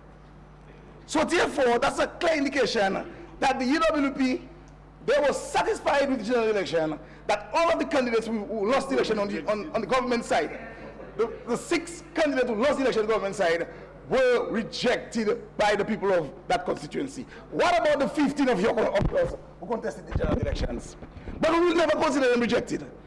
They went into the fight and they were defeated by more capable candidates on the government side, and that is why we are here today with another 5-year mandate to administer the operations of this country. So we're not going to get involved in that. Madam Speaker, additionally, Madam Speaker, we respect the decision of the Electoral Commission. We're talking about $1.3 million, $1.3 million, $1.3 million. I'll come to agriculture. You will be surprised to note the electoral process in Dominica. It is so free and fair that there is a rush for people to work on election day. Everybody wants a job on election day to work in that atmosphere, which is secure, where they can work for an entire day and get good pay for their services on election day in this country. At the end of the day, when the ballots are counted, the government is declared, the opposition spend the entire 5 years accusing us of rigging the elections. But we will not be disturbed by that, Madam Speaker. I want again to compliment the Finance Minister for making all the funds requested by the Electoral Commission for administering 21 separate elections in all of the seats, and we will return with 15 to 6, and we are satisfied, and we are moving on. Additionally, Madam Speaker, Mr. Speaker, the opposition leader, after the elections, told the nation, in order to ensure that every candidate of the UWP who were not successful gets a piece of the pie, he will be rotating their appointment to this honorable house. So some will get 2 years, others will get 2 years. Point of clarification, Mr. Speaker. Point of clarification. And some will get 1 year.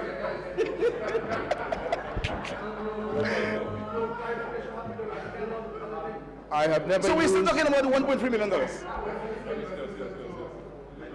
Yeah. I have never used the term members of the opposition getting a piece of any pie with regard to Senate appointments, and I would like you to withdraw that. Through you, sir. Absolutely no problem. Yes, please withdraw. If that's not, Yes, if that's not what he said, then I withdraw it. But I'm saying this to make it clear to the leader of the opposition and the opposition party. If within Order, please. Let's have order. If within your structure, you are working out a mechanism to absorb your candidates who were not successful at the general election, you have a problem with the government absorbing its candidates who themselves are professionals who were not successful at the general elections. And the government is in power. Some of these guys are young, trained professionals who took a chance of contesting the elections. This government has went as far as employing members of the opposition who have not been successful in the past.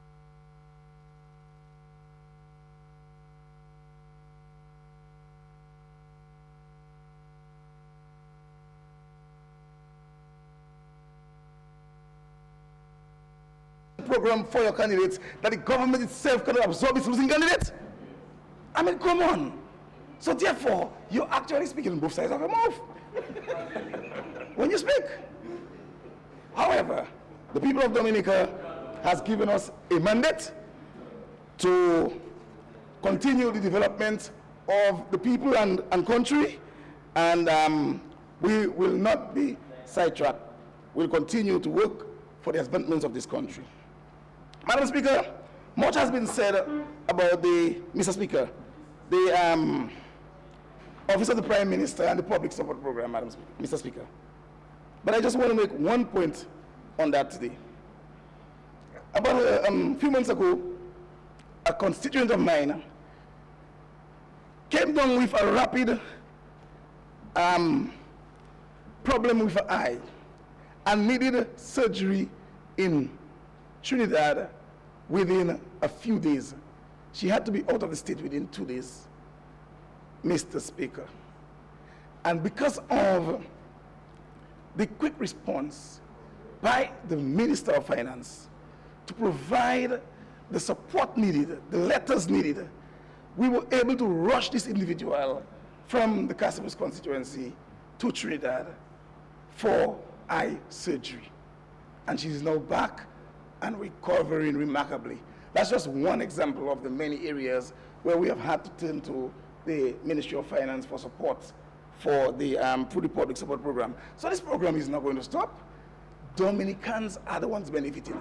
And for the large measures are the poor people of Dominica who cannot afford to come up with the 20 and 40,000 people.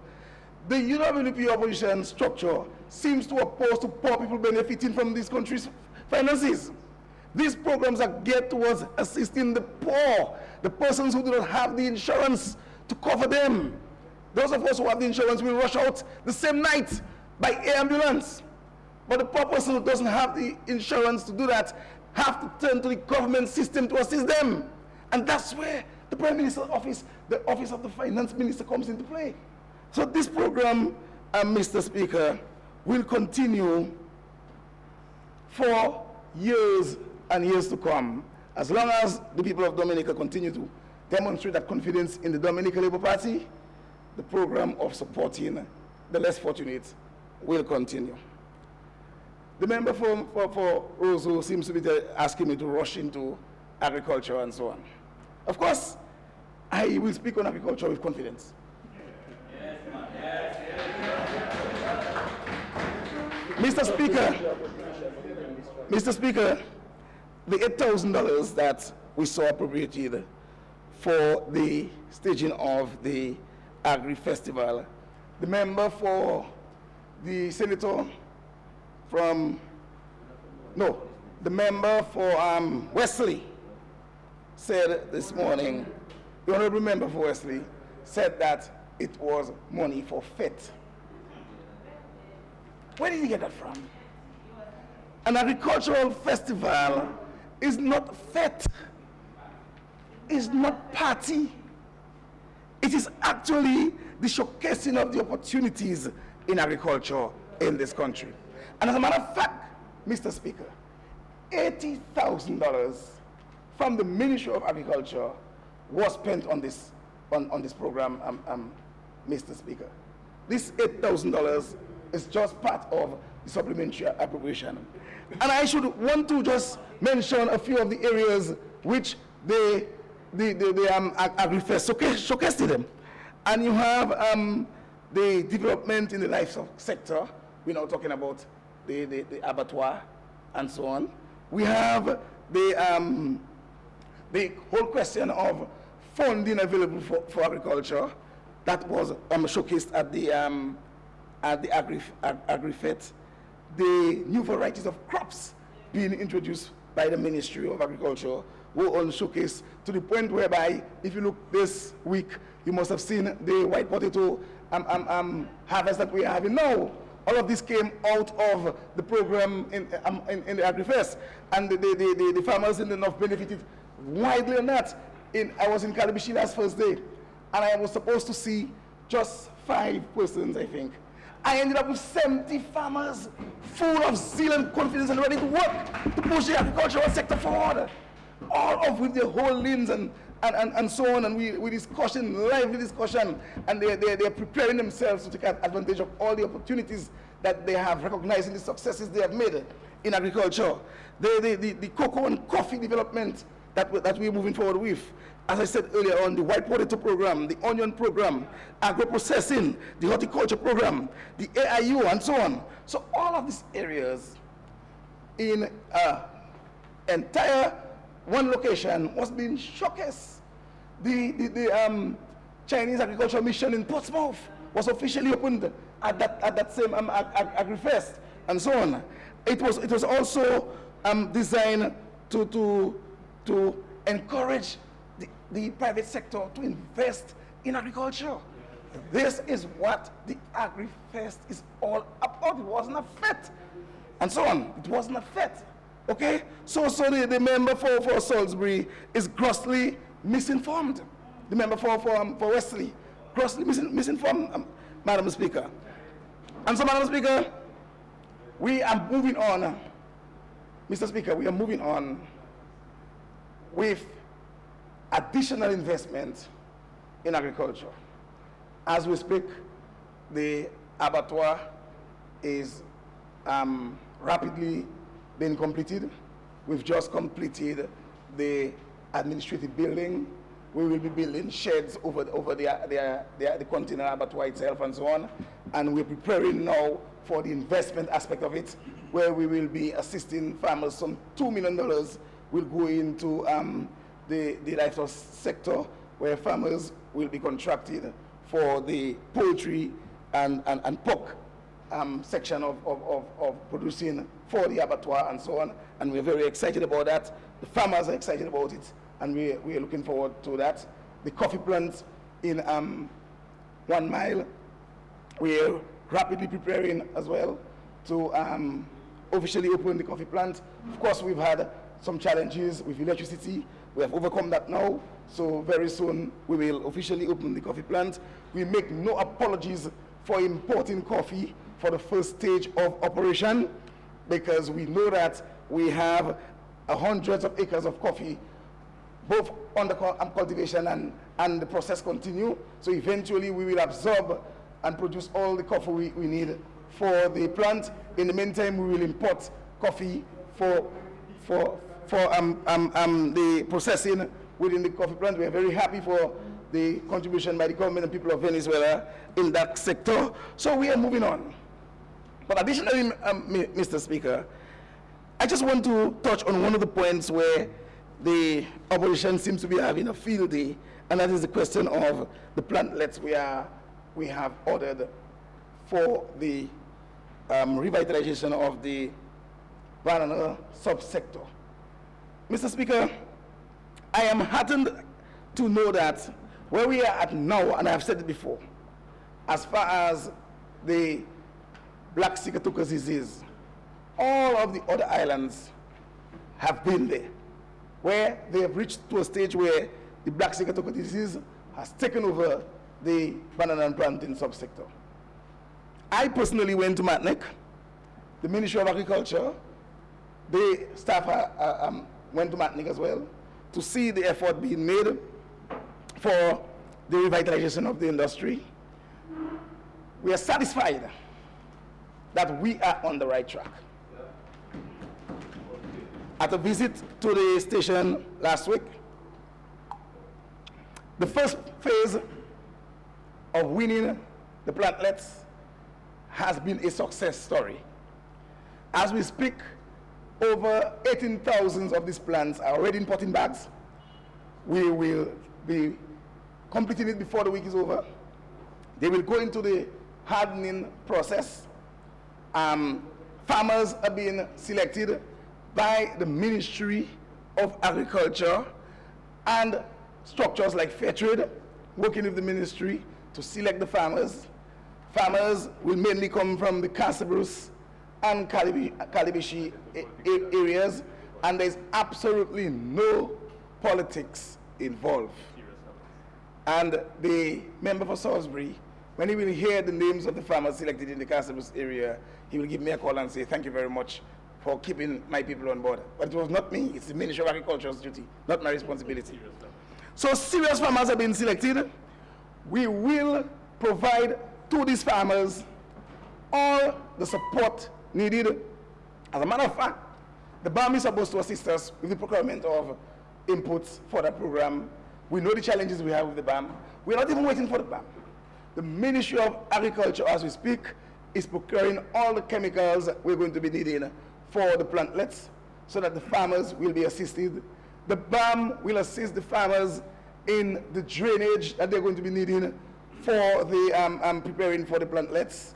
The BAM, as we speak, Duasco is on ground in Casabros, working with us on the irrigation program so that we will ensure that the farmers have the right volume of water they're going to be needing for those plantlets and so on. We will be doing what we have to do in the Calibishi area as well. So we are preparing to get back on the European markets. We are working with Rainfresh. They're on board with us all along. And I can guarantee the Dominican community that once we continue to get it right like we're doing now, we will very soon be back on the European market. And may I say here that the variety of plants that we have, the Cavendish variety, it is the acceptable variety for the European market. This is what the French, as we speak, are trading in right now. All we have to do is to manage the black sigatoka disease properly. And all the mechanisms have been put in place to ensure that this is done, and we will be back on the European market, and we will also be able to supply for our regional market, which is very crucial for the sustainability of the banana sub-sector. We have structures like Dexia. They're now investing heavily in plantains and dashing and pepper, where they're giving farmers 75% of the inputs they need on a contractual basis.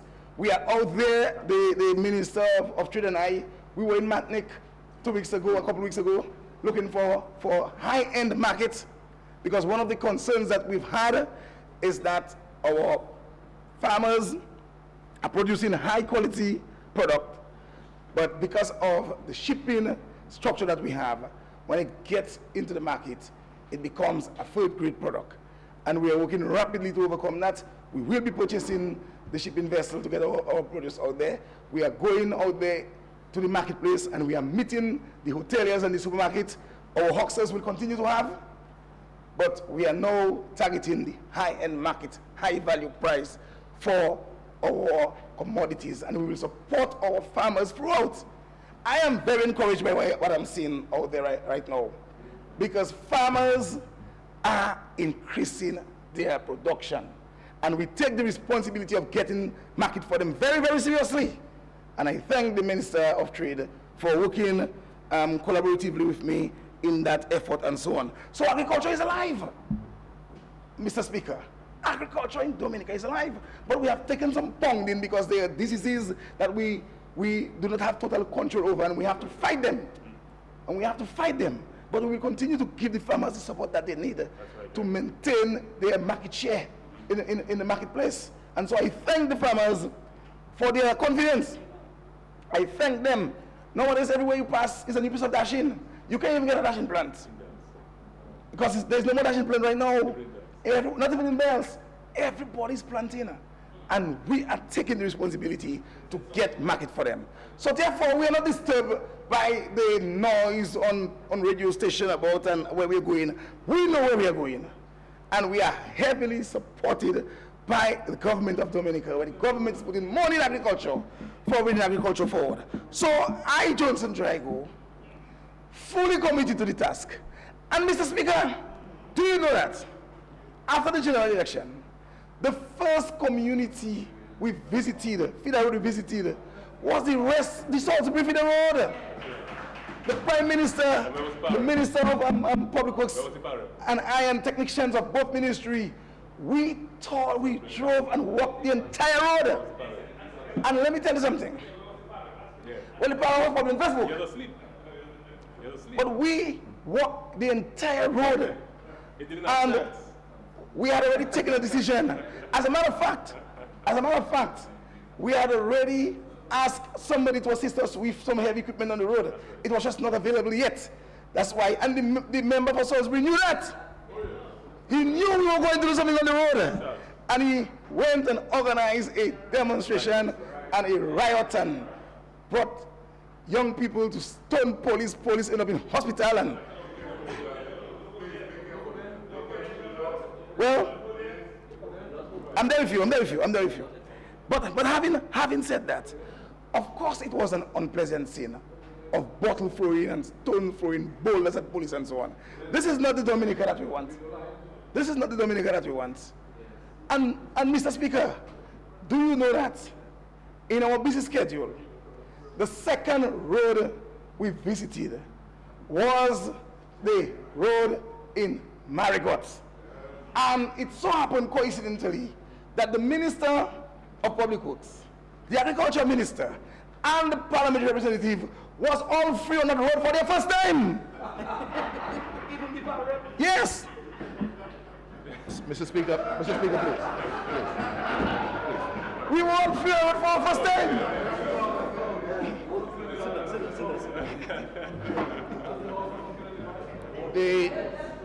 The member needs to withdraw the statement that the minister, that the member from Marigot was visiting the Kayambuk Sunderley Road for the first time. That's a flat-out lie. The member from Marigot was born in Marigot.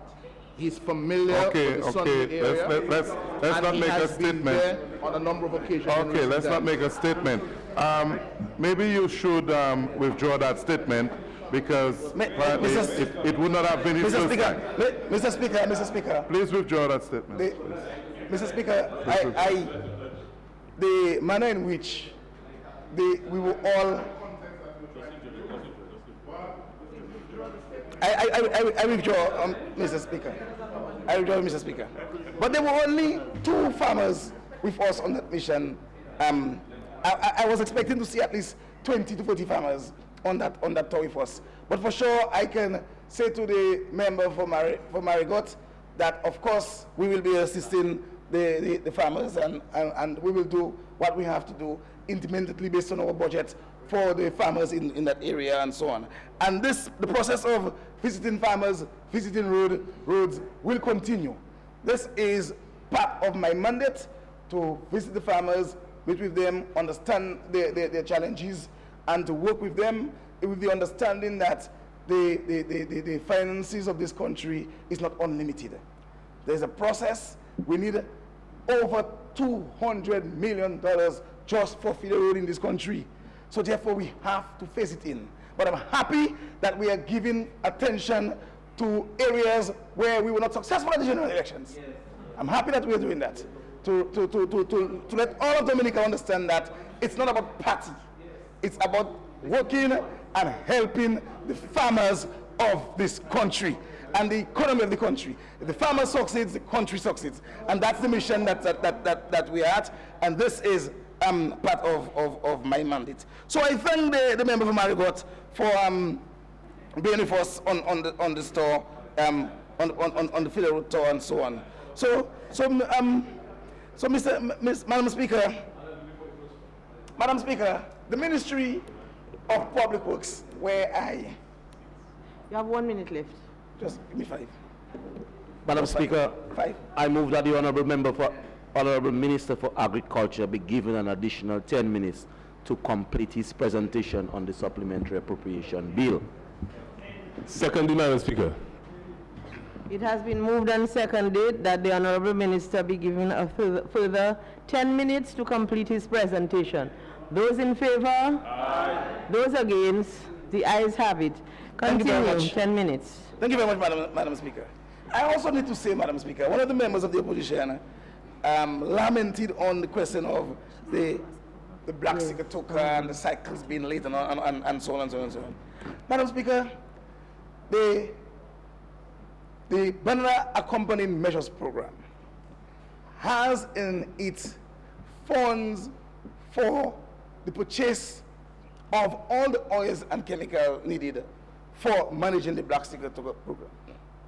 The government, in recognizing the challenges faced with the EU procurement rules, took a decision to give to the Ministry of Agriculture some $300,000 just to ensure that we have a regular supply of the oils and chemicals to fight the black sticker token program.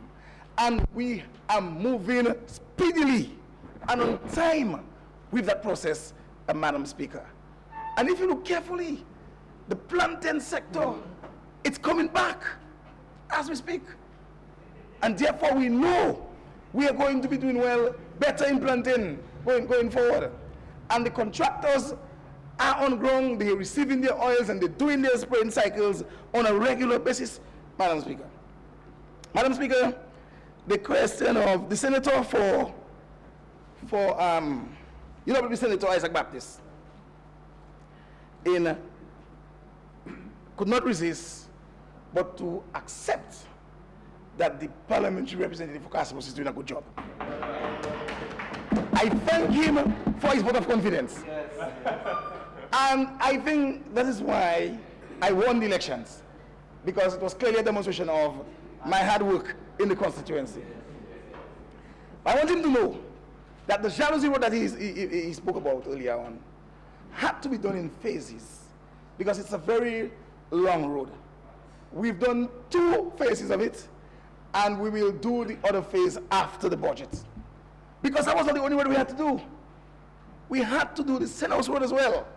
And you know the Senate Road is complete. And then we had to do the road in Pidit-Soufriere, the Fomblé Road. You can now go wrong Fomblé, because we had to proportion the funds that we have to ensure that every area of the community benefits. And this is what we are doing. And I make no bones about it. And therefore, rest assured that this Jalousie Road, the last phase of the Jalousie Road, will be done on the Johnson-Trigo administration as a member of Parliament. Madam Speaker, we have 2 beautiful housing projects nearing completion in Castles.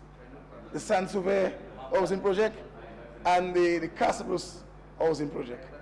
We're talking about well over $3 million just for houses to be given to needy families. And Madam Speaker, if for the members of the opposition, they need to go on the government website and they'll see the beautiful houses, or take a visit to Saint-Sauveur and to Castles, where we've just covered the houses in Castles, and they were supposed to be Petrocasa houses. They were supposed to be Petrocasa houses. We've now put block houses because the material will compromise. Government had to get an additional $750,000 to complete the houses in Castles. $750,000 to complete the houses for the families in Castles. And these families will be happy to enter into a 2-bedroom concrete structure when this project is completed. They will be happy, Mr. UWP Senator Isaac Baptist. So rest assured that these people will be happy. And so, Madam Speaker, I will continue to represent the people of Castles. I will continue to represent the Ministry of Agriculture as Minister. I will continue to work for the people of Dominica as Minister of Agriculture. And I will not be distracted. Not by stone throwing, not by bottle throwing, not by rant and rage on any radio station, because my mission is to assist the Honorable Prime Minister and the Dominica Labour Party in moving Dominica forward. That is my mission over the next 4.5 years and beyond. That is my mission. So in closing, I just want to say that this supplementary appropriation is well budgeted, well spent, and finally, I almost missed this point because I needed to go back on this point before I close. This morning, the member for Wesley said that on the supplementary appropriation, 8% came from grants, 88% came from local funding, and 3% from loan, clearly demonstrating a lack of confidence in our ability to get loans. How could he make such a statement? If we are saying that at this time in our history, 88% of our supplementary appropriation can come from local funding, that is a vote of confidence in our economy. We are able at this time to sustain 80% generate revenue for 80% of the supplementary estimate, only 3% of loans. And this is worth nothing, Madam Speaker. So I I will close on that point, because I need to say to the Dominican people, the opposition, UWP, they're not interested in governance. They are satisfied with a city and a city and so on, and they come to the opposition and have their fun, come to the parliament and have their fun. Looking at them this morning with all smiles is totally different from the rant and rage that they do out there. Because of their verbal contribution out there, they are getting some people to the point of violence because of the things that they see. They give the impression that Dominica is on edge. Dominica is a relaxed country. We are working hard. Last weekend was Isidore. People all over the place having a good time in their own way. Some was Saint-Sauveur, some was Castle Bruce, some was Grand Bay, some was Soufouye, some was Portsmouth in Jazz Festival and so on. Of course, we have to increase the economy. We have to grow the economy. But we are making our people comfortable with their country. There is no better place to live than Dominica. So therefore, we will not be distracted by one little sector of the country where there are persons manufacturing effort to create chaos. Manufacturing effort. It's like there are some persons sitting and discussing where next. What are we going to do next? Where are we going to set up another confusion? While the demonstration was going on in Salisbury, there were persons on the internet saying, let's go to Linda Park tonight. Let's keep it going. And give us money. We need money to keep that thing going. We have to buy water. We have to buy water and we have to buy food. So whether you're in England, send pounds. If in America, send Europe. If in Guadeloupe, send euro. Whatever money you have, send it for us, because we need money to keep a protest going. And this protest cost this country millions of dollars, because we cut off the northern sector of the country out for an entire day. Nobody can come to work and go out of work. And people are asking for more money to fan the flames. So I'm saying to the Dominican people, do not be distracted. We have a country to build, and we have to do it together. We have gone through a general elections. It's over. The elections are over. Those who want to remain in election mode, so be it. They will stay within their confines in their election mode. But for those of us who are committed to developing this country, let us put our shoulders to the wheel and let us help our country. Let us move our country forward. And we will continue to be the envy of many in the region, because they like what we're doing. They support what we're doing. Matnik is saying to us, just come and give us what you have. And we will take advantage of it. So, having said all of this, Madam Speaker, I have absolutely no difficulty in supporting this supplementary appropriation for the South. Thank you very much.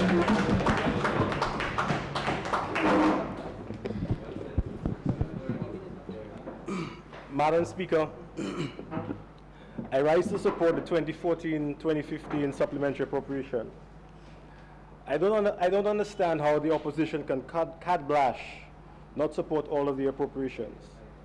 I expected the opposition members to be more specific in the items that they opposed. Here's the reason for my support, especially as it pertains to the matters of my ministry. Tourism is very important to Dominica's economy. It is one of the engines of growth. Tourism provides both direct and indirect employment in excess of 3,000 people in Dominica. Tourism provides significant foreign exchange in Dominica. In 2013, it was $276 million. In 2014, it was $340 million. So obviously, tourism is on the rise. We assume that a significant amount of that spend, that tourists spend in Dominica, goes towards purchasing food.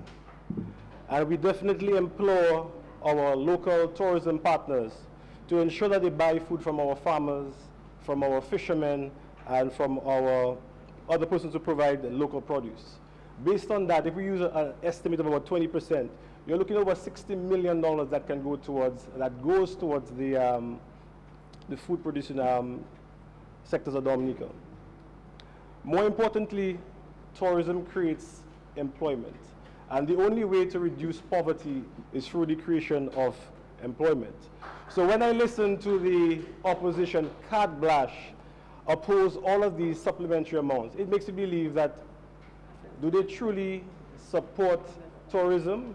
Do they truly support the farmers? Now, with regards to roadworks, Madam Speaker, it is very clear that the government is implementing a robust roadwork network to ensure that you have access to our communities. In all of these beautiful sites that we have that our tourists go to, and not only the tourists go there, and even us as locals go to these sites.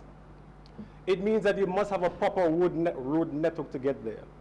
With regard to the farmers, in order for the farmers to get their produce to the market and to the supermarkets, you must also have a great network. So the government is doing a pretty good job as it relates to ensuring that we have a beautiful road network. Just last week I was in the Carib Reserve and we met with some tourists, and they,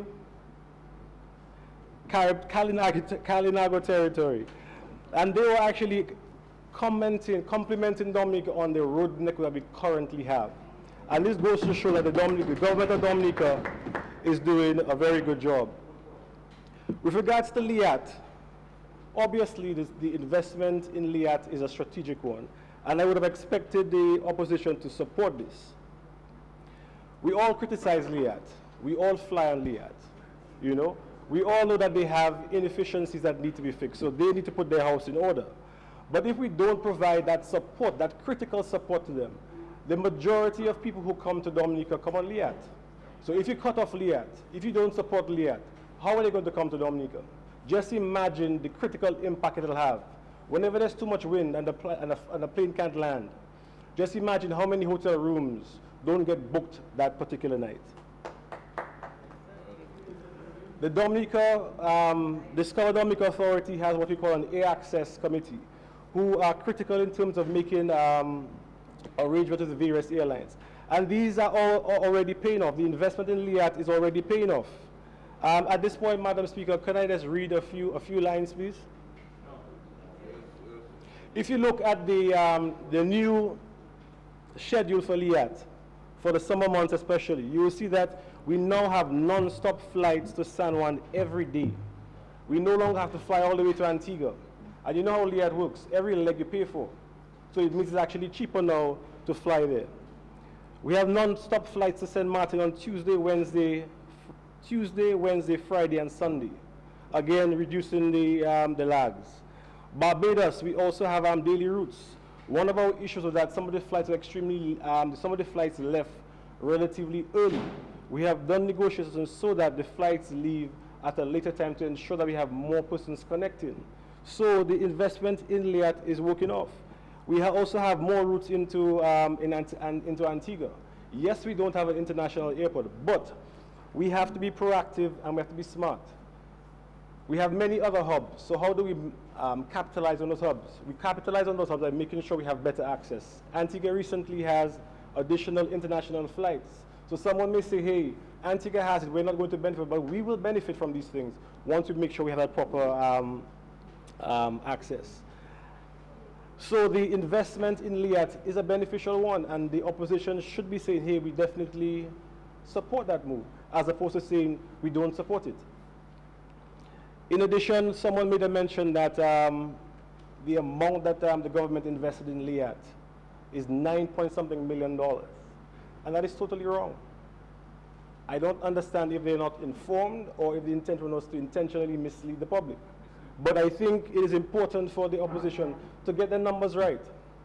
Do your research and come with credible information as opposed to either intentionally or unintentionally misleading the public. We talked about the eye care. Many of us here have great jobs, but there are many people who don't have fantastic jobs. There are many people who have many children. I have many children. But fortunately, I have planned. Therefore, I can afford some of these things. But we know the cost of glasses are extremely expensive.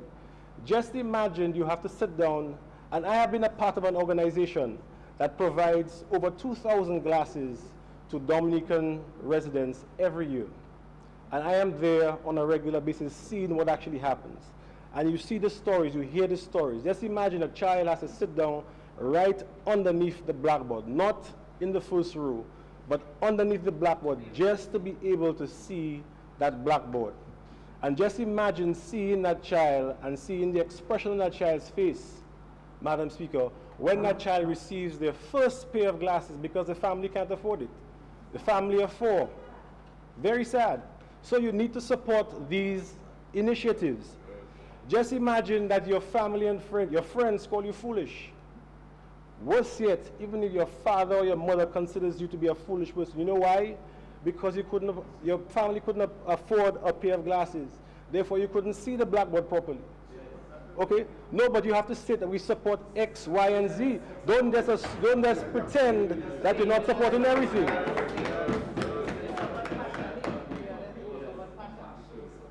You know, so what I'm saying is that let us be more specific and let us do this thing properly, okay? Rome was not built in a day. We have to take it from one step to the other. So I definitely fully support the appropriation of the supplementary appropriations. I would also, one more thing, as I said before, Rome was not built in a day. The city can never be the full responsibility of the government. Everybody has to do their part. The citizens have to do their part. And I'm happy that, Isaac, you've actually done your part. One thing I was a little bit the member of Roseau. However, I would advise you, when you're trying to do hard work, you can't come there with flip-flops in your foot. You need to have the proper shoes, you know?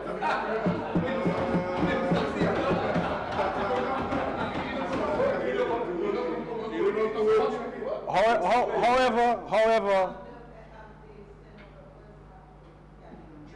sorry. However, flip-flops, slippers, push-ins. Yeah, you can't clean the street. You can't clean the street. You can't sweep because they're pushing. I would not like you to get worms on the. But as I said, everybody has to do their part. I have to do their part. You have to do your part. And I'm happy that you did the basics. I'm happy that you've done the basics. And the Ministry of Tourism and Urban Renewal will come in and do some additional, bigger and better things to truly make a difference. Because obviously, when you're finished doing your job, I did walk around town to see if there's a difference. And within 3 days, whatever you do has to be planned properly. Whatever you do has to be sustainable. Okay? And on that basis, within 3 or 4 days, you don't really see a difference. The gutters are dirty again. So we have to do this thing properly. We have to plan it out properly. And as the head of the Ministry of Tourism and Urban Renewal, we are putting together a proper, sustainable plan to ensure that Roseau is clean and remains clean. I thank you.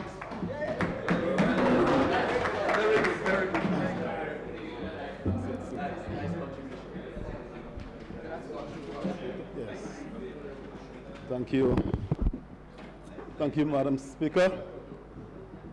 I rise, Madam Speaker, to give support to the Supplementary Appropriation Bill of 2015.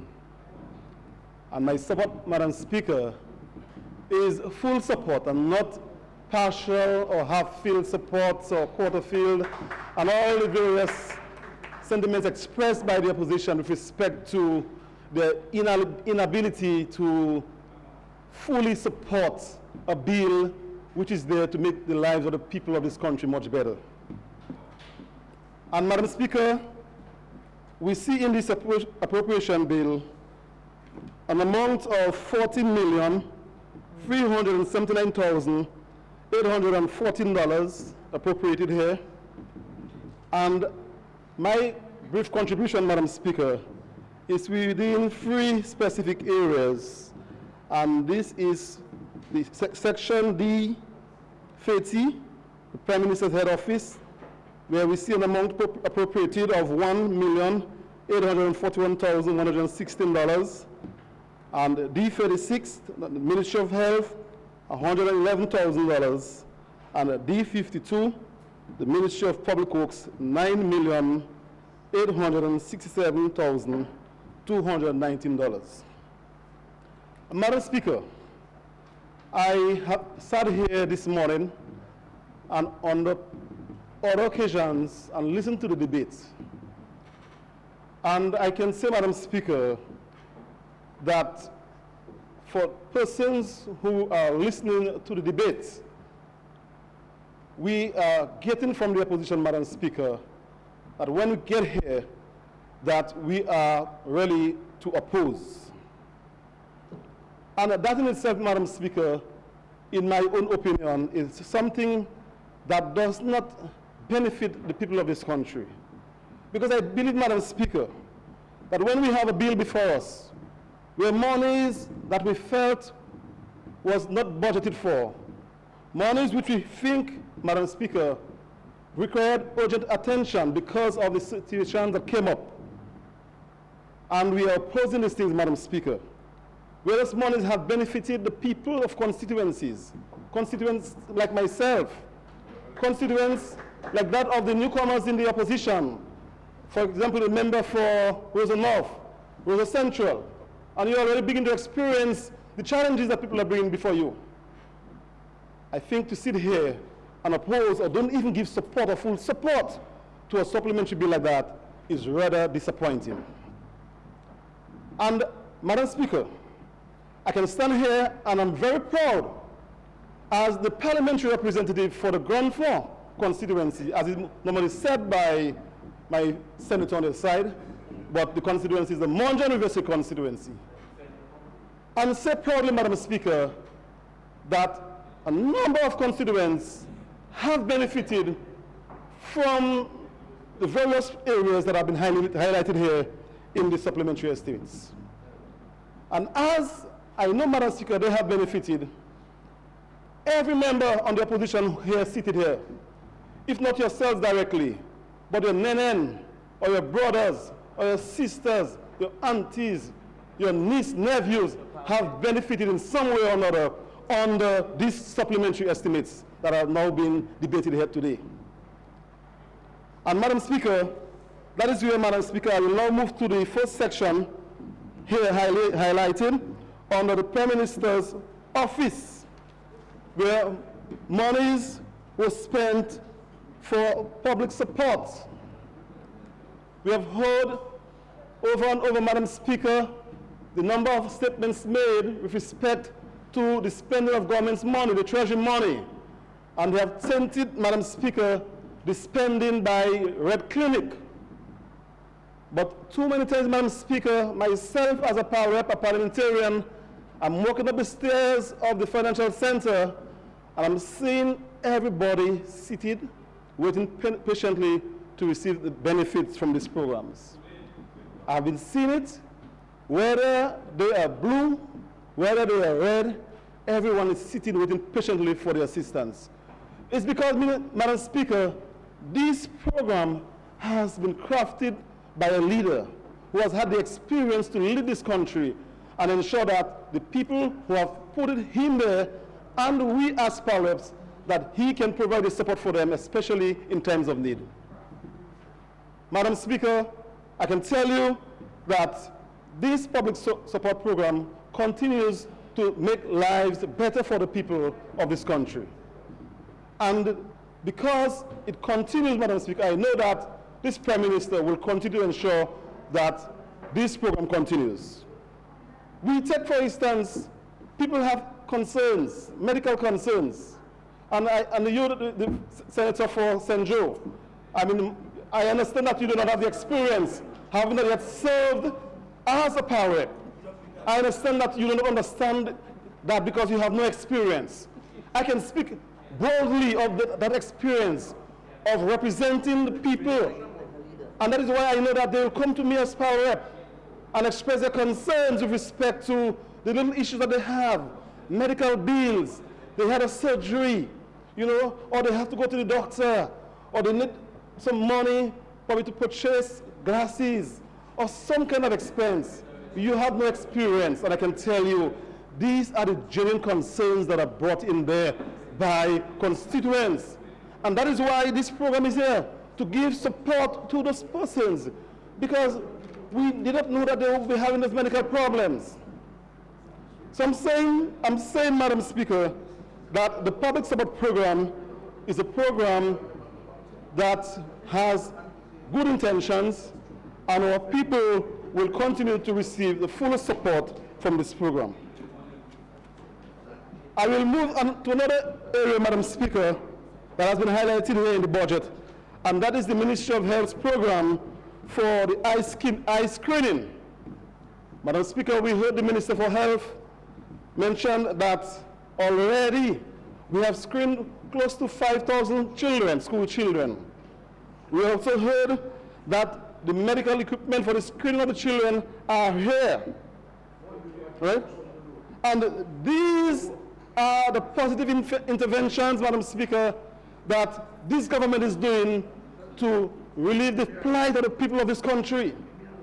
It means that, Madam Speaker, the number of school children who have these eyesight problems and are unable to get to the eye specialist and pay for glasses and all the other exams in order to ensure that they have the proper eyesight, we are now crafting a program that will relieve the school children of this country of those problems, Madam Speaker. And Madam Speaker, I support that intervention by the Ministry of Health. We hope to see the program starting sometime in September. And this is not about clinic, it is about a program to make the life of the school children much better, Madam Speaker. And everybody is going to benefit. It's not about government and the misappropriations. It's not about government and then not spending properly. It's about putting programs in place to ensure that the children who are affected can now have proper eyesight, so at least they can continue their lives, Madam Speaker. And these, Madam Speaker, are programs that this government will continue to ensure be implemented in the various constituencies. And Madam Speaker, I talk about another area, and that is within the Public Works Department, or the Ministry of Public Works. I have heard much debate here on the opposition side, and sometimes you listen to the talk shows and like nothing is happening. But yet, at least some opposition members will admit the fact that when the things they say is not happening and is being done, at least they keep their mouth shut because they are satisfied with what has been done. And I can make reference to my constituency, where much assistance has been provided by the Ministry of Public Works. I make reference, for example, to sections of the Grand Form Main Road, where millions of dollars, Madam Speaker, has been spent for the rehabilitation of sections of this road. Yes, and let me just give you a little more information because you seem to be a novice, you don't frequent your constituency that much. And let me just give you some information, my dear Senator. That's right. If you're one of the persons or constituents at that time who visited your village regularly, you realize that the United Workers' Party totally neglected the Grand Fork community. The road was in a serious dilapidated state. And persons who drove to Grand Fork knew it would have taken them hours to get to the village of Grand Fork. And today, you have the joy, my dear Senator, of enjoying all the work that I have thus done in only 4 years.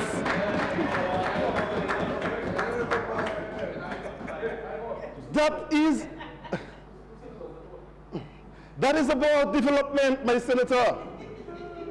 And this is the development that has taken place. Sections of the road from Roseau up to Holbridge. Do you know Holbridge? You don't seem to know that. We drive past that now. I don't expect you to know because you drive so quickly now that you cannot observe the improvements that have been taking place. Right? I mean, Madam Speaker, to be honest, I mean, this road was in a serious dilapidated state. And we had the heavy rains of December of 2011 when other sections of the road encaved, and it made the roads very dangerous. So the Public Works Ministry was able to put in funds, the necessary funds, for the widening, the rehabilitation, the resurfacing of sections of this road. And I can say to you, my dear Senator, that over $3 million has already been spent on that road alone.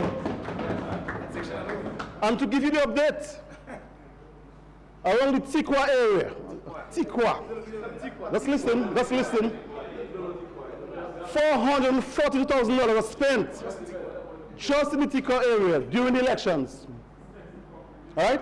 And prior to that, you know yourself, you know that in the lower section around the 2 mile area, over $400,000 was also spent just within the period of October and December of 2014.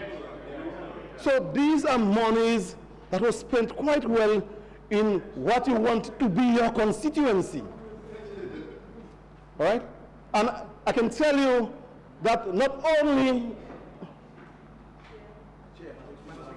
sorry, Madam Speaker, yes, I got distracted a bit, but yes, I want to inform the Honorable House, Madam Speaker, that with respect to this very same road, that we have seen the employment of all our skilled persons in Grand Fond. The contractors have been from Grand Fond.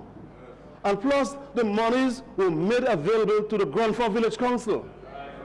So when I sit here and I listen to debates of persons giving impression that we are not employing persons, or that the monies are being put in a red clinic, and the people of this country are not benefiting, I think we are really misinforming our community and our people of this country.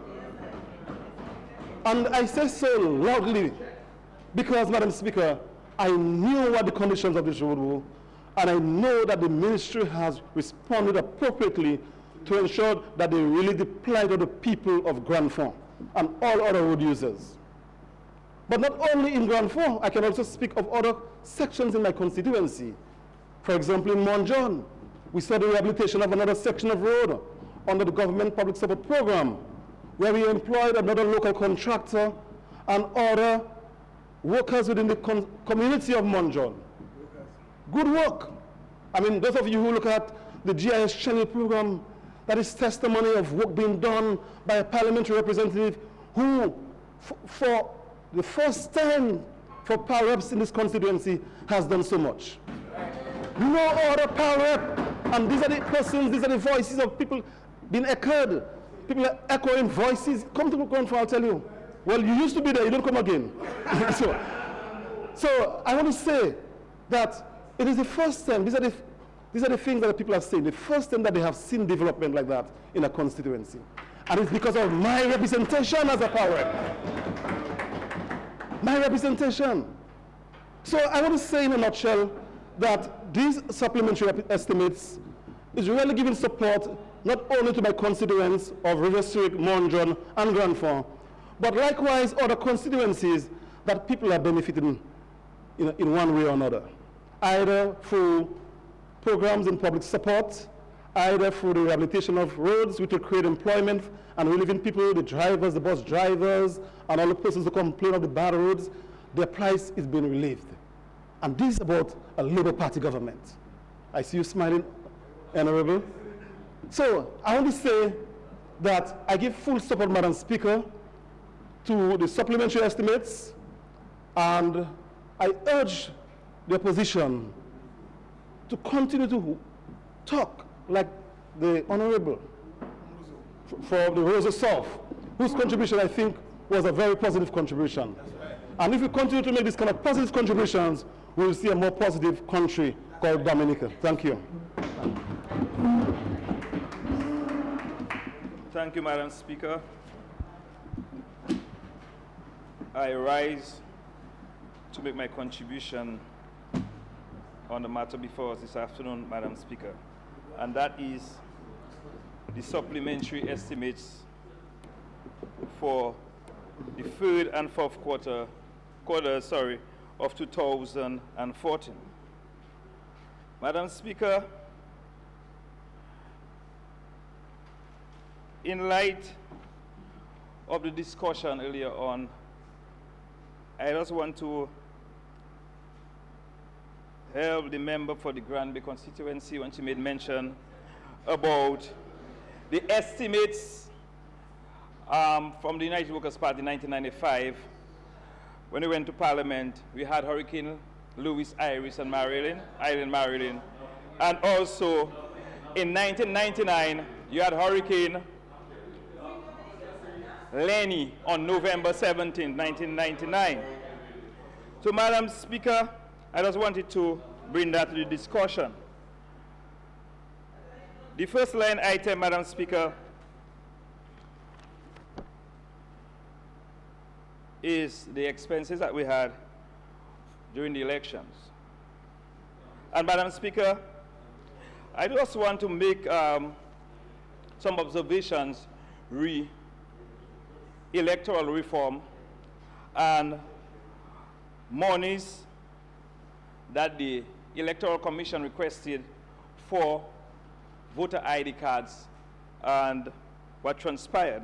Madam Speaker, we also heard that the Electoral Commission hired a consultancy firm in Barbados to help us go forward with electoral reform, and we heard the difficulties that they had in terms of receiving their finances on time.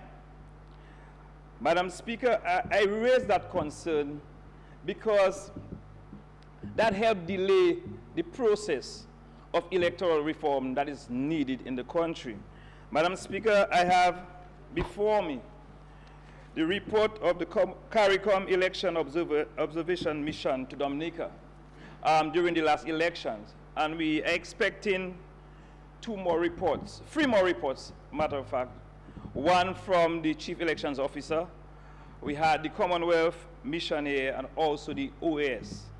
But this first mission report, the recommendations are very consistent with the recommendations that we had before in terms of sanitization of the list and voter identification card. So it is part of the process. Yes, we would like to see what we would like to see happen in terms of electoral reform in Dominica, and not only in Dominica, but as we look at the sub-region, some of the results that we have seen and the petitions before the court in terms of the results. So we would like to see electoral reform in Dominica, and we have been advocating that since 2005.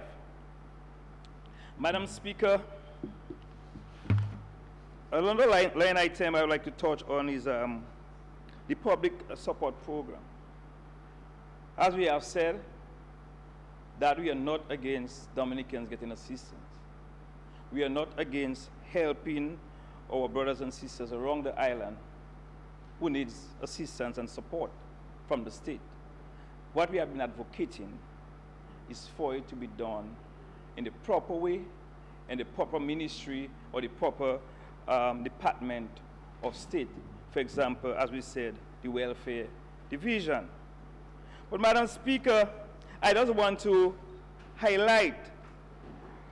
make an observation from 2009 to the end of 2014. The Prime Minister has dished out from his ministry for the public support program in excess of $12.2 million. You can get that information from the budgetary allocations and the supplementary appropriations that we have before us. If you add it up from 2009 to 2014. But what is very interesting, Madam Speaker, from January to June of 2014, nothing came up on the supplementary appropriation. No monies. That's the only time. And I saw it, Madam, I had to highlight it, Madam Speaker, because it says something. We were approaching the elections. But from July to December, we moved from an average of about $1 million or $500,000, and we moved up to $2.5 million from July to December. Madam Speaker, that is significant. and we must highlight that. And these monies were dished out from the office of the Prime Minister. As we are saying, and I will repeat it again, that we are not against our brothers and sisters receiving assistance. Madam Speaker, there is another line item under the hosting of entertainment at the, to facilitate hosting of entertainment, yes, Melvin Hall Airport. Madam Speaker, we came to Parliament during the last sitting to rename the Kalinago territory, brought it before Parliament. But we went to Melvin Hall to have a fete to rename the Melvin Hall Airport to Douglas Charles.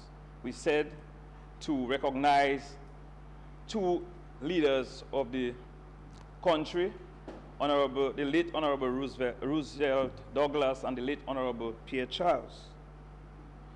But Madam Speaker, it was at the heels of the elections. And Madam Speaker, I must highlight some areas, the budget and estimates amount that was spent during that activity at Melville. Banners, signage, billboards, $83,000.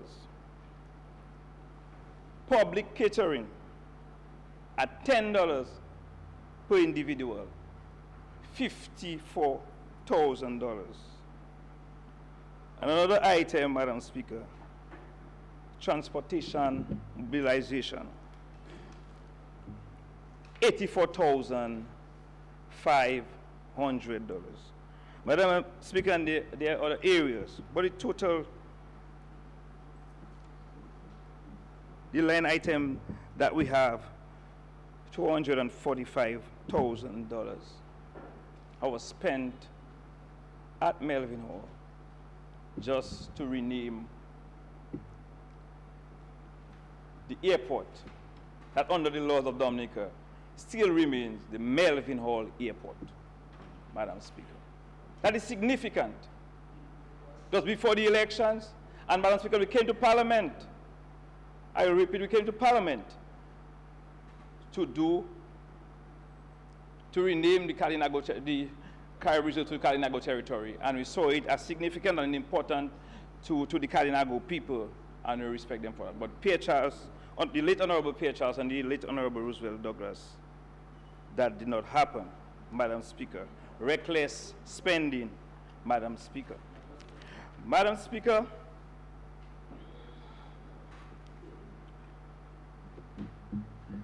a lot was said about agriculture by the minister. Madam Speaker, I am from the constituency of Salisbury, Kudibistri, and Monrachet. And it cannot be challenged that Salisbury, that constituency, is one of the most vibrant agricultural constituency in Dominica. Madam Speaker, but for the past years, Madam Speaker, this constituency, my constituency, my hometown, the hometown of other members of Parliament who were born and raised in maybe Kudibistri, Monrachet, Salisbury. We have seen what has happened to agriculture in that constituency. Madam Speaker, and by Dominica by extension. Madam Speaker, but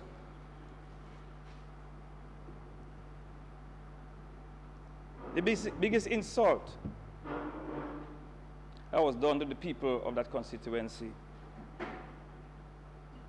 is the neglect of the infrastructure for the past 15 years. Madam Speaker, before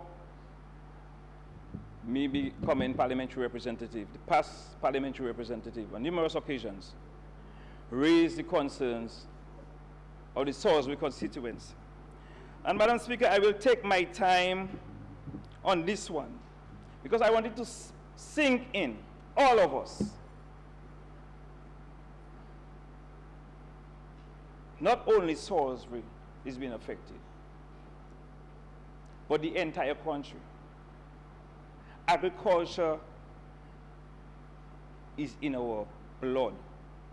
Move around the island. And you heard the passion that the Minister of Agriculture spoke with. Because he understands, and a lot of us here understand on both sides, understand the importance of agriculture to the livelihood of our country and the socio-economic advancement of our people. Madam Speaker, in September of 2010, I came to Parliament and I raised concerns about the Salisbury feeder roads. Madam Speaker, December 12, 2012, I sat in the office of the then Minister of Public Works and we discussed the concerns of the people of Salisbury on the road issue. And I say Salisbury, but including the Gomon, Cuba Road to Carhome, Mount Ratchet Heights, Salisbury Heights, feeder roads. And I brought it to his attention, and some other concerns that we have even in our village. The amount of times we called on the government, they came to the village and said they're going to repair roads. And maybe the day before they come to the village, I would get a call from somebody from the Ministry of Public Works saying that the gang was diverted to somewhere else. October 30th, 2013, we came to town with a small protest. It was said that the people of Salisbury came to bring black sigatoka in Roseau. I don't know where the banana plants are in Roseau, but that was said. But I am sure that we didn't come to town with any banana plants or plantain plants. We came there, we had an agriculturalist with us and told us, be careful with that. We came around Roseau.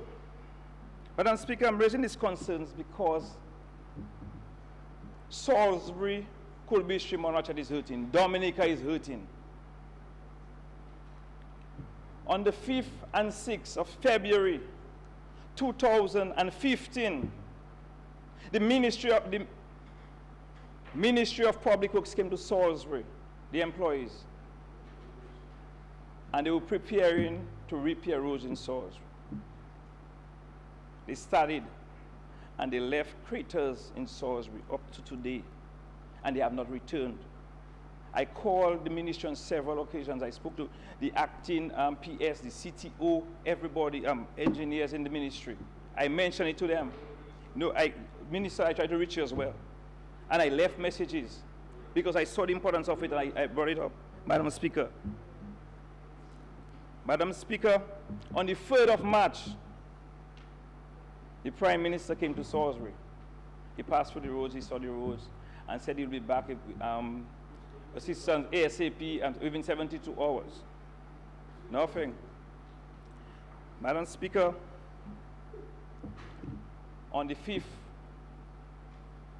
on the 11th of May, the people of Salisbury, the farmers of Salisbury, led by the farmers of Salisbury, took action and blocked the road in Salisbury, the highway. Madam Speaker, and these people were just asking, from the word go, they were just simply asking to see the Minister of Agriculture or the Minister of Public Works or the Prime Minister, just to tell them, discuss with them how we're moving forward in addressing the farm access roads. Madam Speaker, And that was communicated, I am sure it was communicated to the powers that be. The farmers came there on a peaceful protest, very peaceful protest. And we can attest to it.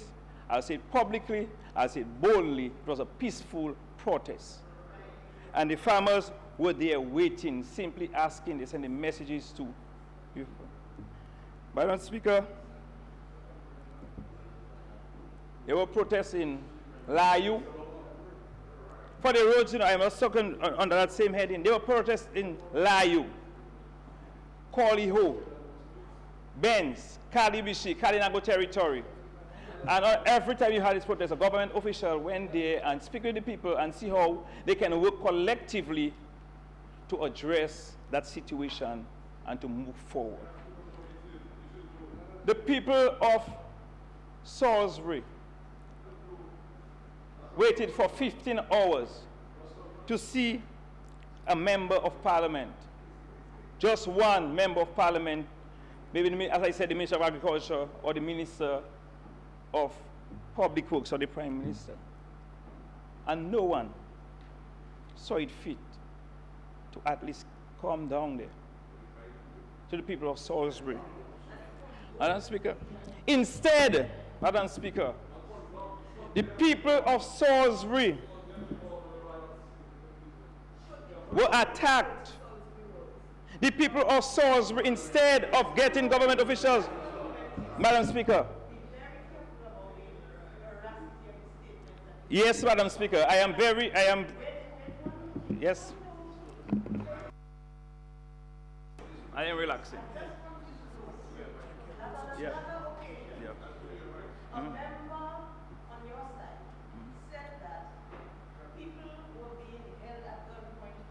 Yeah.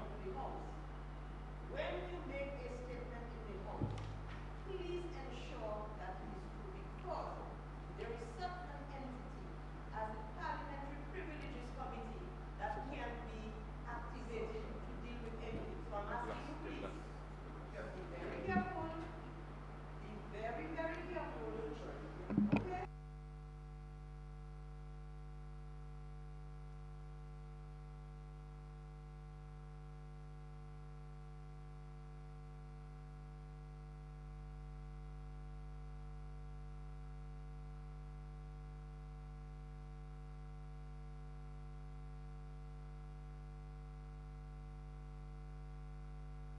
Very much, Madam Speaker. I welcome your guidance and I will take it into consideration and going forward, Madam Speaker. I will definitely do that.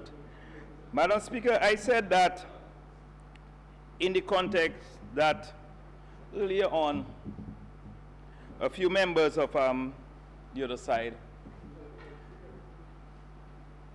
said that we planned riots.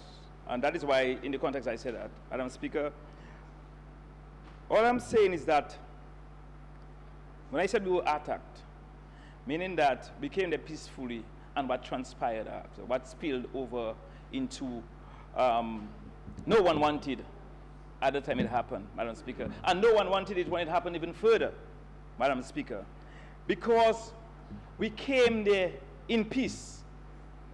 And everybody who followed, watch the YouTube videos, we'll see that we came there in peace. And we stood there in peace for 15 hours. Madam Speaker, but what we got at the end of it, and I will also, let me just also make reference, Madam Speaker, to the Director of Audit Reports that we received a while ago, just making mention of some of the roads in his report as well. And nowhere, I'm just saying again, nowhere was mentioned. And the Director of Reports is my neighbor, eh? He lives in the same area with us in Salisbury, and he knows, the Director of Audit, the Director of Audit is from the same area with me, he's my neighbor. And he knows about the roads in the area, Madam Speaker. And nothing about Salisbury Heights Road was mentioned, and that has been raised on several occasions. And he's reporting on, let me just make it clear to the public. No, I'm not saying no.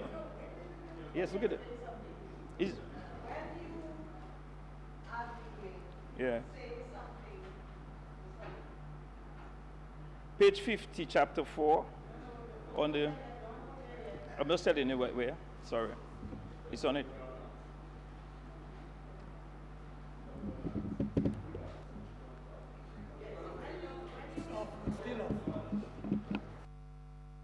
Right. When you are speaking about somebody like the director of audit, if you are saying anything that is not favorable, you need to have a look at motions, because you will need to make a motion to say anything untoward about the person. You can't just say it like that, okay? So be guided by that as well. I said nothing bad about it. I was just saying that he is from the area and he knows. Yes, but there is an implication there. Okay, you made the connection for all of us. Okay. So we are following you with the connection. Okay? Which is not favorable. So hold there and move along. You've been doing very, very well so far. Continue on that. I was just, thank you, Madam Speaker. I was just making reference to some of the areas that he touched in his report, and I highlighted some areas. I'm strongly suggesting you leave that alone. Thank you, Madam Speaker. Madam Speaker, what happened on 5/11 in Salisbury? The farmers and calling for their roads and everything, Madam Speaker. We as a country, Madam Speaker, we have to ensure that things like that do not happen. We have, as elected members of Parliament, we have to go the extra mile to see how we can facilitate and help our brothers and sisters around the island. Madam Speaker, the people of Salisbury continue to contribute. They continue to, Salisbury Coalition Monarch, they pay the taxes. They're just asking for the basic needs, that's the basic needs, access roads to their farms. The Salisbury Heights Road contributes to tourism, Minister of Urban Development and Tourism. The end of segment 8 of the Waitikuli Trail is on Petit Makushi Road, and the commencement of segment 9 is also on that road. So tourism is also benefiting from that road, Madam Speaker. And the people of Salisbury, Coalition, and Monarch, we were treated like nothing on that day. We asked, we begged even for a PS to come. That's what the farmers were asking for, and they never got that. What we got instead, rubber bullets, live rounds of ammunition, and expired tear gas. Yes, it was fire. They have it, yes, they have it for sure. Just saying, yes. Yes. Yes, was fired, yes, ma'am. Good. Okay, live rounds of ammunition. Yes, for sure. You must be careful, because if members can prove that what you said there is untrue, you're in a bit of a bother. Yes, Madam Speaker, no problem. Madam Speaker, the honourable member for Salisbury, that's a serious allegation. That's right. I've warned him.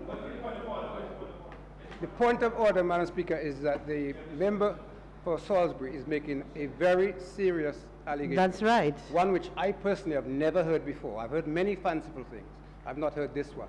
And as I indicated a moment ago, those who wish and like to enjoy publicity, I'm sure that this is a matter that we would have heard of before. Unless the member can provide evidence of that to this House, I, Madam Speaker, would invite the House and you, Madam Speaker, to ask him to withdraw it. It has gone on the record, okay? It will be investigated, and good. Live wrongs of, that's a very, very serious thing you've said there. Yes, Madam Speaker. Good. Madam Speaker. I tried my best to. Yes, Madam Speaker, I have no problem with that, Madam Speaker. I am not going out of the way. I am just saying what transpired, and we have the evidence. It's available. I got any problem with that. Madam Speaker, what I'm saying on that issue is that you had children, elderlies, onlookers, people passing through, innocent people at their homes, got affected by what transpired, Madam Speaker. Madam Speaker, it left the Salisbury, the highway, the Edward Oliver Highway, intersecting Salisbury, where we had the blockage, into the village, where these things were sent, Madam Speaker. Madam Speaker, you had people at their homes. You had tegias expired since 1988, November 1988, they were manufactured. 5 years after they expired, they have on some of the canisters where you say that if it's 5 years, it should not be used, and 6 years on the road, it should not be used for even training. And that canisters as old as November 1988, 1990, 1994, 2000 canisters used in Salisbury. Madam Speaker, and I will give you an example of someone at their homes. Madam Speaker, I am bringing that out for people to see. Yes, but I've indulged you the whole length of the way. Yes, Madam Speaker, I am talking under the reason why I brought it up. Wait a minute, wait a minute. I have indulged you for the last 20 minutes. You have digressed, but I figured this is something you needed to say. No, and you entered into very, very murky water by a statement which you made. I don't know if you understand the gravity of that statement that you made, but I am now suggesting to you, in fact, I'm telling you, move on and get to the meat of the matter. From now. Yes, Madam Speaker, I am just, as I said, I was just letting people understand the gravity of the situation that we're faced with. We all know about it. And I must say that a lot of people have visited the health centers and checking on their health because of the exposure to the toxic gas from tegias. Also, there is somebody down the road, the former PAL rep of Salisbury, Mr. Bryson Louis, at his home. He even got affected from a Labour Party member from Salisbury, from 75 to, and other people at their homes, innocent people at their homes got affected. So, Madam Speaker, the people from Salisbury only asked for the road. Other places got attention. We are not against it. We are not against people getting what they need or what they deserve. What we are asking in the Salisbury Kulibishimanochat area to at least service the basic needs of the people. We are a productive community. We want to continue to produce. As Mr. Drago said, he wants to see agriculture back on the rise. We want to produce. We want to go to the farms and produce. We don't need access to more farms. And that is what we need. That is what we're asking. And that is what we would like the government to support us with. Madam Speaker, we on this side, as my colleague said earlier on, we about Dominica, the collective approach of we working together. Because in Salisbury, we had everybody giving support, all the farmers. It wasn't pink, red, white, blue, orange. It was farmers from the community to work together to get our country moving forward. Dominica is ours to build. And Madam Speaker, working together is important. And my contribution, especially on the roads, is about working together. If we get the roads, if we get the support that we need, the technical and financial support will continue to produce and make contribution towards national advancement and the socio-economic advancement of our people. Thank you, Madam Speaker.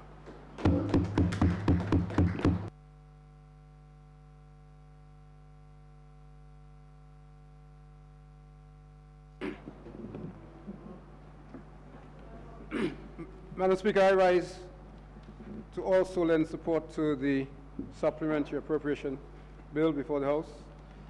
It has been spoken on at length by those who have gone before me. I simply, Madam Speaker, wish to add a few words and to link this with recent events.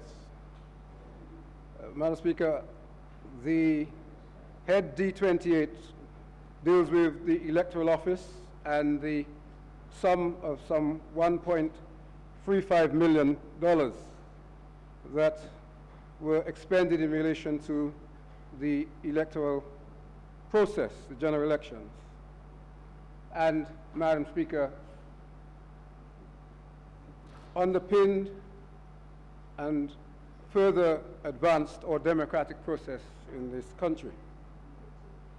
That is significant, Madam Speaker, because in recent times, and the Speaker immediately before me, the Honourable Member for Salisbury, spent much of his time addressing the incident, the riotous behavior and conduct that occurred in Salisbury on the 11th of May of this year. Madam Speaker, the Honourable Member referred to the farmers of Salisbury having, not his words but mine, legitimate concerns about the conditions of the feeder roads in that area. That, Madam Speaker, is not something that I would wish to argue with. Indeed, my understanding is, and certainly I heard the Honourable Prime Minister indicate subsequent to his visit to those roads, that the roads were in a bad condition. I do not believe, Madam Speaker, that that is in issue.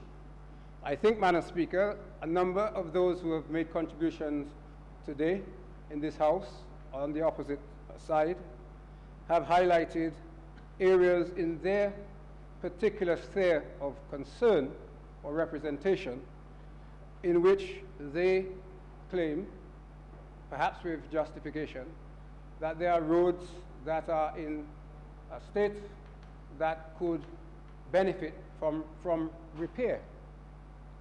Madam Speaker, we all travel up and down Dominica, and we will doubtless be aware of roads that could benefit from repair. We may also, Madam Speaker, be aware of schools that could benefit from maybe paint, maybe some repair, maybe some other thing. Madam Speaker, in short, what I am saying is that all of us in Dominica have things that we would like to see better. Do we then, Madam Speaker, get ourselves together with a few others who share our views or wish to cause disruption and block roads? Do we then cause the mayhem that was witnessed in Salisbury? Madam Speaker, it is completely without justification for the member from Salisbury to stand in this House and seek to justify the actions that took place at Salisbury. The actions that took place at Salisbury, Madam Speaker, were actions that are in law, and we've heard much about what is lawful and not this morning from the opposition benches. They were unlawful actions, they were criminal actions insofar as the law of Dominica is concerned. There's one thing to have legitimate concerns, and there's one thing to have a protest which is peaceful. It is a completely different thing to have a protest which you cause to escalate to the point that people throw stones, boulders, bottles, and other missiles at the police and indeed anybody who happened to be in the particular vicinity. So far as I can ascertain, it was almost an indiscriminate attack on a particular area and on the police who were merely doing their job. Madam Speaker, that behavior, in my respectful submission, is entirely unacceptable in a civilized and in a democratic society. It is quite possible and proper for members of the public to protest peacefully. They know exactly what they need to do. They make the application, and in most cases, so far as I'm aware, they are granted permission to hold their demonstration, their protest action. That is done within the law. The police have the necessary notice to be able to put matters in hand to provide the necessary security, both for those who are protesting and indeed the broader public. The situation in Salisbury, Madam Speaker, resulted, if one thinks about it, in the road being blocked very early, preventing those who wish to go about their lawful business from doing so, preventing people who wish to go to work from doing so, preventing people from the AG's chambers who were coming to work from being able to do so. the member for Salisbury has the temerity to stand in his house and say that for some 15 hours, so in other words, what he's saying, that for at least 15 hours there was this illegality taking place. Madam Speaker, there is no justification. I make no apologies for saying so to anybody. In my view, there is no justification for what took place at Salisbury on the 11th of May. It was completely out of order. It is a step too far, in my respectful submission. It is a step that we cannot allow to take place. I would have expected that the members on the opposition benches would have given this House an apology, would have come here and said, we understand why there were frustrations, if that's what I think I'm understanding them to be saying in Salisbury. We understand why people may have wished to protest, but we acknowledge that what happened went too far. They have not had the courage and the integrity that they often speak about to come here and do so. For anybody to tell me that what took place at Salisbury is justified and is the kind of action and activity that we wish to see in this small but beautiful country, Madam Speaker, is dangerous. Is dangerous. People could have been killed quite easily at Salisbury with what took place. And Madam Speaker, Madam Speaker, I hear somebody asking a question which to my mind is a no-brainer, and it's not one that I would expect from the gentleman who was talking about intellect and high intellect, the member earlier on. The boulders that were being thrown in Salisbury could quite easily have killed anybody who happened to have been struck in an unfortunate position with. I don't think that it needs me to educate you, honourable member, on that. But apart from that, the fact of the matter is that that behaviour is not behaviour that is acceptable in a civilized society. It is not behaviour that I believe should be tolerated. And indeed, perhaps, the members of the opposition were fortunate that the government did not choose to bring a motion to the House, and perhaps chose to let the opposition show its responsibility and to come here and of its own motion indicate to this House, this honourable House, that the men and women sitting on the opposition benches are honourable men and women, that they recognize that the safety and well-being of all of us in this country requires that all of us act within the law. Not merely that we go around complaining and making allegations about corruption and all other things which we haven't any evidence for, but when we can see the evidence, because the evidence of Salisbury is there, it is indisputable, it is there. Those are the things and those are the opportunities that we have to show whether or not we really have the integrity that we say we have. And Madam Speaker, I simply say this, that I trust that those who were engaged in the activity that took place in Salisbury recognize the danger of that behavior and that they will not replicate it. Because, Madam Speaker, insofar as I can see, it was deliberate action, it was planned, it was concerted. Unless the honourable member for Salisbury is going to tell me that the streets of Salisbury are paved with bottles, stones and boulders, that they were so readily available to be used on that occasion, I can make no other conclusion than that there was a deliberate preparation for the use of those missiles, and they were used. Madam Speaker, much has been said about the $1.5 million or so which has been utilized in respect to the Head D30 to meet outstanding payments and supplies, and in respect to the outreach from the Office of the Prime Minister. I think some members of the opposition indicated that they have no difficulty with the concept that program espouses, but they claim that they have difficulty with the execution of the program. As far as I'm aware, Madam Speaker, in essence, a substantial number of people have received assistance that they would be highly unlikely to have received prior to this program being in effect. Medical assistance in particular has been available and been utilized, and as far as I'm aware, it is available to all members of the society of whatever political persuasion. I'm not aware that there is a political affiliate test. As far as I understand, it is simply a question of people make an application, and if they have or are seen to have a genuine cause, that they are assisted. Madam Speaker, in relation to the LIAT investment, observations have been made and challenges made to the investment in LIAT. All of us have concerns from time to time about LIAT. I have had difficulties with LIAT, and I have no difficulty in saying that from time to time the service on LIAT is found wanting, and from time to time it falls below the standard that one can properly expect. But Madam Speaker, the point has also been made. There is no other show in town, as far as I'm aware. And the reality is that LIAT, with all our concerns about LIAT, most of us, if not all of us, will take LIAT before the other options that are available 9 out of 10 times. And Madam Speaker, what we perhaps need to do is to do the best we can to improve the service delivered by LIAT.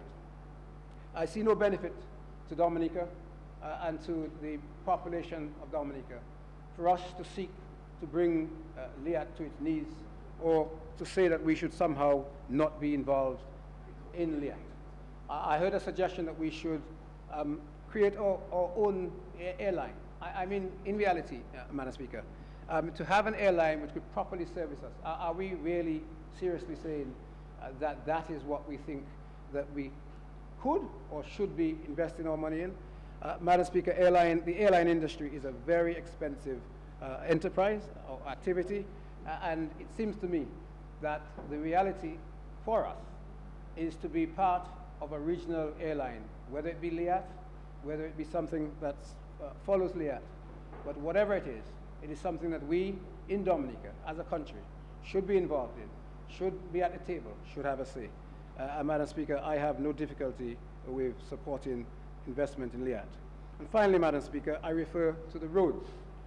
Some $10.3 million or so in this supplementary appropriation relates to roads, either by way of actual construction or maintenance. And that is significant, Madam Speaker, particularly in light of contributions made today as regards the condition of roads in Dominica. We all know that we have a geographic structure that lends itself to high levels of rainfall. We all know that our roads are damaged quite easily. We all know, because we've seen it happen, that oftentimes a road is just surfaced and then some huge boulder comes down from the hillside, causes damage to a road which has just been surfaced. We all know about the other means of damage to our roads, and we know about the challenge and the expense of building roads in Dominica as opposed to building roads in some of our sister islands. So let's not pretend, Madam Speaker, that it is an easy exercise to build and maintain roads in Dominica. It is difficult. It has always been difficult, and I add, it will always be difficult. In other words, 'twas ever thus. So, Madam Speaker, in respect to roads, the difficulty that we have, we should not exacerbate that difficulty by, for example, setting fires on our roads, as happened in Salisbury, and causing further damage to the road surface. Madam Speaker, it is for us as members of the society, and it is for those of us in this House, particularly, to set standards, not merely to talk, but to set standards. And setting those standards includes having the courage to tell our supporters when they may have got it wrong, or indeed when they have got it wrong, that they have got it wrong. It is unbecoming, Madam Speaker, of members of this House to find themselves so close to this type of illegality that some may say they were involved actively in illegal rioting and demonstrations in Salisbury or anywhere else in the country. Madam Speaker, I hope that we do not see a repetition of this behavior. Madam Speaker, I hope that the members of this House, all members of this House, opposition and government, will bear in mind that at the end of the day, to use that cliche, We are all Dominicans. We all live in a society where we are interconnected, either because we're interconnected through family or friends. We know somebody, we're close to somebody who's close to somebody else, who's close to somebody else. But, Madam Speaker, there is a co-relationship between all of us. And whether we like it or not, if and when calamity visits us, as we saw those of us who were around in the time of Hurricane David, it doesn't pick and choose colors. It doesn't pick and choose members of parties. Calamity befalls all of us. And when calamity does befall us, we are happy to be assisted by whoever it is can give the assistance. We need, Madam Speaker, to get to the point where we can debate, we can argue, robustly if necessary, vigorously, but we can respect each other and respect ourselves, respect the country, respect the law, and understand that at the end of the day, it is the rule of law that will protect all of us, me and everybody else within this building, and everybody else who can hear my voice. Madam Speaker, with those few words, I support the bill.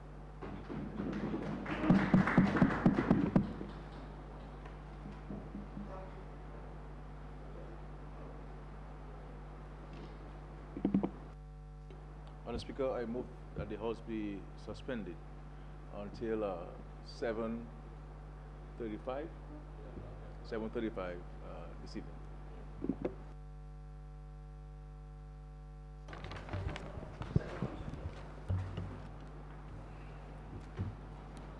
It has been moved and seconded that this honorable House stands suspended until 7:35 tonight. Those in favor? Those against? The ayes have it. This honorable House stands suspended until 7:35. Madam Speaker.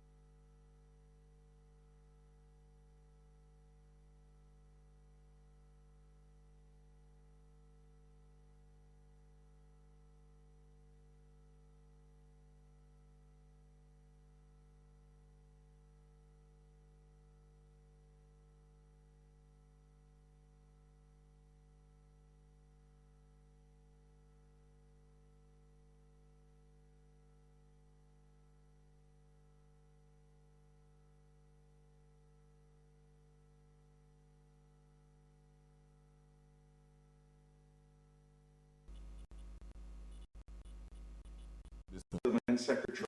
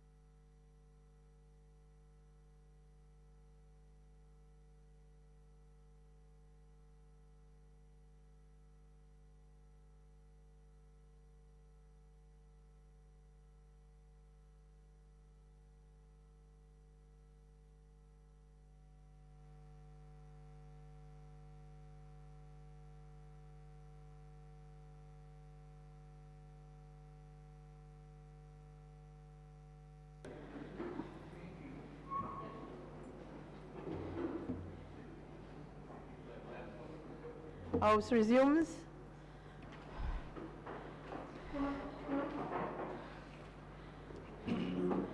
Madam Speaker. Wait 1 minute.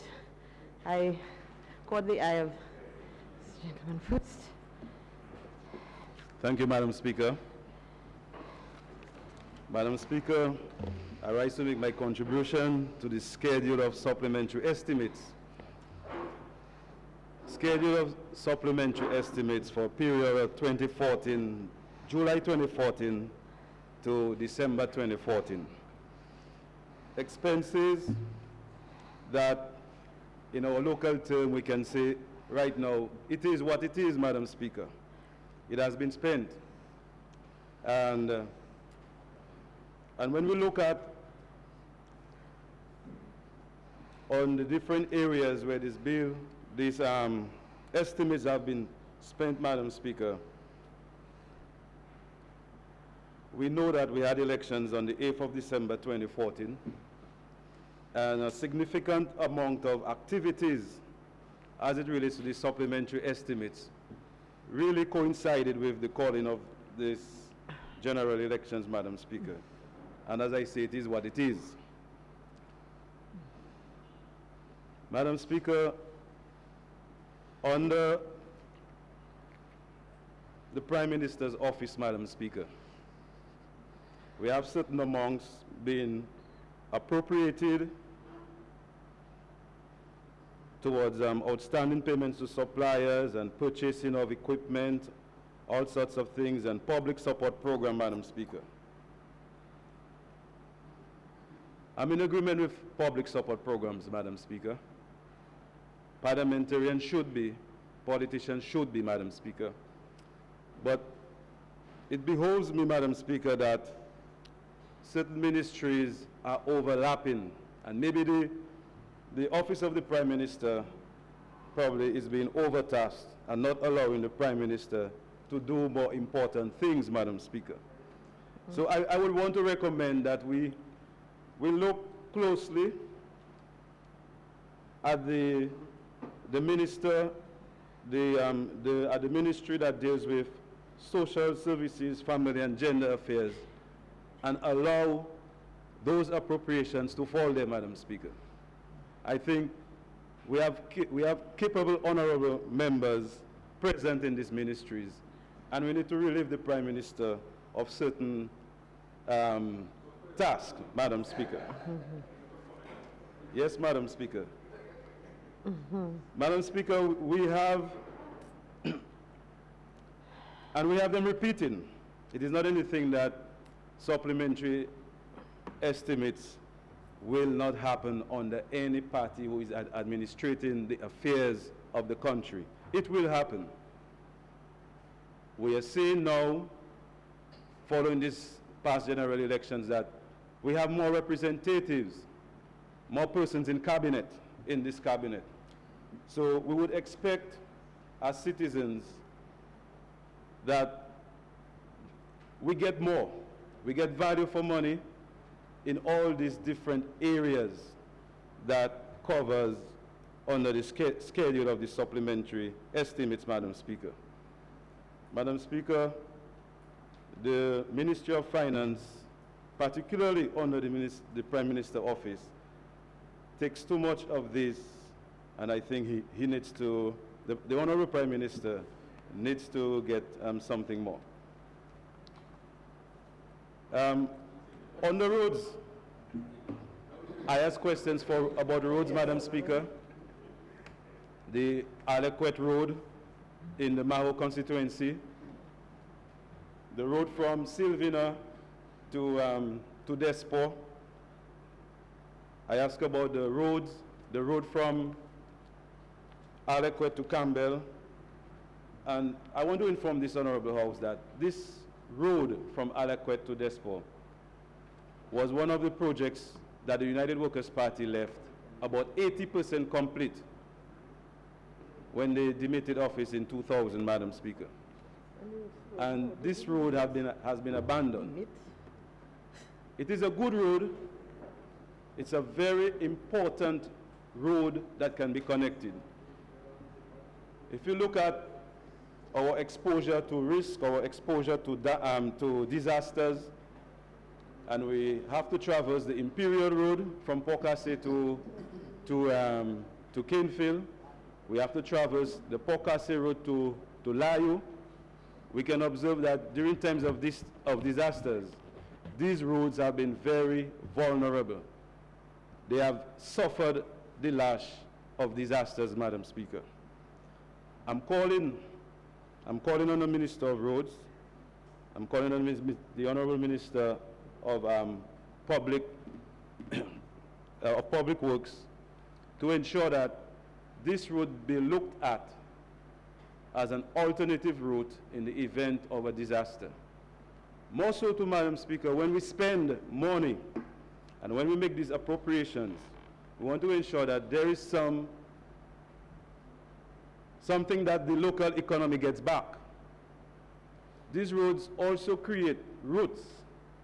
They are routes that are being used by the bus drivers, the local tourism industry, fries, local vendors on the roadsides come, and they do vending and things kick up. The farmers for Campbell can use that road to go back to their garden and their farm holdings in Bells. The people from Warner as well, Madam Speaker, we have problem with roads, Madam Speaker, and we would want to ensure that we see appropriations concerning those things. And really does not bother me if it happens just before election time or so. As I say, it is what it is, Madam Speaker. And Madam Speaker, it is important too that when we look at the amount of 6 million plus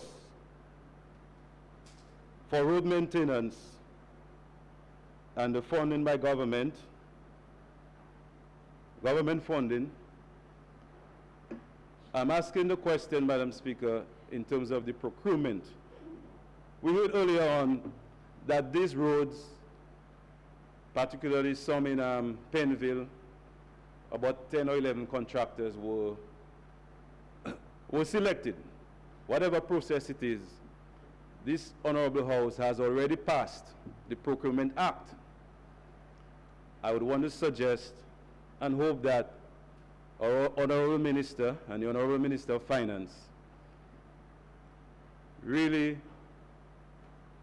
enforce and use the Procurement Act in ensuring that projects are tendered. Our local contractors can do the work, Madam Speaker, even from Public Works. Everybody can do it.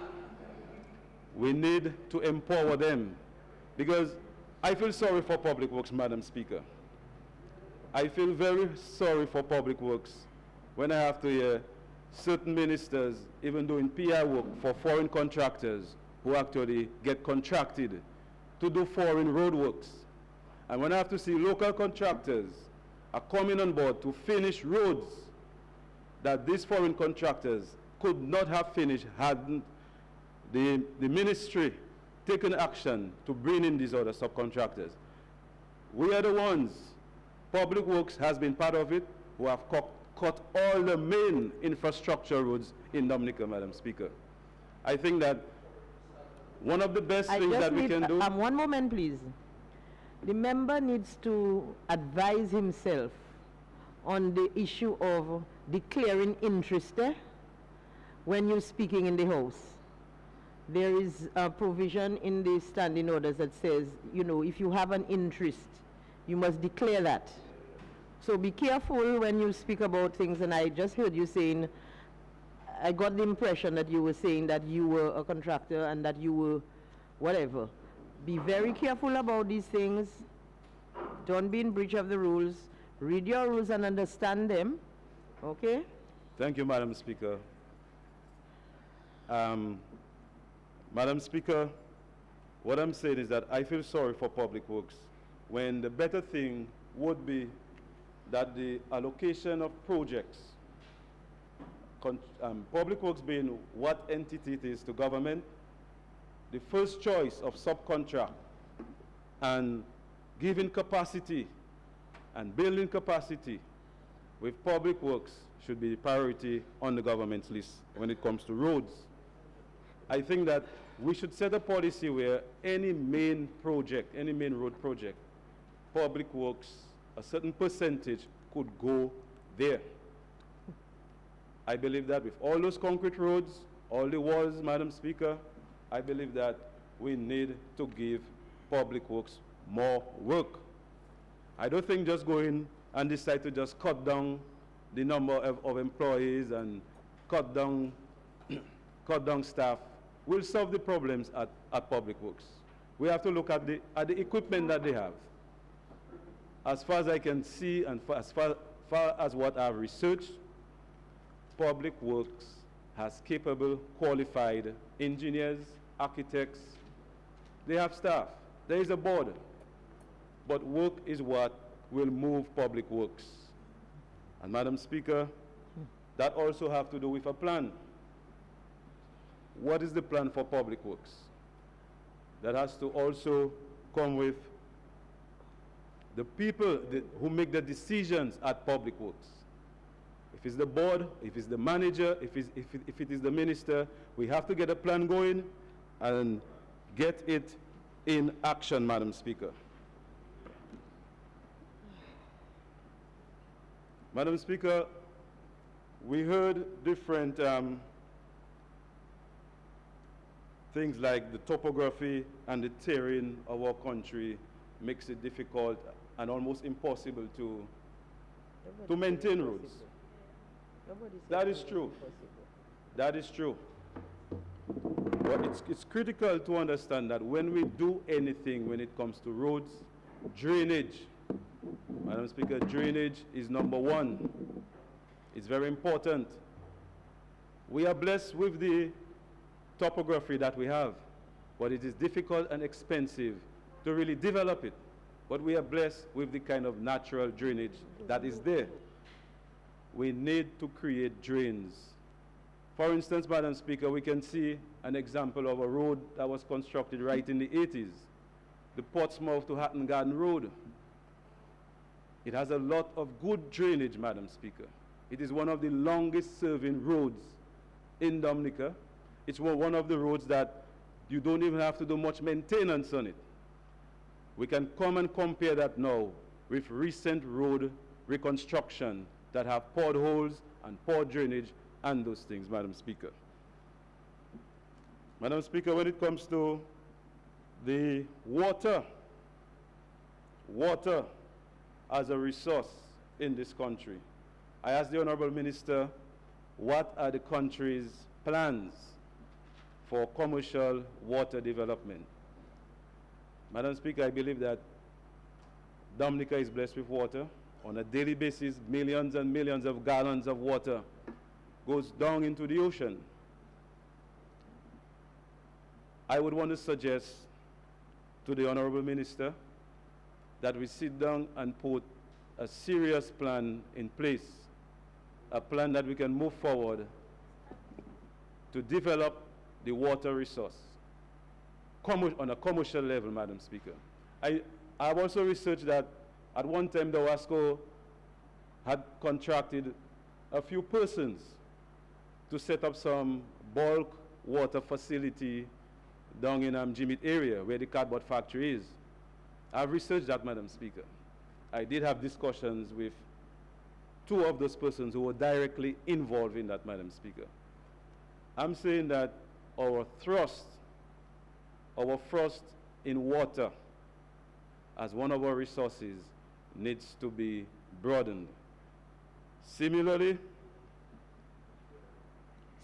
Madam Speaker, we talk about the local development of water. I want to compliment the Minister on his nice recitation of the millions. Recitation of the millions. It is good history, but we can do better. Because in a time of a disaster, when the water supply gets shut down, we need to have sufficient retention of water and capacity. And in that light, I think that we have to increase our water storage capacity for local use. For local use, Madam Speaker. Madam Speaker, we can look at water in other areas that it will benefit the country. We can develop micro-hydro systems. It is one of the alternative sources of energy. And we can look at that in different communities. And I can advise this Honorable House, Madam Speaker, that those, instead of going and spend money on lighting roads through fossil fuels, we could use these micro-hydro development facilities to do those things. This is why I would advise the minister to go and get the technical persons in place. We have the local capacity. Get them in place and delegate them to go and do those works. Madam Speaker, the size of the cabinet is large. The cabinet has more able persons, Madam Speaker. We have ministers who are responsible for planning. We have ministers who are responsible for tourism. And I welcome them on board in this government. Madam Speaker, what we need to see is these people sitting and putting plans together for different sections of the country, for different use of mineral resources, where we can find a sort of a partnering, and we can have a start, we can have an end to projects. Too many projects come up vai, or because of something happens and we run and do that. And this brings us back to having to go through supplementary estimates. Madam Speaker? You need to translate vai for the stenographers. Well, ad hoc basis, Madam Speaker. Vai on an ad hoc basis. So, those ministries having been created, I would want to suggest that we make use of those ministries for the better development of those sectors, Madam Speaker, because time flies by. Time flies by quickly, and those who fail to plan actually plan to fail, Madam Speaker. Okay? Madam Speaker, in closing,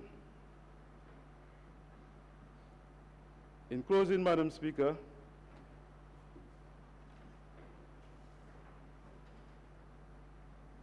I would want to touch on the agriculture sector.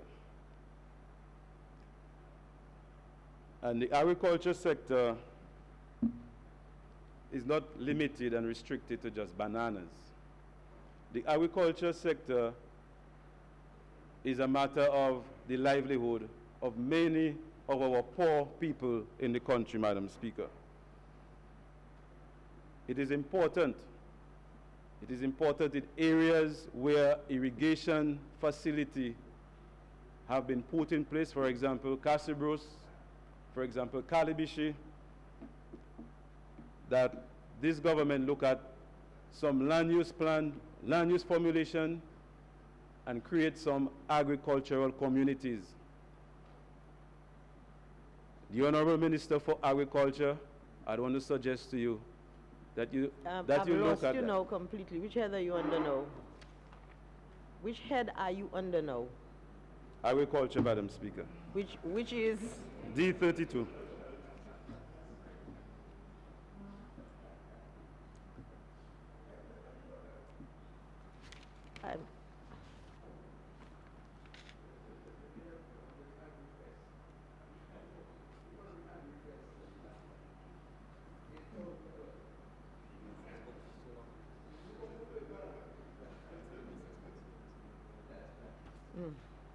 Madam Speaker, the Minister was talking to that, the Honorable Johnson Drago.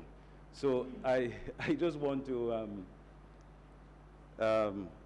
assist and give support to the importance of agriculture, Madam Speaker, and to not just subsidizing, but putting policy in place, particularly in a time now when Dominica and the rest of the Caribbean islands are experiencing a drought. We have water, and we could probably be the first in providing a lot of food across on those farms that are irrigated if we put land use plans together, and if we ensure that our policy goes towards that, Madam Speaker. I thank you.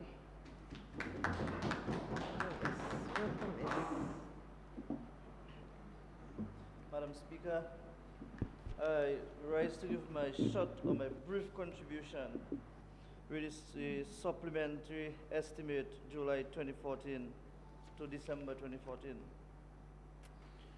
I want to speak on the public support program to begin. I must say, Madam Speaker, that the public support program has significantly helped the Salibia constituency and the Kalinago people. And I am standing here today with pride to say that the Dominica Labour Party has never turned its back on the Kalinago people. And that's why, Madam Speaker, we will remain in power. We in the Kalinago territory has received a lot of support, especially on the social support programs for health. And when I listen to the members of the opposition coming here and criticizing the social support program, I'm really asking my fellow Kalinago brother who represents the south of Roseau whether he is genuinely Kalinago or not. Because there are persons who goes to the hospital with severe health problem, and they comes to the PAL rep, Cassius Darrow, not Claudius Sanford, and they ask for assistance, and I fill out the form with pleasure, knowing that we will receive the support from the Minister of Finance. And these are situations that we face every day. And it is rather shameful and disappointing to see some members will criticize such important program that is assisting the people. And that's why I'm not going to turn my back on the Kalinago people. I won't do like some members of the opposition who will only walk to the Kalinago territory to claim family identity during political season, but I'm going to stand with them forever to ensure that the needs of my Kalinago people are met. Too many times we tend to take side because of political affiliation, but I'm asking my brother on the other side, if he's genuinely Kalinago, my brother, you know, the best thing to do, out of your conscience, Madam Speaker, you should do the honorable thing and support us to continue the good work that the Dominica's Labour Party is doing for the people of Dominica. We have under the Ministry of Health, with the ICARE program. I remembered when not too long ago, they had the Cuban program and it was highly criticized, and they said, who can see, come see, whatever like that. But many of our persons, they did receive assistance from that program. And with this present program that is going on, the people in the Kalinago territory, they are benefiting significantly from this program, especially in Atkinson, the Kalinago territory. And they are receiving their glasses, of course, so they can see. So if the opposition members has or certain medical conditions, I believe too, you should not take too much pride in yourselves, but also visit and take advantage of the opportunities given to us as Dominican and not as party people.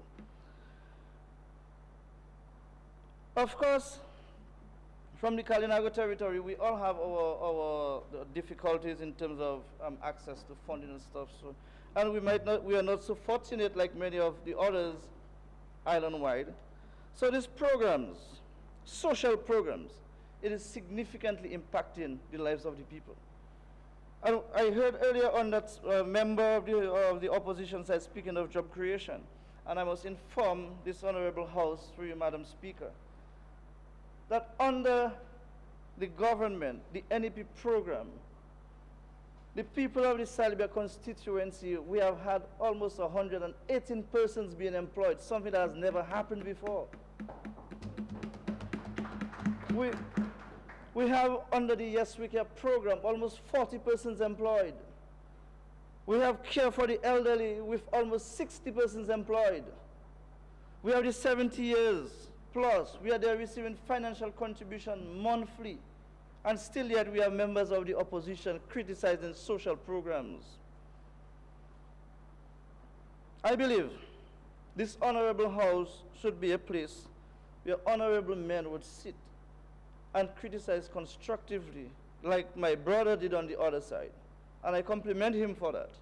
However, my brother, you need to also tell your fellow men on your side to do the honorable thing also and criticize constructively.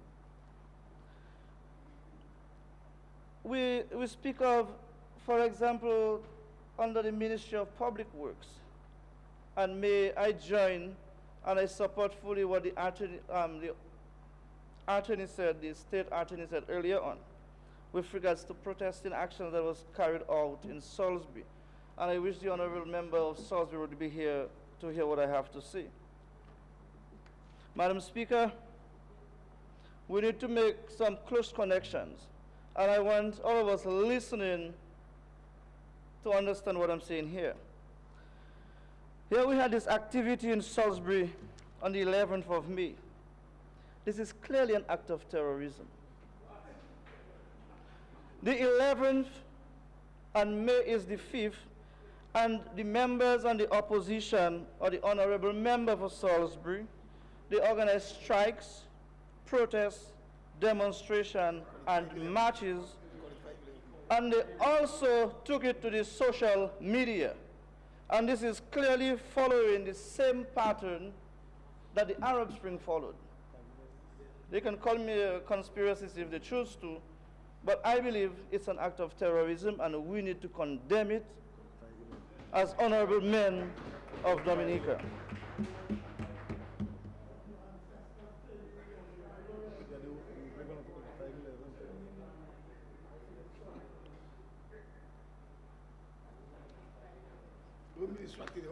No. I wouldn't be distracted.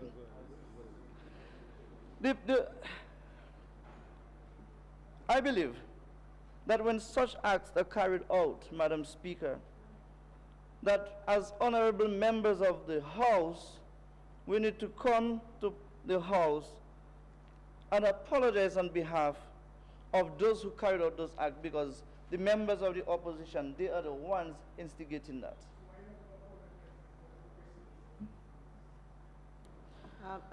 Member, I don't so like the word instigating, eh? I think you should withdraw instigating. Okay, I withdraw and put in another I word. withdraw it. Put in another word. Started or any such thing, but not instigated. Okay. So what I'm saying, Madam Speaker, is we need to be conscious of what we are doing.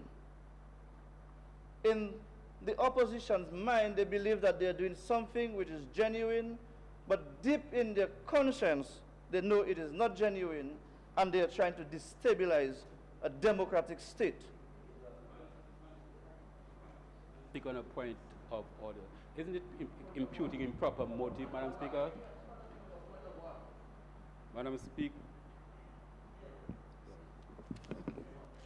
Madam Speaker. The statement made by the honourable member is imputing improper motive on the part of we on the side of the House, Madam Speaker. Madam Speaker, I'm saying that the statement made by the honourable member for the Kalinago territory with respect to the opposition imputes improper motive on the part of the members.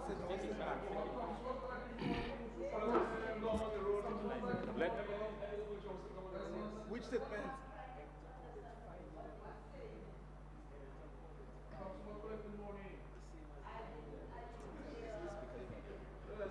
Madam Speaker, the member said that the members of the opposition are the ones who instigated and destabilizing the country. That's what they're saying. And Madam Speaker, he went further to Madam Speaker, he went further to state, Madam Speaker, that we instigated and we are creating problems. That's what he said.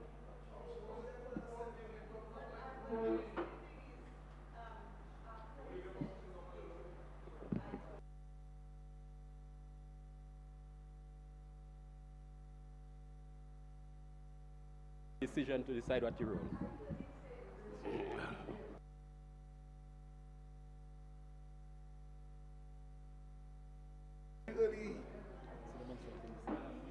Draw my complaint.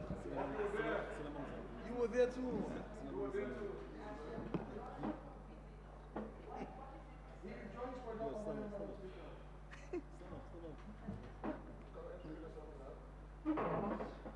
Okay, Madam Speaker.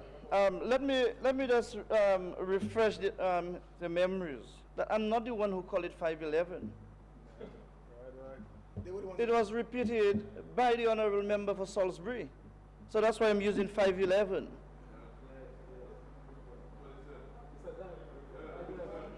He said the event was a 511. Change it to 511. That's the name of the event, he said, 511. So I'm just using his exact words. Anyway, Madam Speaker, the honourable member for Roseau, he spoke about supporting, what's his name? For Roseau Central. The Roseau Central, he spoke about in the productive sector. It is the same member who came here in Parliament and did not give any support for the Freestar Hotel in the Kalinago territory. They totally gave no support. But still yet, the honourable member wants to come here and say we need to invest more in the productive sector. There are many other programs that they should have given support to. The members of the opposition, they can partially or impartially to give support. And if you're giving support, you either give your full support, like I am doing, I'm giving my full and total support to the supplementary appropriation.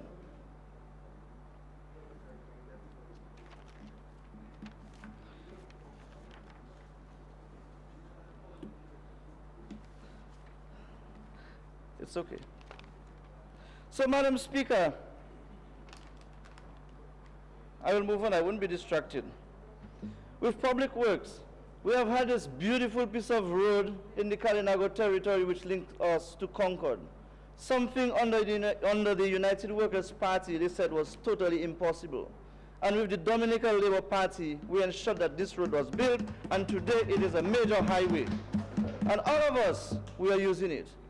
It has made the traveling or the travels from the Kalinago territory to Concord, it has shortened it by 15 minutes. And for the members of the opposition to come and say that the money spent by public works is not well spent, we really need to seek our conscience and ask ourselves some questions. The honourable member for Roseau South, if you pass through the Kalinago territory now, Madam Speaker, you will see the amount of work that is going on with road maintenance. And we are actually lining the roadside to inform him. So we are doing, the government of Dominica is taking care of the Kalinago people. When they speak of, Senator Thomas speak, for example, of water. And we can give them a classic example of what was done under the United Workers' Party. You all told one of my former PAL rep that the water is coming. But they gave the Kalinago people a project incomplete with no water. Is this the same thing you want us to do, members, Madam Speaker? We cannot, under no circumstances, allow certain members or people of the opposition to express certain opinions that is anti-progress in the country. We are here as honorable men to defend our country, not to become barriers to development. And I'm begging the people, the members of the opposition, that when something is good, we need to stand wholeheartedly and support the program. Because I know many of those programs that the members of the opposition are speaking of, we have already acted upon them and we are taking actions.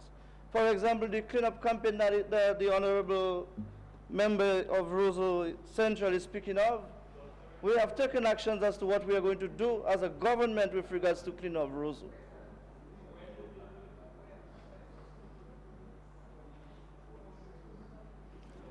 When you speak of development and investment, for example, in Liat, and while they are complaining that it is a waste of funds, I can tell you, Madam Speaker, that the Kalinago territory is benefiting highly through those persons coming in from a major airline in the Caribbean.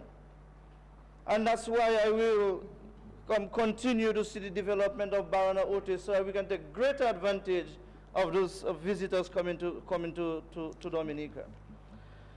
So while some of us on the opposition say sit and criticize, the Dominica Labour Party and the People's Government of Dominica is moving forward. And we will ensure that we create a better, peaceful, and joyful Dominica for all of us to live and enjoy. It's not a matter of party politics where you stand on one side and say certain things that is pleasing to your own ears, but to say things that is in the benefit of the country. We cannot in the 21st century as honorable men come and stand in parliament and oppose for opposing sake. So members of the opposition, we need to take this serious. And as I said earlier, and I need to compliment my other Kalinago brother on the other side, and I hope you will be doing the right thing soon to come to the right side. Under the Ministry of Agriculture, for example, we have $8,000 spent for outstanding payment regarding the hosting of the first agriculture fest on island. The one you organized.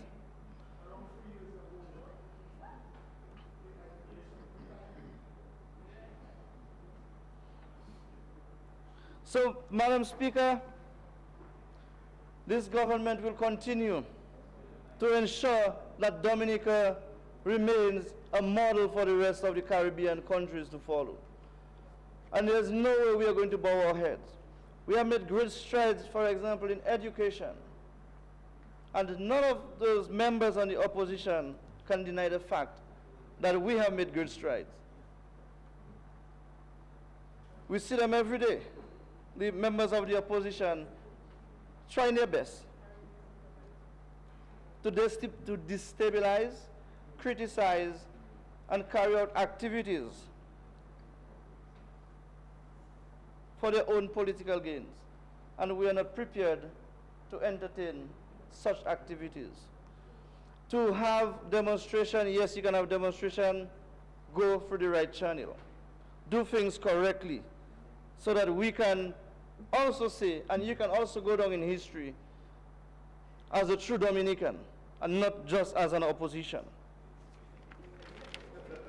Here's my other paper.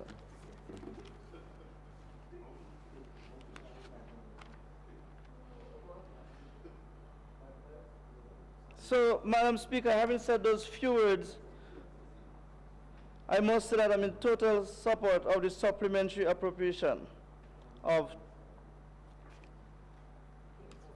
2014, December, July 2014 to December 2014. Thank you.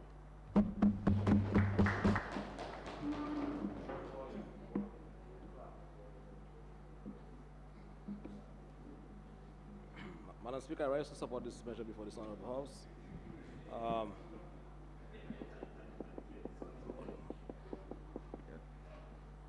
Which has developed to be a norm, Madam Speaker. But I seek this House permission to make a reference to the contribution made by the Member of Parliament for Salisbury, who incidentally is absent from this Honorable House.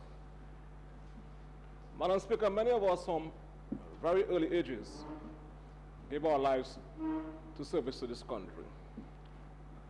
And I'm one of those. And this is the most beautiful country on earth. And when I listen to the member for Salisbury seeking to justify the event that took place in Salisbury on the 11th day of May 2016, my blood goes very, very cold. And I ask myself, Madam Speaker, what legacy we want to leave for our children? This country is for us, irrespective as to what side of the house we sit on. It is for our children and our children's children. A member of parliament, a lawmaker, therefore, must represent his people with the highest degree of honor. There is no justification, therefore, for what that took place in Salisbury. It was not a peaceful protest. It can only be characterized by the following: a mob, a riot, a naked transgression of the laws of this country, and that cannot stand in the civilized and democratic society, Madam Speaker. Madam Speaker, when I listen to the member from Salisbury trying to redeem himself, it is too late. Speaking like he was prosecuting his case. Madam Speaker, according to information received, a truckload and a van load of stones were dumped next to an ice cream parlor on the hill in Salisbury. The member for Salisbury, therefore, must say to this honorable house with absolute clarity, why were the stones dumped next to the ice cream parlor on the hill in Salisbury overlooking the Eulipton Highway? You must say so. Madam Speaker, in a civilized society, in a democratic society, the law provides a facility for legal, peaceful protest. And I want to draw the attention to this side of the house. And in the mix, you have an attorney to educate the populace on all aspects of our laws as it pertains to the right to protest. And I want to draw the attention to Section 4 and 5 of the Public Order Act. Section 4 clearly states the procedure. Just a moment. Madam Speaker. When certain members are speaking, I hear people rising on a point of order. Yes, I can sit. And the thing about it is, I'm now hearing, but I'm not hearing anybody rising on a point of order. The thing is, what is source for the good is goose is source for the gander. Members have to understand that if they want to be able to speak without other people disturbing them, they must afford the other people that courtesy as well. There is going to be cut and thrust. As I've said before, that is what members do. But please, if you're taking exception when it is done against you, take exception generally. Go ahead. I wanted to say that. But Madam Speaker, further, just to go back to the fundamental issue before this honorable house. The leader of the opposition, likewise some of the other members on the other side, give tremendous currency to the line item public support. And reference was made to the amount that was spent on that program. Reference was also made to reckless spending. The Workers' Party, really and truly, has no moral authority to speak about reckless spending, because the Workers' Party definition is reckless spending. By definition. Because we know of the legacy, and we can speak about and qualify what I mean by definition, is reckless spending and reckless borrowing. How do you reconcile the two, Madam Speaker, therefore? When you think about the debt that the Workers' Party, while in office, left this poor country, what gives you any moral authority to come to this honorable house and talk about reckless spending and reckless borrowing? Bold-faced, no-faced fellas. Apparently, Madam Speaker, it appears that they're bold-faced and they're no-faced, Madam Speaker.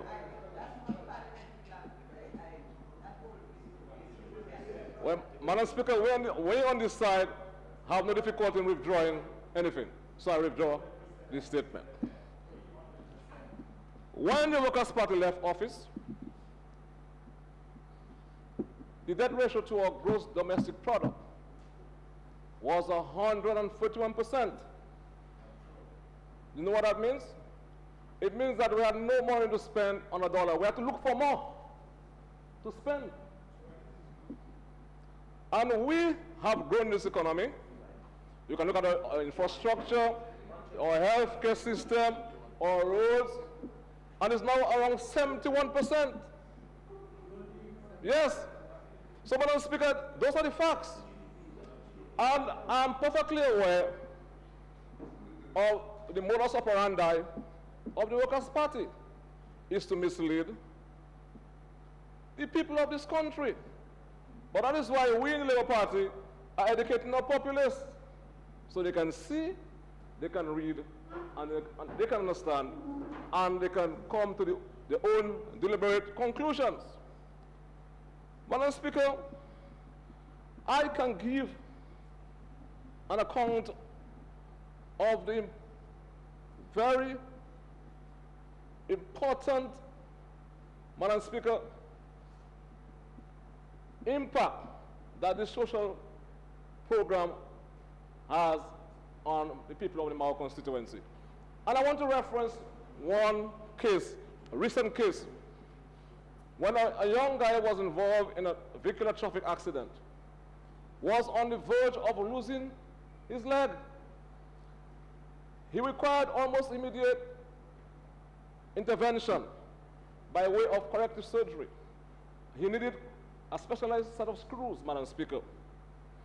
Before I left the state, I went to the Prime Minister. Today, Madam Speaker, this young guy is walking on both legs in Mao. That is what the Labour Party stands for. And Madam Speaker, this social program should not be viewed from its appearance on paper, you know. It has to be linked to the fundamental philosophy of the Labour Party. And that is the distinction one has to make between the Workers' Party, which stands for nothing but destruction. They have defined and developed a manual, Madam Speaker, for demonstration and activity in this country, Madam Speaker. Yes, sir? The member is stating in his presentation that we on this side stand for nothing but destruction. This is imputing improper motives, and he should withdraw it.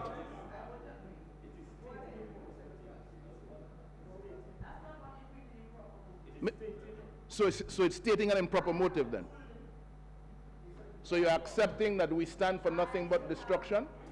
Madam Speaker, you're accepting that we stand for nothing but destruction? You're accepting that we stand for nothing but destruction? All right. I want to remind the member for my 25, you know. 25. This is the parliament.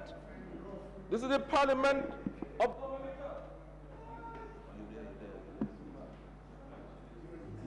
It's a different environment to sit down in a controlled environment and say what you want. This is the people's business too. All of us. So, Madam Speaker, going forward, Madam Speaker, when the Labour Party started, and growing up, when we read about the Labour Party, about Sean Onfrey, about Mr. Noblat, we heard about the party of the little man. the barefooted man. But that was a figurative expression, Madam Speaker. And what does that mean when we talk about a barefooted man? It was not to be appreciated by merely walking without shoes. These are the folks, Madam Speaker, who had no opportunities. They had no money to go to school. What the Labour Party is doing now, Madam Speaker, is providing our people with the skills so that they can contribute towards mainstream society, education, healthcare, housing. That's what they're doing. And the social program, therefore, exemplifies what the Labour Party stands for. And that is why I want to give some currency. And although the Minister for Health quite well referenced it in his contribution. And the eye screening program, and of course, thus far, 5,000 parents have consented for the children to partake in that great undertaking. And we have to tie that to our broader educational program. It is the Labour Party that introduced the school bus program. It's the Labour Party, Madam Speaker, that added value to the school feeding program. You know the importance of a balanced diet to facilitate learning. You know that the importance of that. And it's the Labour Party that introduced the school transfer grant. Now, you may have a balanced diet. You have a child at your home. That child was doing well. Suddenly that child has realized a spiral decline in his or her performance. It has nothing to do with that child's intellectual capacity. It may be the child in his corrective lens, be it concave or convex, but they may not have the money to do the examination. So the Labour Party is taking a holistic view about the educational program in this country. And to couple that, Madam Speaker, with placing emphasis on early childhood education, the formative years of a child's educational career. That is what we stand for. So it's not simply just putting something on paper. It's giving more currency to what the Labour Party stands for. We stand for something people-oriented. On the other side, wants to help people, they vex. And they come here and talk about facilitating productive behavior. And when we came to this honorable house, and the Prime Minister presented the Citizen by Investment program, you did not support it. And what's the intention of the program, Madam Speaker? And then you talking about issues. We came, we presented a budget that cost taxes in every respect, Madam Speaker. And you know taxation discourages productive behavior, or productive forces to be more precise. You are against it. So on what moral ground are you standing in this honorable house with a bold face, except for a couple members? And incidentally, Madam Speaker, one has to ask his or herself, why these two members gang up together and decide there? That's what? That's what you said? You said? And one supported partially, and one supported absolutely. What a wonderful story. You see? So, Madam Speaker, so under this, we're talking about the role of a central government is to create the environment to create the environment to cause the unleashing of productive forces. That's the role of the government, and we're doing that. They criticize that I'm not supporting the range project that seek to create 200 rooms for us in this country. 5-star hotel. And you come there, you're talking about we're not encouraging the productive forces. You see? You see? So, Madam Speaker, they have not supported the GO for my project. Because we have to create the environment to make it easier for business to flourish. And one of the major impediments, Madam Speaker, is the high energy cost. They are not supported it, and you come here speaking about supporting or trying to unleash productive forces. Them people are going to read books and just come and say things, you know. But when you read a book, it has to be relevant to the circumstances.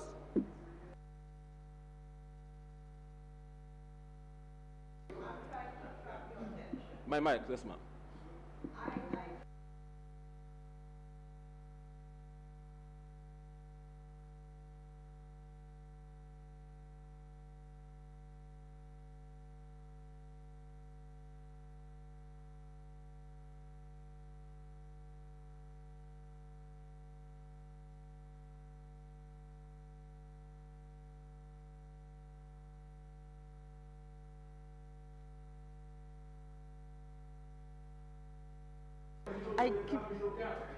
Okay. So, member, please. Member, please, can you continue? But I'm asking you, please, remove the them fellas from the lexicon of Parliament. Yes.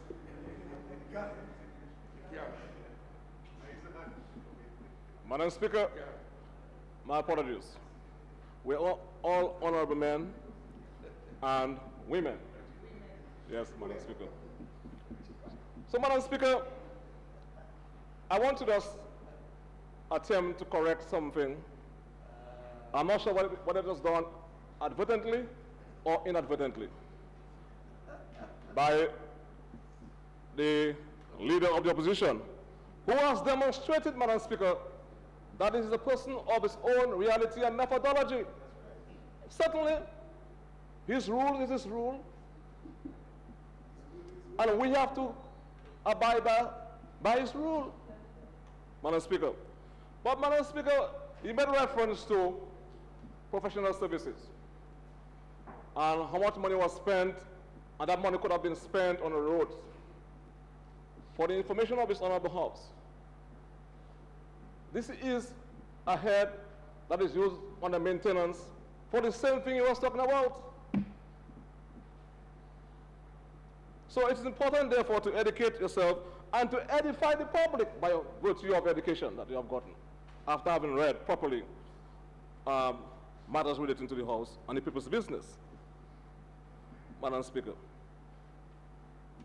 they made a big hoopla out of the situation in Marigot, next to the Douglas Charles Airport.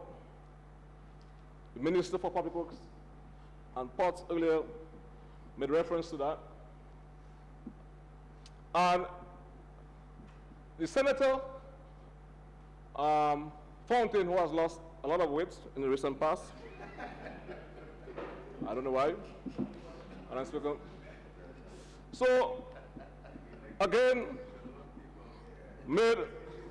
it could be as a result of internal conflict and starting to show externally, Madam Speaker.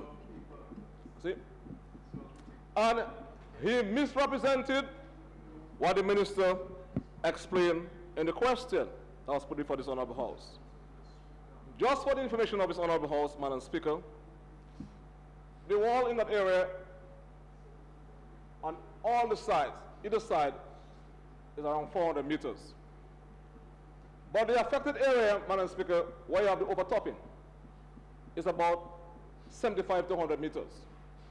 But there are certain variables, reference to the site condition, that will impact the actual cost. And that the sea is 20 feet deep here, Madam Speaker. So think of putting rock armor in that very deep sea. And of course, a wall. That's where most of the spending is going to be, Madam Speaker.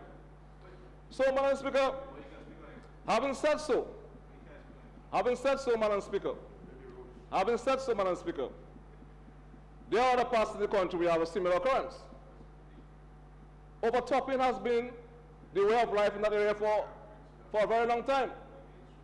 But we will give the people of Marigot the undertaking that some corrective work will be done to minimize on the overtopping or the effect of the overtopping, Madam Speaker. Madam Speaker,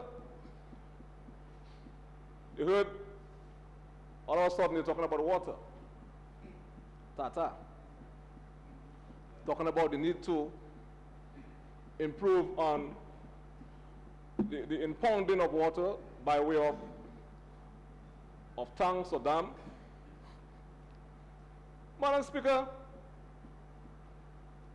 this government, and if you were to go on page 14 of our manifesto of 2014, a real manifesto, where we outline our objective by the end of 2015 to have 100% access, first time in the history of Dominica, and to potable water. And the people of Sylvina, Corona, where the senator lives, and it freaks me out that he's not aware that the pipes, the 2-inch pipe, and the 2-inch pipe are the pipes we have to use to bring water into people's home. In the Sylvina and Corner area, 100% lead, earth, sorry.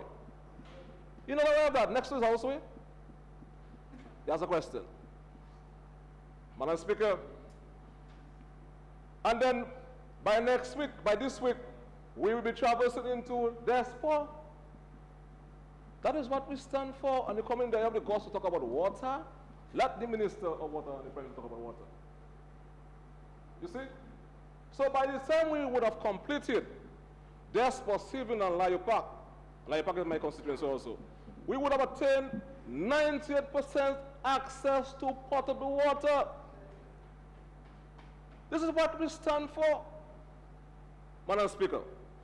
Now, you see, Madam Speaker, over $6.1 million were actually spent, and approval has been sought, Madam Speaker, on the public works road maintenance. And a number of communities, including communities within the Mao constituency, benefited. On the other hand, monies were transferred to the Despo Campbell Village Council. And it's the same member, and I'm saying that because I never said anything about him during election campaign, but he's not a saint. Because when that money was given to the council, it was they who were saying that the check was a bounce back check. And I hope the people of Despo listen to me. And when I became the member of parliament for that area, Madam Speaker. We have 5 minutes left. Thank you. Can I get those 5 more minutes, please? Madam Speaker, I move that the Honourable Minister be given an additional 5 minutes to complete his presentation. Second, Madam Speaker. Second motion. It has been moved and seconded that the Honourable Minister get a further 5 minutes to complete his. Would you like me to put it to the House? Huh? Sorry. It has been moved and seconded that the Honourable Minister get a further 5 minutes to complete his contribution. Those in favour? Those against? The ayes have it. Please continue. Thank you, Madam Speaker. The same section you're on there. Madam Speaker, and then today, over 80% of the road is properly done. When I became the Member of Parliament, the dead end in Despo was a mud road. That's what we met. A number of persons, including the members on the other side, do not know where Despo is. For matter of fact, during the election campaign, one of them came and they stood in the van with their shades. You know who is that? They don't know where Despo is. But there's a Labour Party that is concerned about the downtrodden and the rural communities who are seeing it fit, Madam Speaker, to go to every portion of this country to add value to the lives of Dominicans. So, Madam Speaker, I want to give the people of Mao constituency the commitment, Madam Speaker, that we shall continue to represent the interests at all times. Now, the member for Roseau South made reference to the fact that I live in his constituency. He also lives in my constituency. And then it is the Workers' Party supporters who went on the internet when we were attempting to significantly improve the road leading to Girardel, and they said I was building a private road to my home. But I want to give you the assurance, sir, that we have just finished doing some additional work. The surveys have been done for the entire road, including Girardel and Eggleston, that are going to actually include slope stabilization, proper drainage, and of course, improving the carriageway. That is what the Labour Party stands for. You got my point? And we are going to ensure that next time around, we take back Roseau South.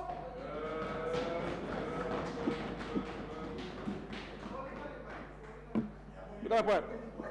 No, that's impossible. That's impossible. So, Madam Speaker, that's impossible. So, Madam Speaker, I'll be him. You see?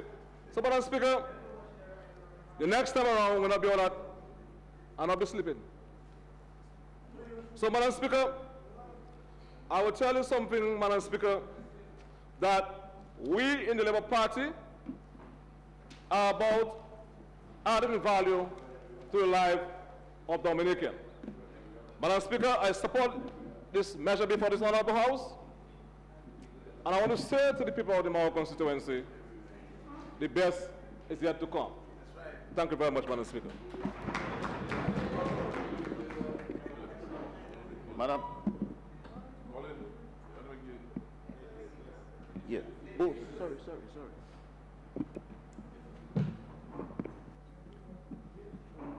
Madam Speaker, I stand to support the supplementary appropriation for July to December 2014.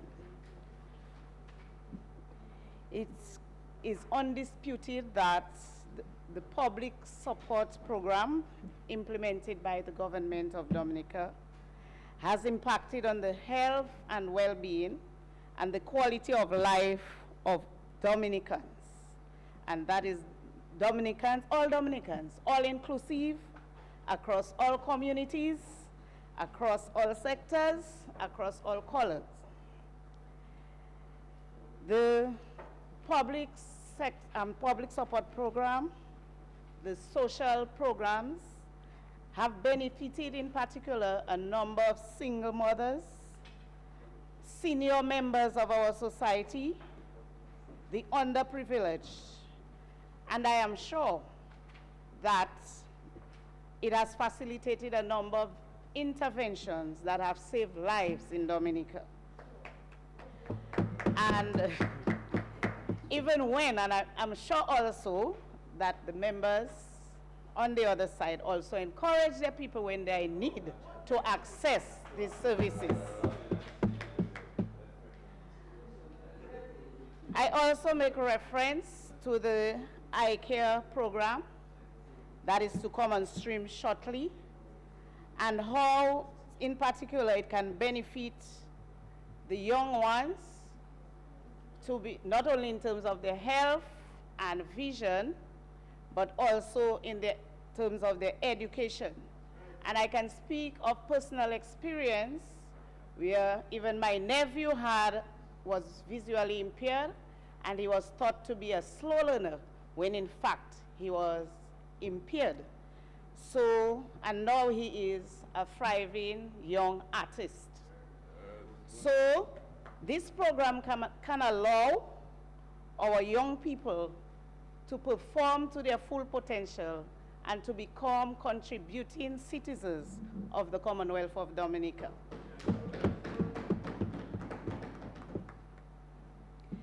So, in fact, it is a very critical program, and it points to the government's continued effort to ensure that our young people, the young people of Dominica, have total access to education. not only through this program, but through the Dominica State College in terms of tertiary education, through universal secondary education, and removal of barriers of affordability, because buses are provided to ensure that the underprivileged children can get to school, and support is provided for tertiary education among a number of other advantages provided. I also support public works, the allocated sum for public works. When we traverse the length and breadth of Dominica and within the rural communities, we can see evidence of the public works, of the many access roads, the many village roads and feeder roads that communities have benefited under public works. And that also includes my community, the communities within my constituencies. I think of the Point Baptist Road in Kalibishi. I think of the Livia Pe Road, which were recently constructed. So public works and our improved road networks, they help to develop the rural communities. They also help to position the communities in terms of community tourism, agritourism, and the farm access roads are critical to ensuring that we have improved agricultural production, food security, availability of fresh foods. And we cannot, the access or community access roads are not in isolation. So when we talk about productive, the farmers also use the improved roads. And as I said, it helps the community in terms of total development, including economic expansion. It also, the many road projects also have benefited local people within the communities in terms of employment, income, and being able to provide for their families. So when the members of the opposition speak of productivity, they need to make the necessary linkages that development is holistic. When you improve the quality of life, when you provide education, you are also creating the base for human resource development and for improved productivity in the future. When you improve roads, you are also laying the base, ensuring the enabling environment, the infrastructure for economic expansion. So it's not in isolation. And I am very proud to see that in fact 88% of the sources of funds are from local funds, our own funds to be used for our own development. Speaking of increasing independence, speaking of resources being put back into our economy from our own local funds.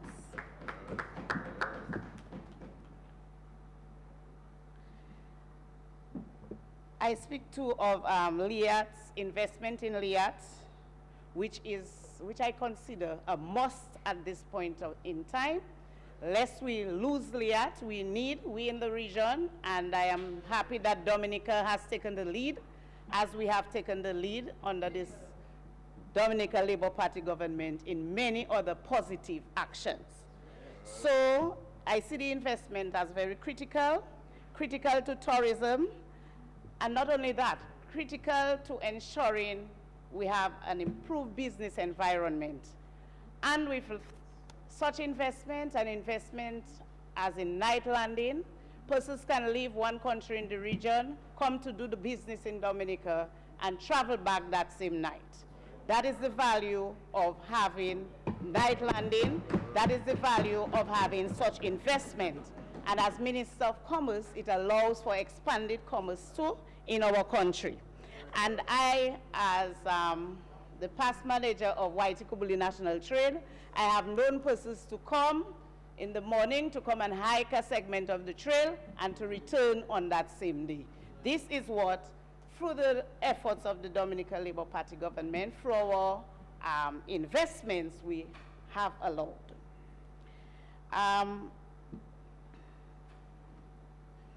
I note the Minister of,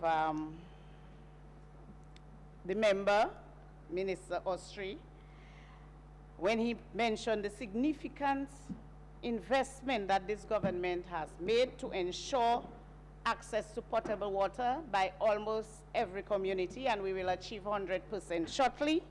And the Benz community did benefit from water, installation of water, potable water, which came from, or which required about a $15 million investment.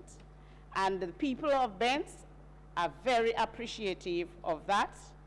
And it had to take this government to bring the water, because when I went to the source, when I went to this place, the river source where the water came from, it's really a few miles to drive, quite a few miles to drive. So it would indicate to you the significant investment that had to be made. I speak too of the Penville Road, and while some persons indicate or implicit in their question is why all of this money spent on Penville Road. I am from the north, and the times that I would travel on this road, I used to say, boy, this is in the Prime Minister's constituency and it really needs attention. The road was in a dilapidated condition, and I think the constituents of Penville were very, very patient, and they deserve it. It is a well-constructed road, and it has benefited local people. And it also benefited the members of the Public Works Corporation. And lastly, I would like to speak to AgriFest. I was assigned to coordinating the AgriFest, which took place a few years ago. And I'm sorry the member of Wesley is not here. But just to highlight the benefits of AgriFest, and we have an $8,000, which was outstanding, but it actually costed more than $80,000, and the NBD funded much of that. But the AgriFest provided the opportunities, or it highlighted all of the opportunities that we had in agriculture. It brought stakeholders together. It gave that sense of new hope, and we can see emerging from that kind of sense of hope in agriculture, that new drive to be involved. We were able to showcase new crops like onion and potato, and I must tell you, in Calibishi, our farmers have really benefited from production of potato.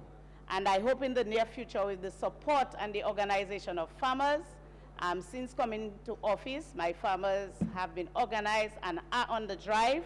And instead of probably, for example, doing a protest, the farmers of Pebush, with some support, some resources from the government, they have come together and they have assisted in repairing the Mamiton Road. And I must applaud the Pebush farmers for doing that. Even we have the interest, or we have the intention of doing added work or greater investment to ensure the road is in a better condition. But the farmers came together to ensure that they can improve access. And that is what I believe development is about. It is about people participating in their own development. And also I must applaud the Calibishi farmers who, when I mobilized them, they are now 150 farmers strong and doing business together, buying inputs together, pooling their resources and working together, and they're very enthusiastic to move agriculture forward.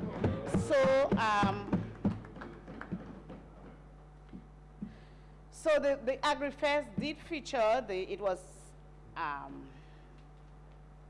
it took place in 1 Mile, not by chance, but it took place there to be able to feature developments in agriculture, such as the coffee plant, which was under construction then. So persons coming would realize that here is a new opportunity in agriculture. It also featured the modern agri-station. so that people got an understanding of what the role of the modern agri-station is in terms of development, of agriculture. And even now we see that the plantlets are being developed there for distribution. So the AgriFest was very critical. It also allowed farmers and youth to make an input, to speak to their issues, and to inform the draft agricultural policy that is on stream. It also showcased agri-enterprises, agro-industries that are emerging and needed, so persons would be able to see, private sector, public sector would be able to see what are the areas that we need to help these small enterprises in.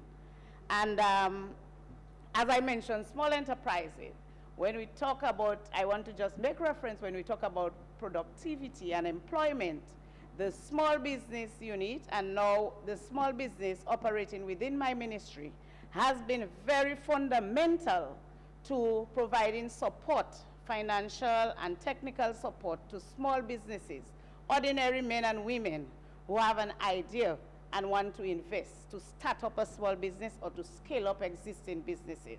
And that too has ensured it alleviates poverty, it increases economic activity and contributing to the economy. So when we look at the supplementary appropriation from July to December, it is money not just spent, but money well spent.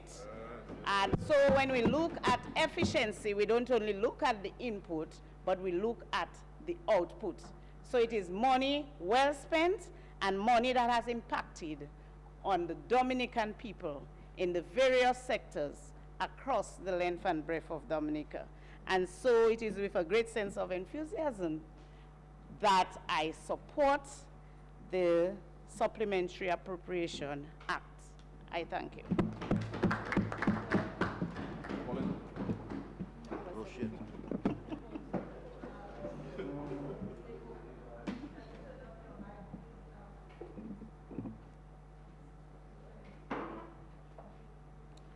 Madam Speaker, I rise to give full support to the bill before us this evening, the Supplementary Appropriation Bill. I'm only here to contribute in one specific area. I'll make mention of other areas, but one specific area, the Social Services Department. Much has been said tonight about the Social Services Department. In the opposition's contribution to the Supplementary Association Bill, in essence, Madam Speaker, they supported everything, but their difficulty was with the functionality of what we were doing. And one of the things they really, about 3 members made mention of, was that the Ministry of Social Services, for which I'm responsible, should really take charge of the support program. I just want to explain one thing.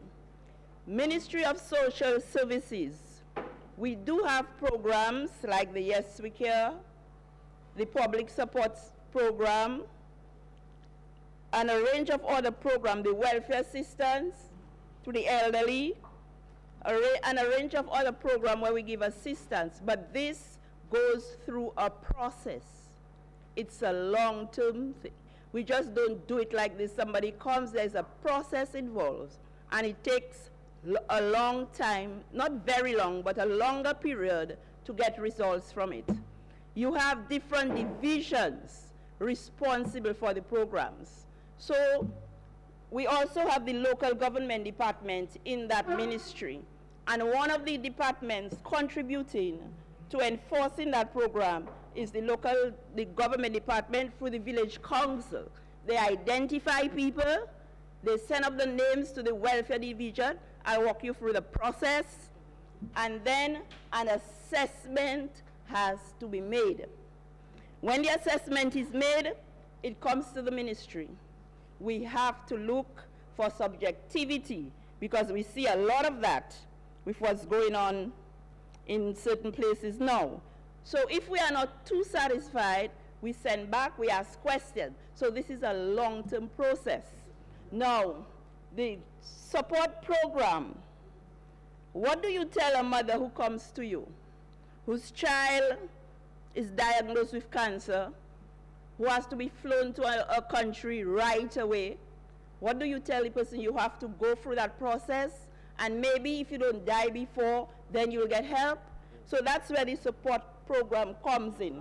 It's a shorter term program. And that is why we have, it's organized. It's not just a Vice program.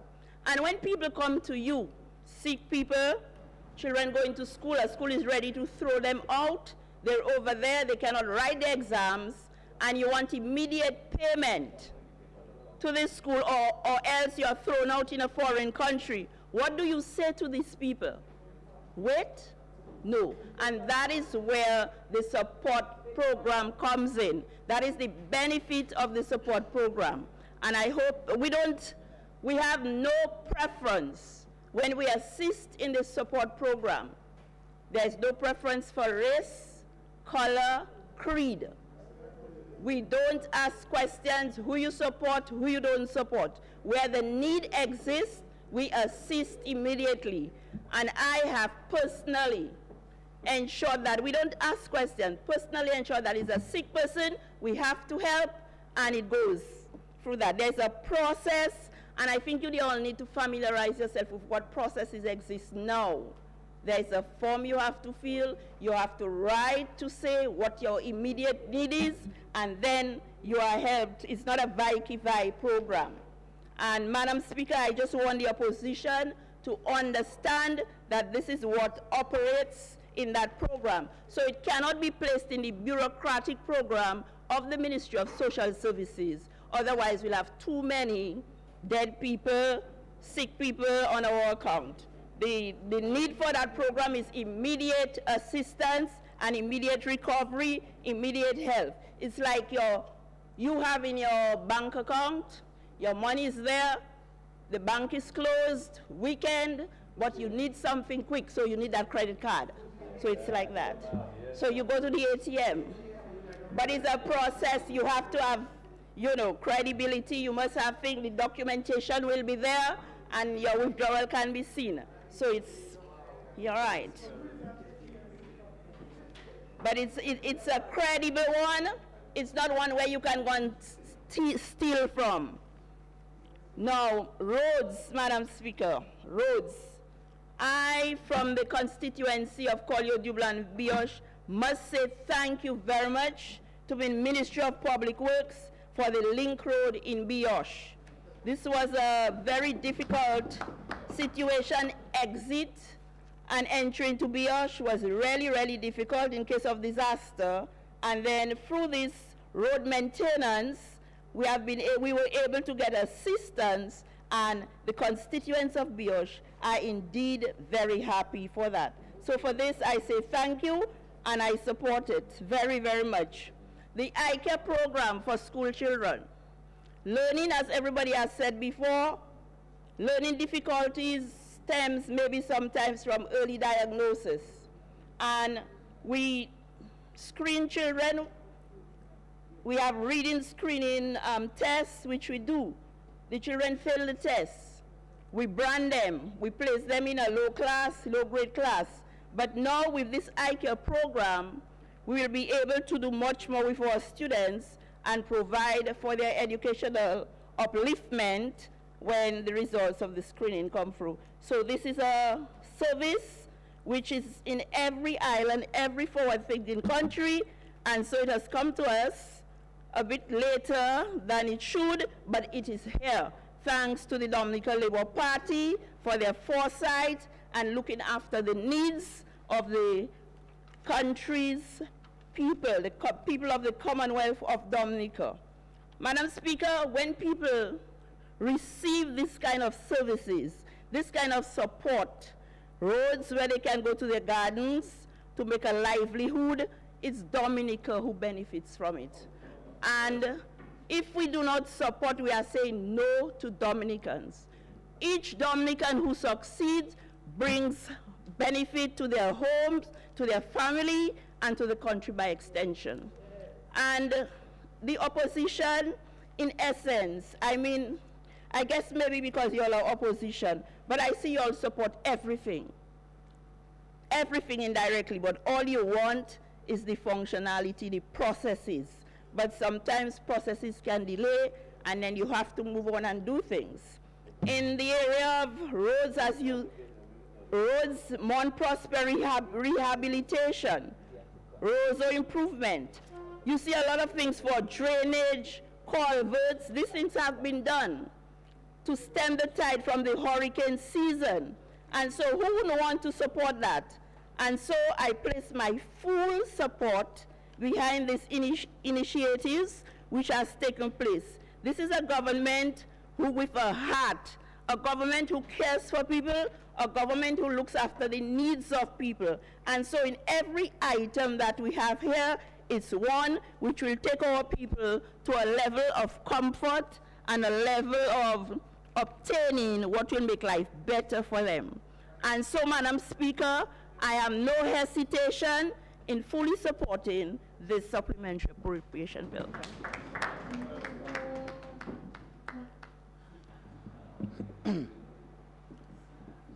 Madam Speaker, I rise in full support of the supplementary appropriation bill, which will soon become an act.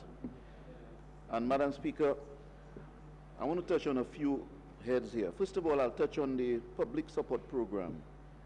And I mean, I listened to the opposition this morning and throughout the day criticizing the public support program. But Madam Speaker, when I speak from a scientific point of view and from experience. When I say experience, I'm referring to real life experiences. I can recall not too long ago, a lady came to my office and surprisingly is a member of your party in terms of support. And she said to me, Mr. Collin, make me live again. And you know what she was saying to me by saying that, when she mentioned that? She was a breast cancer victim. And she came to my office crying. She voted for me, she voted for the last 3 elections, she voted for y'all. Yeah, you can say so if you want to. And she voted for y'all for the last 3 elections. But I just want to show the non-partisan nature of the public support program. And I said to myself, how can a lady come to you and she's saying to you, make me live again, Mr. Collin? And she knew very well that I knew where her support base was. But I said, no, God will punish me if I were to do something like that. And I passed on to the Prime Minister for help, and we got the help for her. We got the help for her, and that lady is alive today. And she has children. I know her very well. She has children, and she came back. Another life experience again is the one where at the hospital there were 2 guys. One got hit by one of your supporters again. Sad but true. When I say your supporters, the United Workers' Party, and this is true. He got hit by one of your supporters, and it was a hit and run. Multiple fractures in his limb. He was at the hospital. You know it very well, that's right. He was at the hospital, and he went to see him. Prime Minister was there with me at the same time, because one of the guys with the broken leg, he was from my area as well, too. And he started crying on the bed. And he said, you know, help me to walk again, man. I want to walk. That was painful. I mean, my eyes filled up with water. The Prime Minister didn't see it, but it was true. No, that's a serious story. Listen to that. Hold on, pause for a while. I'm going to touch. I'm going to touch on every single one of the members here, just to bring you up to date. Anyway, this man, we were able to send him out. The surgery of the man came to $21,000, and we had to do 2 of them because the man next to him on the bed, hit by a car again, had a broken limb. We had to fly in the guys to do it for them. This is not a joke. And these are supporters of yours. So this is nothing about blue. There's insurance, you can talk insurance if you want. You can talk so because you have a job or you had a job. When people don't have insurance and their life is in your hands, yes, as a government that they have worked for and supported for, I'll talk to you just now, you two. Government they have supported, you have to help. Even if they support you, one government for this country. So let's just touch on the public support program. And well, I definitely, I know you support that, sir, and I'm happy for that. I'm happy for the two of you all supporting today, and for bringing the light across from the opposition, which in the past, to be honest with you, the UWP was only to oppose. But I'm seeing a new sort of, introduction, at least from your side there a little bit, supporting the government on positive programs. So I really think you're doing it. Yeah. That's good. But at least this side of the opposition, you're doing a pretty good job. Yeah. Okay.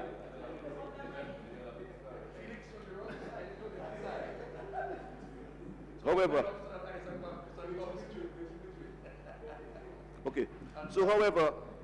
now before I go into the other parts, I want to clear up some of the misinformation this morning. And I'll go into the other parts of the Senator Fontaine mentioned this morning. Actually, you were really imputing improper motive when you mentioned about the investment in LIAT and whether we had used it for to transport voters to Dominica. I found that was in poor taste on your part, to be honest with you. No, but you know better. You know better because you know better. You don't make statements like that because, I mean, come on. That was imputing improper motive, and I'm not expecting that from you. But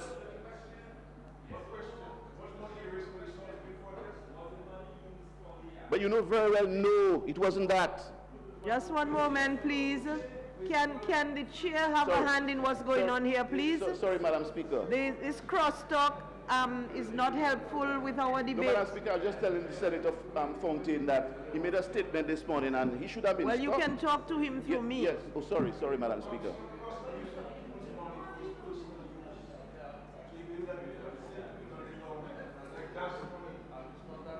Okay, can we move on, please? Yes, Madam.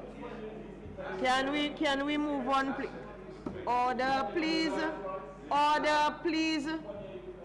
Order, please. Oh my. So. Okay, can we move on, please? Okay. So, Madam Speaker, I just wanted to make sure I caution the Senator in terms of the statements he makes sometimes, in the House, in terms of imputing improper motive. We have to be careful of that. Now, there was another one, Senator, the Honorable Basil spoke about black sigatoka. I think my Honorable Luge spoke about it as well, too. And yellow sigatoka and importers. I want to make it clear that probably you all don't know, but under the BAM project, there are resources for controlling black sigatoka and, of course, revamping the banana industry. But you all know very well that the BAM project is taking a little time. The EU process takes a little time. What you must understand, what we have done as government, we have come in and actually injected the money to buy all the agrochemicals and whatever is needed for BAM. Sorry, for the banana program. Relax. No. I heard you mention about, the member mentioned about the control and the poor job. I drove recently through the east of Dominica and some of the north, and I must say what I'm seeing there is great improvement in the banana industry. The plants are green, the farmers are following the de-leafing program. You were a little incomplete when you mentioned about the whole program of treatment. And it's not just de-leafing, it has to do with nutrition. You mentioned the nematode program, which wasn't bad at all from your experience in things, but you missed out a lot of the true facts, because as I want to educate you on this one too. Listen, man, I'm trying to help you out there so you can talk sense sometimes.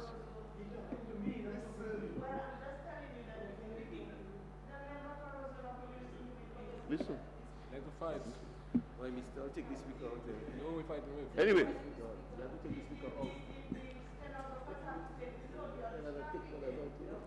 Okay.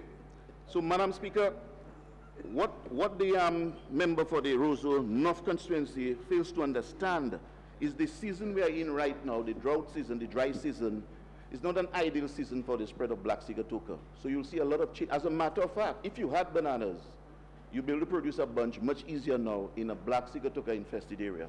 You're not aware of that. I'm a farmer, I can tell you that. I'm producing some bunches right now from the Cavendish variety, and it's working very well for me. 51 years probably moving to little pallets here and there. Come on. Anyway, so Madam Speaker, I think we have to be careful when we speak of agriculture. I've always said that health and agriculture there should be no politics in health and agriculture. And this government, when we spoke to the Minister of Agriculture in terms of his banana program under the BAM, and the government decided we are not playing no politics whatsoever in agriculture. We're not doing it. I will never allow it to happen. Because farmers for me are across the board. It's not a blue farmer, a red farmer, a this farmer. As a matter of fact, this morning as well too, it was mentioned about the government is not providing fertilizer for farmers. Totally untrue. The Moroccan government assisted this government because of proper foreign relations with a number of containers of fertilizer. It went to banana farmers largely and plantain farmers. You don't know that. You don't know that. You need to address the speaker. You are really disturbing the house. Okay? All right. Boss, relax. I can handle myself to relax. Sorry, Madam Speaker. Okay. Now, Madam Speaker, that's just to clear up a little bit of the agriculture misinformation by the member for the Roseau North constituency this morning with his lack of understanding of proper agriculture. He doesn't understand it at all. Yes, you were around the fellas in those days, but you don't understand agriculture to make these statements in this house to educate the people of Dominica on agriculture, and I'm not in favor of that. We have to educate the people properly. Okay? Right. Now, I hate to mention that really, but I want to clear it up as well too. We've been hearing about this tear gas program. As a medical person, a veterinarian, Doc is here as well too, you all spoke about, what you should have spoken about is the efficacy of the drug based on the time of the gas. Usually, when something has expired, it loses the potency or the efficacy is decreased. So come here and talk about it's affecting people, that's nonsense. So just take it off your head completely, members of the other side. Don't try to go there with no kind of case about this. Take it off your head. This is nonsense. What you should blame yourself for is to be caught on camera being present at an illegal activity. You should blame yourself for that. And endangering the lives of your supporters and Dominicans. We cannot allow things like that to happen in this country. I am old enough to have lived through May 29th long ago, which you're trying to create in the island, but it won't happen. Because Dominicans are not like that. I was there, I was a young man then, but the reasons were different. It was different. And you all can't come here, stop it, this is nonsense. You all can't come here, sorry. The member for Roseau North. The stenographers need to take their notes. If you need to make your sides, you can do so more softly. They need not be at the same pitch as the member who is speaking, who I happen to know has the flu and is not speaking as loudly as he normally does. Okay, thank you, Madam Speaker. And I want to say to the members of the opposition, be careful what you try to instigate in this country. It will fall back on you. God is not sleeping. You cannot come here and try to use innocent people. Farmers, yes, we had a problem in Salisbury, the roads. We went there, the Prime Minister, myself, Minister of Agriculture, and a whole team of us. The roads were terrible. In Kayambok, the roads are terrible too. It's a challenge for us. It's a lot of roads, costs a lot of money. But to know that we went there, we looked at the roads, and we're about to do something with the roads for real, and to jump ahead, stop a demonstration, a protest, endanger your people and farmers in something that could have been dangerous had it not been for a sensible thinking government. We have problems down there. I'd like you all to pay attention to what you're trying to instigate in this country. It will backfire on you. I'm warning you all. Right? Of course it is. Relax, boss.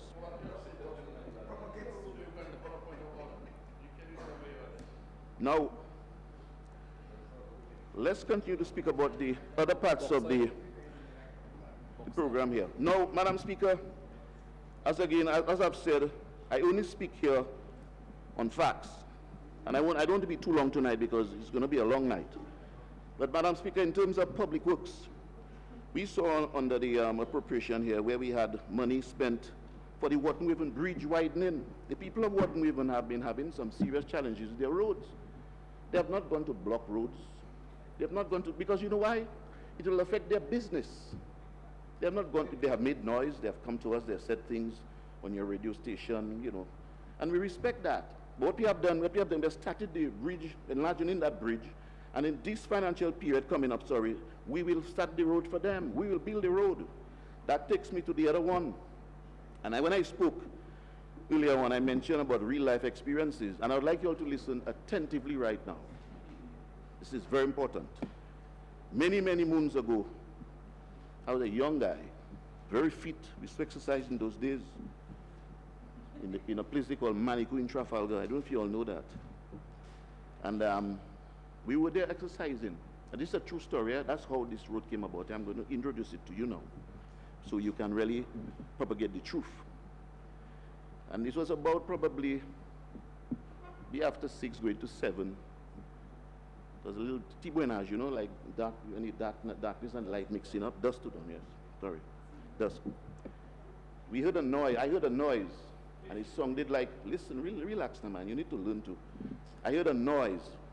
And this noise it sounded like a truck dumping galvanized. Lasted for a little while. So I said, but I told the rest of the folks, y'all heard that? They said yes. But we knew nothing about what was going on. So I left Trafalgar, went to Fort Annie, and my mother told me, they came to look for you. I said, but Mama, what happened now? She said to me, looked like there was an accident. So I went on the edge of the property there. There's a river down there. And I heard people crying. Not the victims, as the villagers tried to come down. We're talking about the Mont Prosper Road now, how it came about. So I immediately left home. I put, you know, in those days, you had a little chief's cloth shirt, you know it, you put on your body, nice little shirt. Drove the old Volkswagen, the number was 1874, whole thing up my father bought for us. We used to fight to use it, my brother and myself. But we never, and not to kill each other, but we fought to use it. Anyway, went across to Mont Prosper there, back lower down. I saw a line there, police line, do not cross. And in those days, I mean, I think Simon Darrow was some high body in the police force. He said, you cannot cross here. So I said, so well, how are we going to get the people if there's some of them alive? So I said, you know something, I'm not going to obey mister. But I'm not going to break the man's line either, you know. So I eased down a little bit, climbed up to the bushes there, by myself with a little torchlight. When I got to a certain area there, and I noticed you all listening attentively because it's a true story. And you all will know that for the life. You can tell your children about it because 40 years just passed. I walked on something soft. And what I walked on there was a body. Road maintenance. Yeah, that's the Mont Prosper Road I'm talking about, you know. Maintenance. Yeah, road maintenance. Yeah. That's how it came. I have to speak about it first. The history, you have to know it so you can tell people. So anyway, I walked on something soft. And there was a pile of 13 to 15 bodies. Nice young girls. All exposed, a whole mess. Beautiful. Christ is the answer crusade. I heard a little, I went through that. I picked up one, put on my back. I brought her down. I gave her to the police. Mr. Darrow. I said, look, one is alive. I left him. I went back up again, searched for the pile, found another one alive. I brought her down. Meanwhile, the shirt is loaded with blood. You can't do that today because of the virus. You can't take chance of that again. Those days we hadn't that problem yet. I brought the second one. I went up again. A brave fellow too in those days. I'm not the kind of joke fellow. And I went through that pile, and they were about, it was either 11 or 13, because I can't remember the exact number of bodies right there. You all probably thought that the bodies went down the night. No, the bodies slept there the night. Yeah, they slept right there. The following morning, I left home and I went up where the truck plunged into the precipice. And it tipped that mango tree, which is still there today. It tipped it and it went down. I followed the entire track of the accident. The truck is still there, you know. The chassis of the truck is wrapped around a tree there, you know. That's true, you know. I know about that. Gordon works at Dexter as a survivor. Cynthia and Sandra, these are two girls I carried out. When you go to Perky's Pizza, the girl with all the bent up hands, that's one of my survivors. Guess what? They voted for you all on 3 occasions by Save Their Lives.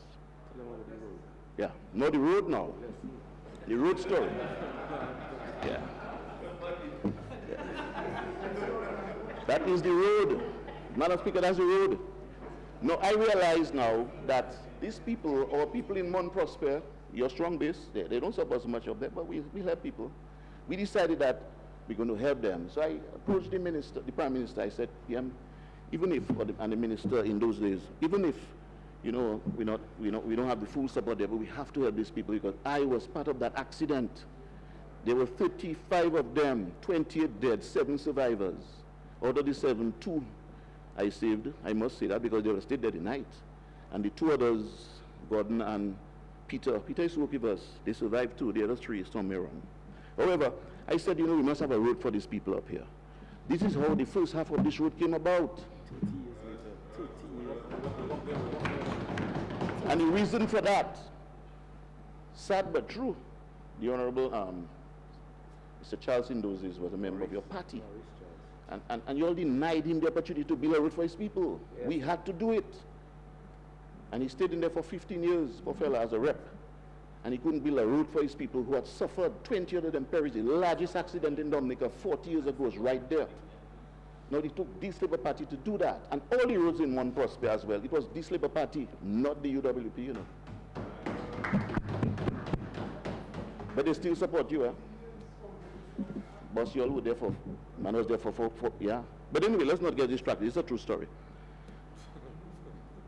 And you're very touching one, and I like that. You see, when we have the little cross-talk, Madam Speaker, between a little imputing proper motives and whatnot, that's basic. I'm giving you real stories. This is how this government operates. We plan. I heard this one about we're not planning for the future, and if we don't plan, we're in trouble. This is rubbish. It's nonsense. This is a government that plans. This is a government with all the public support programs that will continue.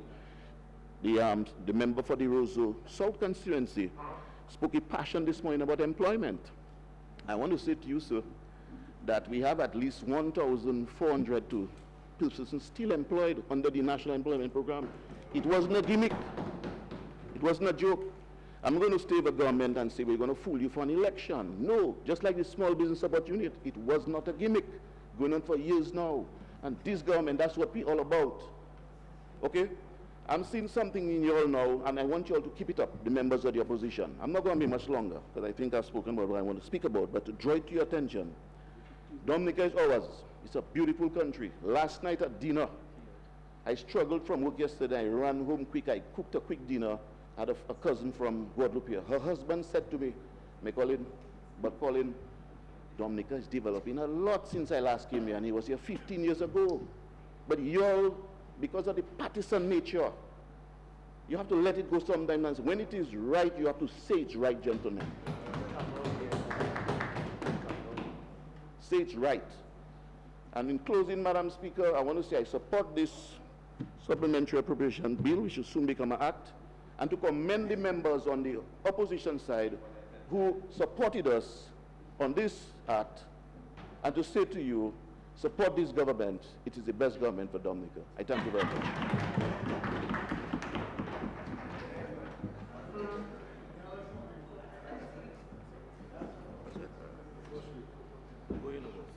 Thank you. Thank you very much, Madam Speaker. I just want to make a brief intervention, Madam Speaker, on this supplementary appropriation bill, Madam Speaker, and to say up front that I support it fully, Madam Speaker.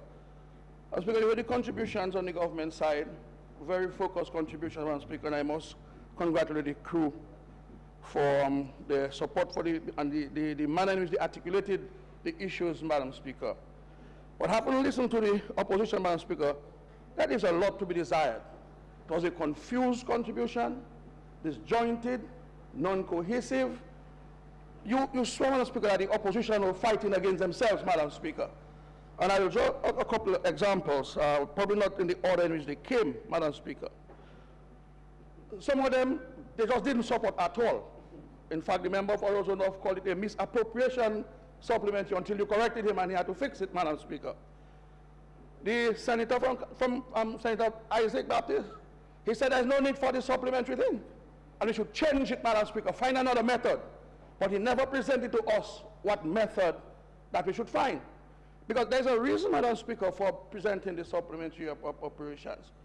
And in the Finance Administration Act, Madam Speaker, it makes provision, and it was well articulated by the leader of the United Workers' Party. Unless the member for Roseau Central made a very interesting comment during his debate. He says, don't be led by people who are not too bright in their head. Madam Speaker, That was what the member. No, I mean, Madam Speaker, if it's not correct, then tell me it's not correct. What he's saying, you don't be led by people who are not bright in their head, Madam Speaker. No, Madam Speaker, he couldn't be referring to none of us on this side, because at least we went to high school. All of us that went to high school, we went to college. The Prime Minister has 2 degrees. So it couldn't be for us on this side. He was saying that, Madam Speaker. So he must have been referring to somebody on their side. And me he was talking about. Oh, Madam Speaker, I'm going to tell you something. This member for Roseau Central, he went to the barber shop in Portsmouth. And he told the barber shop that I'm a very troublesome fella, so he's going to come after me. That's by bloaters, Madam Speaker. But I find if Isaac Baptist wants to choose somebody to go after, Madam Speaker, and he chooses me, the member for Roseau Central, then he has a problem, Madam Speaker. And I want to say to him that if you're not mad, do not pretend as if you're mad, because you might get a medicine that might make you mad. You understand? So if you're not mad, do not pretend like you're mad, Madam Speaker. But once we're going back to the point, and that's very instructive, because we can count the people on the side of the opposition who not so bright in their head. They may be right in their mouth, but not in their head. And he said, don't let them lead you. So it shows me, Madam Speaker, that there's a split, and you heard the member for Roseau South. He came out there, Madam Speaker, like the real, true leader of the opposition. And that really, Madam Speaker, is a sign of things to come. But that is their problem in their party, Madam Speaker. I'm not involved in what goes on inside there. But if these men, after 8 months in opposition, already beginning to fight among themselves, then imagine what would happen if they were the government of this country, Madam Speaker. And so we have to be very careful, and we have to keep them, you don't like to say fellas, because, Madam Speaker, the same Senate, no, I didn't say that. I didn't say it yet, Madam Speaker. I say you don't like to hear it. But the Senator, Isaac Baptist, when he was making his thing and saying the supplementary appropriation not important and we shouldn't be debating it, he said, but everybody needs to, I joined the gang. He said that, right? Or you heard him? He said he joined the gang. Now, I know it's not us he's talking about, Madam Speaker. So it must be them he's talking about, Madam Speaker. So they describe themselves in Parliament as the opposition gang, Madam Speaker. And Madam Speaker, some of them have already shown gang-related tendencies. You have the member for Roseau North, who is now in court on matters attributed to gang. Or the matter is before the court. The matter is before the court, so we can say that.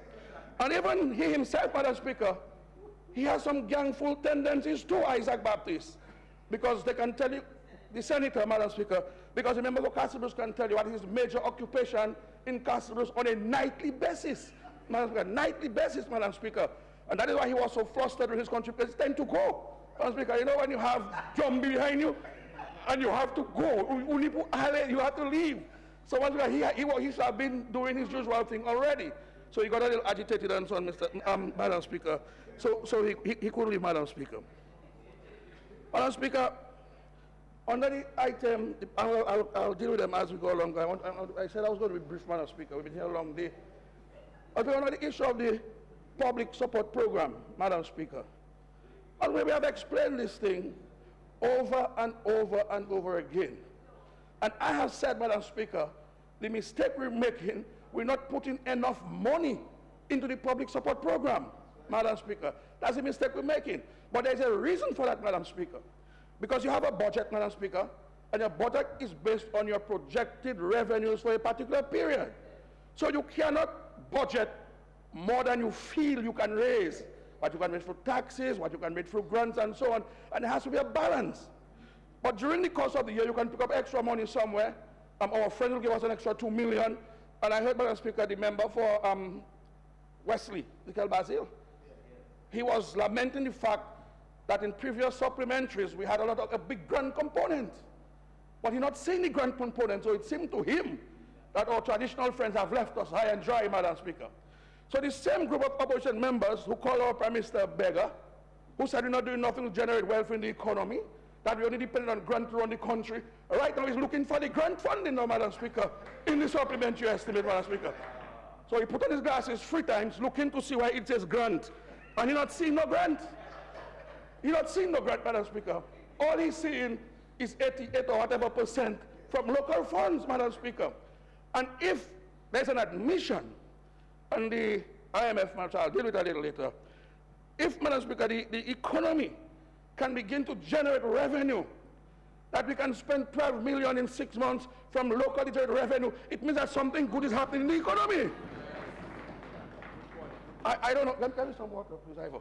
I don't know, Madam Speaker, what kind of mathematics you can use to explain that. The economy are doing well. The senator from, the member for Roseau North, he listed out, they said nothing happened in the country, but he listed over 11 projects that have been done that the public works could have done, Madam Speaker. And I will do that on the road, but I'm not going to sit down here, Madam Speaker, and deal with the issue of the public works. But what I can say is, Madam Speaker, the Public Works Corporation had the Gilead Penville Road, the Penville Vehicles Road. That was for the Public Works Corporation. But then we had to take it away from them, Madam Speaker. The Tukari Road, that was given to the Public Works Corporation, but they couldn't finish the project. And so we had to discontinue them, Madam Speaker, and get somebody else to do the work for us. But I don't want to ask about public works. I'll deal with the roads a little later, but for the public works. And Madam Speaker, and he, Daniel Luke, a member for Roseau North, he spent his whole Tuesday at the Public Works garage. I understand he was even playing football in the yard, Madam Speaker, of the Public Works garage, Madam Speaker. And he come here asking for information. But they have ways of getting their information, Madam Speaker, because they have their moles and their spies in every single government department in the country. And before a paper is dead, they have it, they're getting it, Madam Speaker. So if it's information they want, they know where to get it. Senator Baptist, he spent 2 days by physical planning, Madam Speaker, going after the Castle houses, the poor people houses that we building from Castle, trying to get planning to stop the project, Madam Speaker, to stop the project. And the acting senior physical planner made a visit to the site after consultation with Isaac Baptist, Madam Speaker. After consultation with Isaac Baptist, went up there to see if they were going to be able to find anything to block the project, Madam Speaker, hoping that, yes, asking holy man and choking him, saying, look, you must issue a stop order. Madam Speaker, Madam Speaker, I can quite... Madam Speaker, I rise on a point. Madam Speaker, I rise on a point. About what?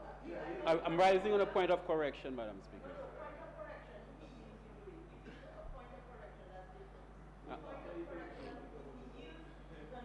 No, I know you did. Not now. You'll make me lose my train of thought. Not now. A little later, I'll yield. Not now, Madam Speaker. Not now, Madam Speaker. Not now. Madam Speaker, he had the gentleman up there, Madam Speaker. He had the gentleman up there, seeing how we can get the gentleman to issue a stop order to stop the project. So the poor 10 families from Castle Bruce who are doomed to receive those houses would not have access to those houses, Madam Speaker. And even in a supplementary, he was asking about the roof. Oh, Madam Speaker, a roof is determined on the size and the length of the roof. You can build a roof with 2 by 6. You can build it 2 by 4. What you have to be careful about, Madam Speaker, is how you space it. And the building code is saying that if you're using 2 by 4, you can use a 24-inch space. We are using 22 inches, Madam Speaker. So we're even more superior than the building code that is trying to make reference to, Madam Speaker, on those houses in Castle Bruce. But good sense prevailed, Madam Speaker. We had planning permission, like the Minister explained, and we did the thing properly and correctly, Madam Speaker. And so the people of Castle Bruce can look forward to their 10 houses, Madam Speaker. So we've done this thing on the public support program. It's a rapid response mechanism, Madam Speaker. And the Minister for Social Affairs have explained to us, Madam Speaker, the process, the order process. Madam Speaker, right now I have a constituent in Barbados. Heart problem, Madam Speaker. Good man. Heart problem, Madam Speaker. The man was in the ICU for a week. Nobody don't know what to do with him, Madam Speaker, until we approach the public support program, Madam Speaker, send to Barbados quickly. The same ICU, the opposition criticized, Madam Speaker. The same ICU that have saved thousands of lives in Dominica, the opposition criticized it, Madam Speaker. And today, lives are being saved, Madam Speaker, People have gotten out of the dead. They're dead already. They wake up in the ICU, Madam Speaker, because the efforts of this government, Madam Speaker, in providing health care to our people. And they say, so the liberals are getting help, Madam Speaker. The gentleman from my constituency, whose son was sent to Barbados, $60,000. $60,000. And Madam Speaker, he's not supporting us. You're hanging flag last election, but that's a blue flag. The few blue flags you see, he that put them. But Madam Speaker, health is expensive, Madam Speaker. $35,000, $60,000, $75,000. I have seen cases that have come to the public support for over $100,000, Madam Speaker. And even if those on the opposition side believe that they're affluent and they can afford it, Madam Speaker, the majority of people, even those in the middle class, cannot afford the cost of medical care based on the ailment you have, Madam Speaker. And Madam Speaker, somebody said they support. They don't support nothing, Madam Speaker. The public pronouncement election was to stop all the social programs introduced by this government, including the Red Clinic, Madam Speaker. But the Senator Felix Town, he came around. He has nothing in the program. But he just find the Prime Minister have plenty of work to do, so the Prime Minister should let somebody do somebody work for him. That's what he said. That's what you said, right? That you want to relieve the Prime Minister from some of his duties because you feel that he's working too hard. You feel the Prime Minister working too hard to him to relieve himself from some of his duties. That's the problem, the only problem. But I always told Felix Thompson he was on the wrong side, Madam Speaker. He was on the wrong side, and there's room in the inn. He's a positive little fella, Madam Speaker, except that he go and follow them fellas, bad company, Madam Speaker, and he find himself in trouble, Madam Speaker. Follow bad company, and he find himself in difficulties, Madam Speaker. Madam Speaker, on the issue of investment financing, LIAT, well, the Senator Thompson Fontaine had a lot to say on that. Madam Speaker, but he made a very interesting statement that he wondered whether the money we gave to LIAT was not to pay for tickets that we had hired LIAT to bring people down to vote, Madam Speaker. So he believed, that's what he said, you were not there, Madam Speaker. That's what he said. He said that the money we paid the shares into LIAT was money that we owed LIAT for bringing people down to vote for election, Madam Speaker. He said, that's what he said, Madam Speaker. But he would know about how to do those things, Madam Speaker. Because I the same treasurer of DAS, Madam Speaker. Same treasurer of DAS who took $27,000 from DAS money, put it in a private account, in his private interest-bearing account. And until Gabriel Christian threatened to send police for him, Madam Speaker, he returned the money. Until, Madam Speaker, until my friend Gabriel Christian threatened police to arrest him, Madam Speaker, he brought back the money. Mr. Austri, the and the same thing, Madam Speaker, for the landing ground the Petro carried dollars.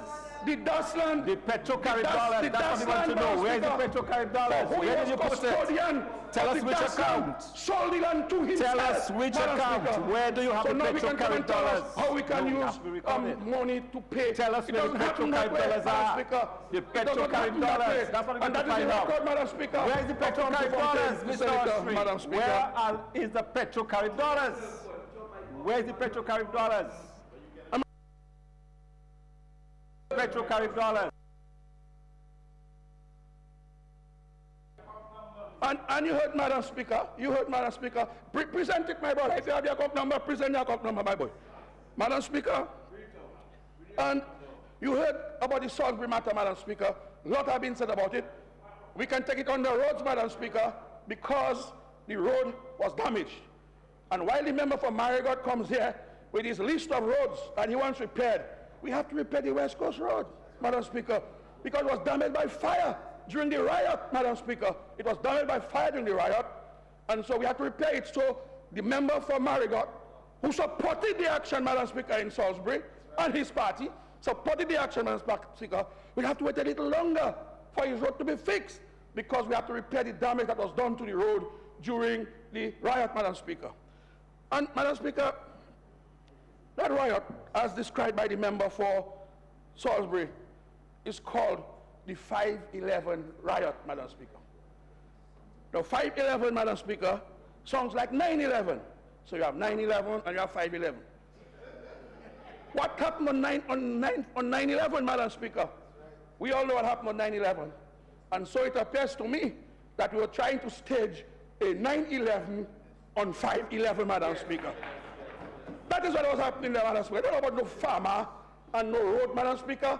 It was an action instigated by the United Workers' Party and their supporters to bring this country into riot and mayhem, Madam Speaker. That it was, Madam Speaker. And that is why the member for Roseau North was by Public Works, Madam Speaker. That is what he was doing by Public Works on Tuesday, trying to... Well, Madam, okay, Madam Speaker, I would never finish what I was going to say. Now, let me tell you something, the member. If you want me to defend you, I will. But if you're going to talk, will you listen? I am telling you, if when I'm trying to defend you, you're going to talk over me, I'll leave you to defend yourself. Well, you'll have to tell us what you're doing by Public Works whole day on Tuesday.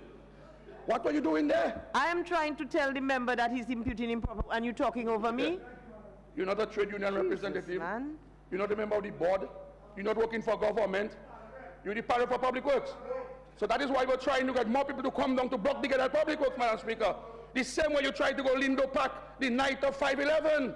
You tried to do a candlelight and go Lindo Park, Madam Speaker. And you can see the trend. You can see the pattern, Madam Speaker. Because you, the member for Roseau South, saying he didn't see anything about jobs, Madam Speaker, in the supplementary estimate. That's not where you will find it, member for Roseau South. Go in the budget. That's where you will find the job creation measures announced and being pursued by this government. Go look for the Range Hotel. Go look for the Moroccan Hotel. Go look for the abattoir. Go look for the coffee plant, Madam Speaker. That is where you will find the jobs the government trying to create. And like Dr. McIntyre told you, go on the National Employment Program. That is where you will find the job creating measures, not in the supplementary estimate, Madam Speaker. Not in the job creation. Boss, I tell you, you might be in prison shortly. Behave yourself, boy. For promising to shoot people in Dominica, behave yourself. The member for Roseau North, this is your last warning. But, Madam Speaker, this is your last warning. I want to stay. Members make a side, but they do so not in this loud way. You cannot, the people here have to take the notes, the stenographers. You are nearer to them than the people on the other side. So obviously, if you cut across in that loud way, they're not going to hear and get it right what the members are saying. And I don't think that's right. Even when I'm trying to defend you, you're talking over me. Please contain yourself. Please contain yourself. Last warning. Well, Madam Speaker, I hear they're bringing Juicy back. I mean, Fine Foods not bring back Juicy. And I think it's only a matter of time before they bring back Zip. So it seemed to me, we have to be careful in this house, because liquor Zip bottle in your head not easy, Madam Speaker. So thanks for your protection, Madam Speaker. I don't know nobody to, at my age, I can't take a liquor Zip bottle in my head, Madam Speaker. So thank you very much for the protection, Madam Speaker. But Madam Speaker, if we stay with investment financing, Madam Speaker, the member for Roseau Central trying to give us a lecture on investment financing. Madam Speaker, the issue of LIAT is a non-issue. LIAT is what we have. That has been said. And just today I heard Ralph Gonzalez, Prime Minister of St. Vincent, urging St. Kitts and St. Lucia to buy, today there's a meeting on Friday, I don't know where it is, going to try to coerce St. Lucia and St. Kitts to invest in LIAT, Madam Speaker, because LIAT has been here. Let's try to fix the issues within LIAT, but LIAT has been here for over 50, 60 years. Airlines have come and gone. Caribbean Sunshine gone. Caribbean Airways gone. Caribbean Star gone. Cardinal Airline gone. And Cardinal Airline is interesting, Madam Speaker, because while they're giving us problem for putting $1.9 million in LIAT, they put $5 million in Cardinal Airline. A bankrupt company, Madam Speaker, they put $5 million in an airline that wasn't flying. Madam Speaker, you remember those days on the Venture Capital Fund? Madam Speaker, the United Workers' Party put $5 million in Cardinal Airline that wasn't flying. When you have an airline has been serving us, Madam Speaker, we need LIAT more than anybody else in the Caribbean, Madam Speaker. We need LIAT. We don't have no JetBlue, we have no American. But Madam Speaker, he now, trying to advise us on investment, Madam Speaker. A little bakery had in Portsmouth, Madam Speaker, he couldn't manage it, you know. He couldn't manage it, Madam Speaker. The bakery Kool-Aid, Madam Speaker.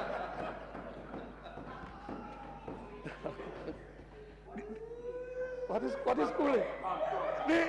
The bakery went bankrupt, Madam Speaker. He was not paying his rent. And the landlord had to take all his equipment and put on the sidewalk outside of St. John's School in Portsmouth, Madam Speaker.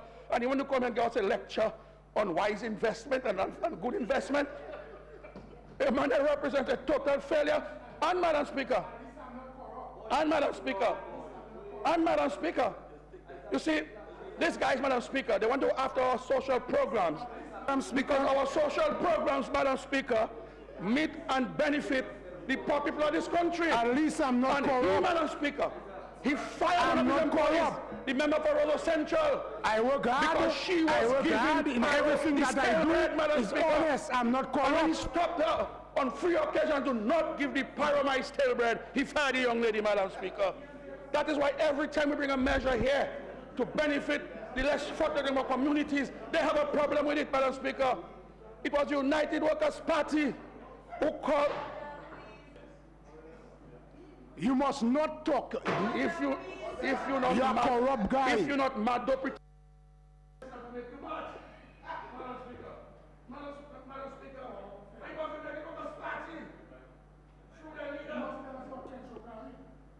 The member.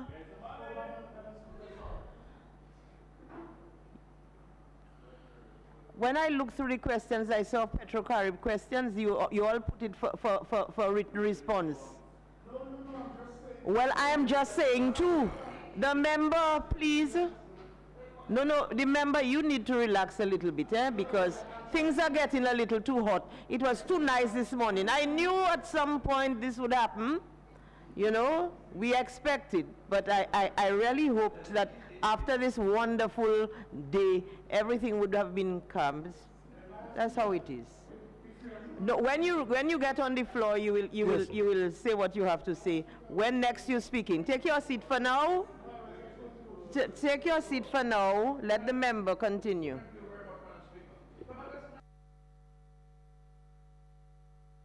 It's the United Workers' Party who call the poor people of Dominica greedy people.